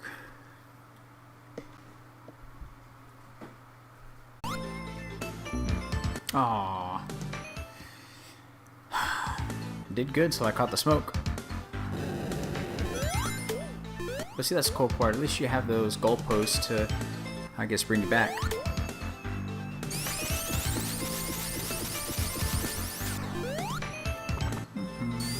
Oh no, well, you know, I'm fine over this time.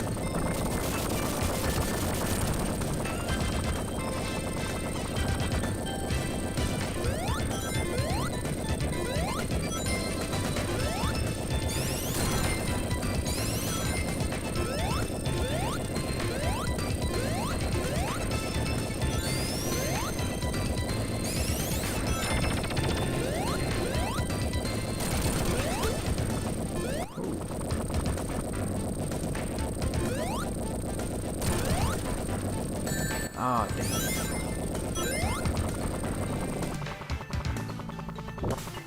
Yes.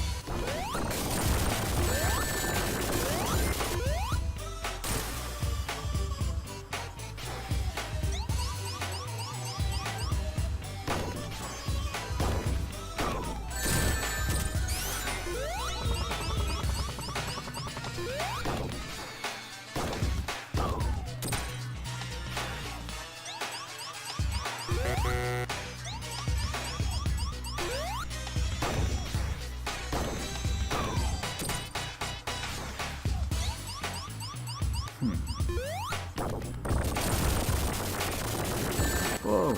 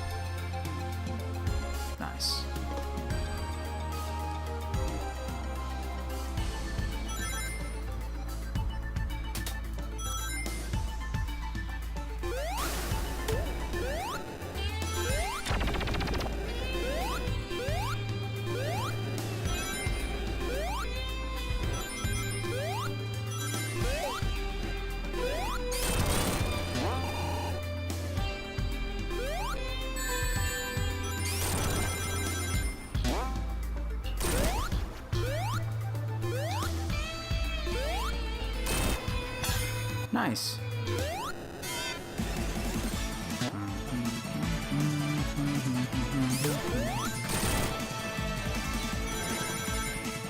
Super Tails.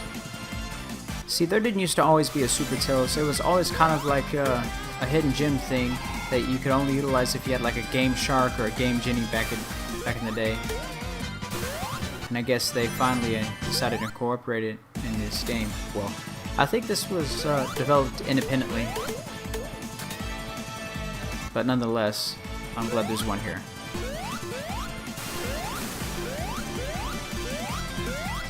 Come on. Yay, another one.